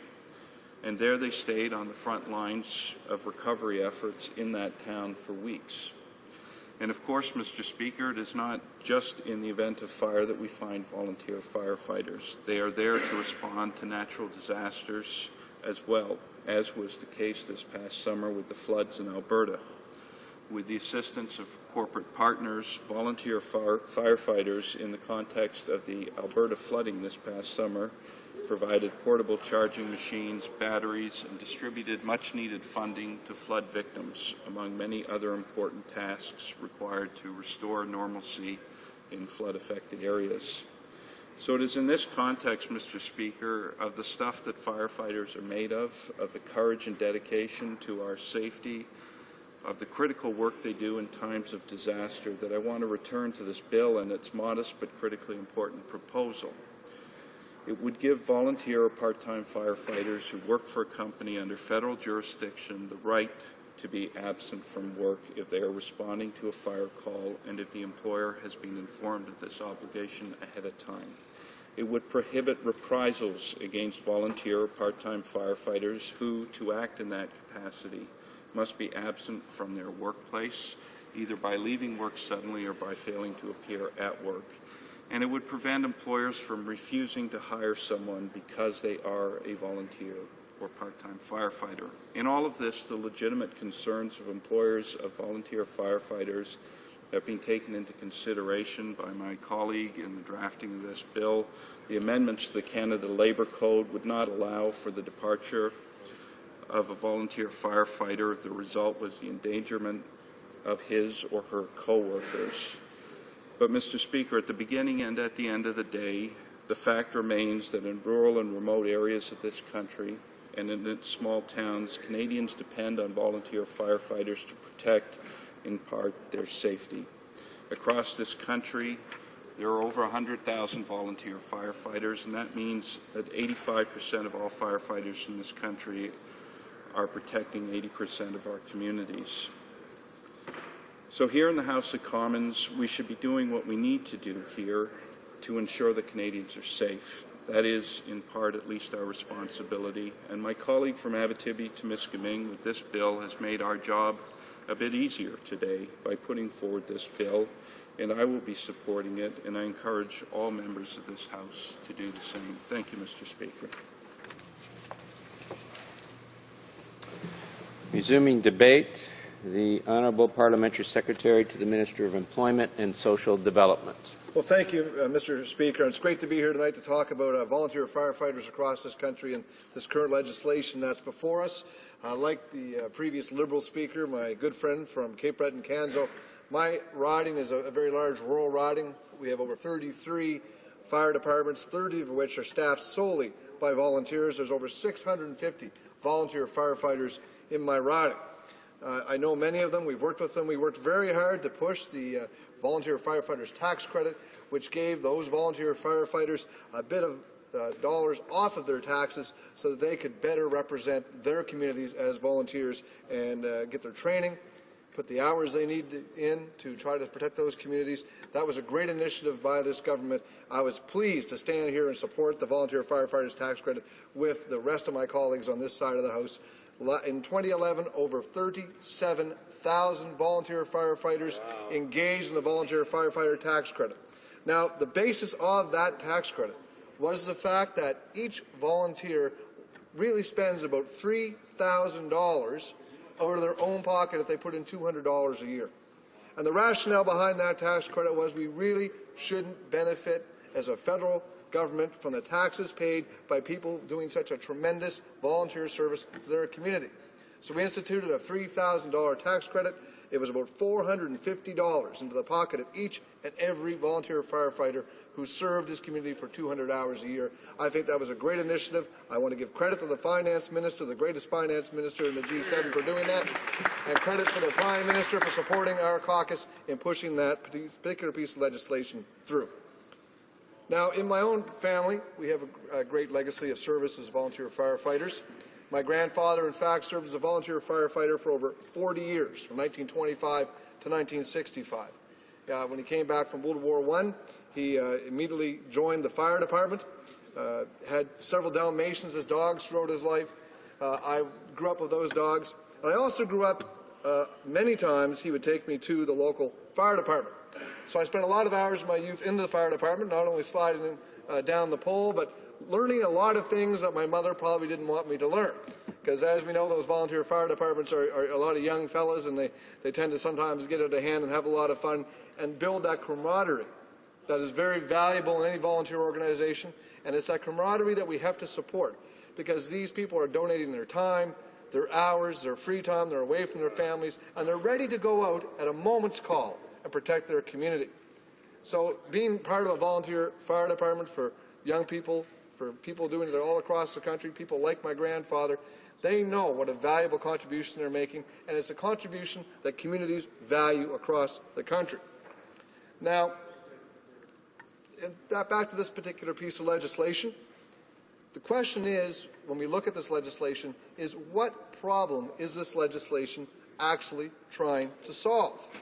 Now, when you look at the facts, Mr. Speaker, the bill proposes to amend the Canada Labour Code in order to provide employment protection for volunteer firefighters in a federally regulated workplace. It would only affect, Mr. Speaker, about 4.9% of volunteer firefighters, or 4,200 volunteer firefighters across the country. The bill proposes to offer volunteer firefighters protection from employer reprisals, and it's based on the premise that a lack of protection when it comes to volunteer absences is discouraging people from volunteering as firefighters. Well, I can tell you, Mr. Speaker, I know in my riding and in my many communities, that is absolutely not the case.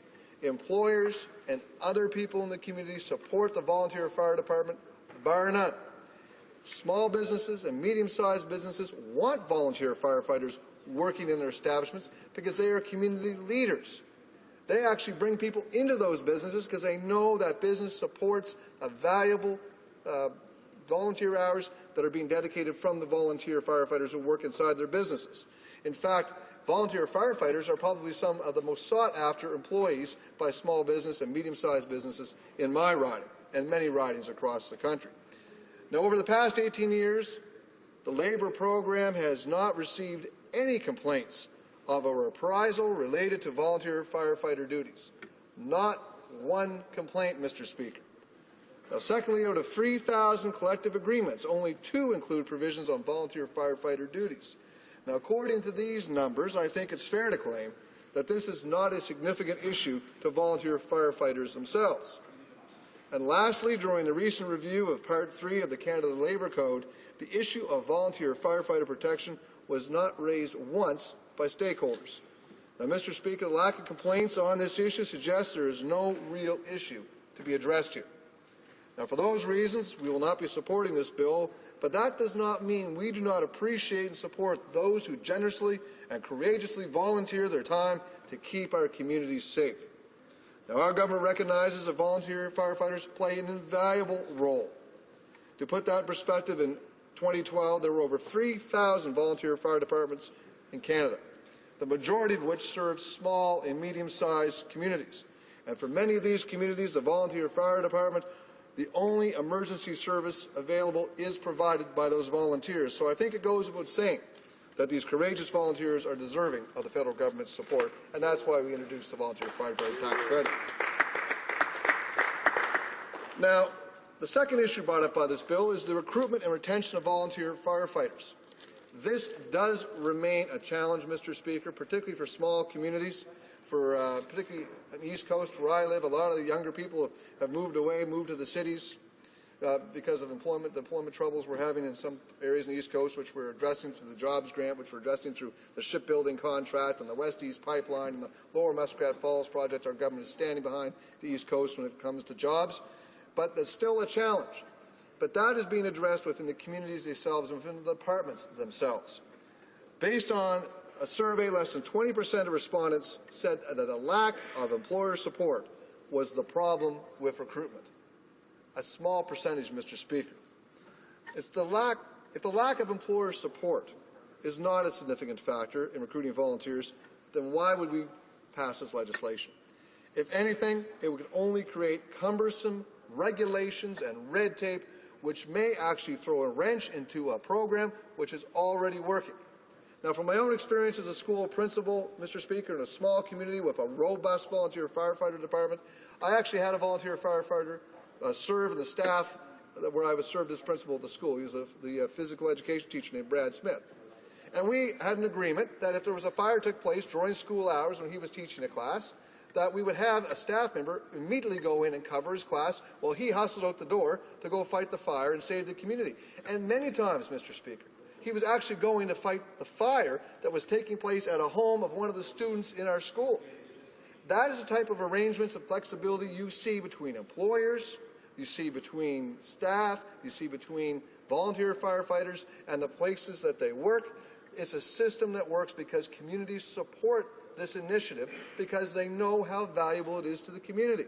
If we start messing around with a system that works and throw a bunch of regulations and a bunch of bureaucratic red tape into this, we're actually going to disrupt the system that is currently very effective for volunteer firefighters and employers across the country. Now, some people say that, well, it's kind of like a reservist, and reservists do need protection from employer reprisals. We know that. Those who serve in the military, who have to serve their weekends or serve sometimes during the week or are required to go away when our country calls them, there is protection for them. And I totally agree that protection is absolutely necessary. The difference between reservists and volunteer firefighters is that although reservists get pulled away and they need protection, we can plan for that because it's on a defined basis. We know when they're going to be gone. They basically know how long they're going to be gone, and employers can plan around that. But volunteer firefighters are gone indeterminate amount of times. We don't know if they're going to be gone for 4 hours or 20 minutes, depending on the call. We don't know if they're going to be gone for 2 or 3 days, if it's a large fire. So that flexibility has to be in the system and the negotiation between the volunteer firefighter and their employer or their supervisor. And that's what currently exists. So it's because of this uncertainty. That is why we need to keep the system the way it is, because it's a system that works that deals with the flexibility needed to support these firefighters. This predictability makes a formal approach to managing absences from work more acceptable. We can deal with it because, as employers, we know they might be gone at a moment's call, but we have a system in place to deal with it when that happens. We have a system in place because we've negotiated that beforehand. And that's the way it works across the country. Now, all kinds of volunteers across this country offer their time and energy to help others in need. And I believe that volunteers are the backbone of their communities, and they are almost certainly a force of good in small towns. And also, in my opinion, volunteer firefighters are the top of the heap when it comes to volunteers. They are our most necessary volunteers. They're the ones we need because they protect our property, they protect our lives, and they have to risk their own lives to do it. So you can count on this government to always support volunteer firefighters and put regulations in place that actually help them and solve problems that actually exist. So, Mr. Speaker, we stand behind volunteer firefighters, but this is not legislation we can support. Thank you. Order. The period prévu pour l'étude. Period for the examination of private members' business has now expired, and the order is dropped to the bottom of the order paper. The motion to adjourn the House is now deemed to have been adopted. Accordingly, this House stands adjourned until tomorrow at 10 a.m. pursuant to Standing Order 24-1.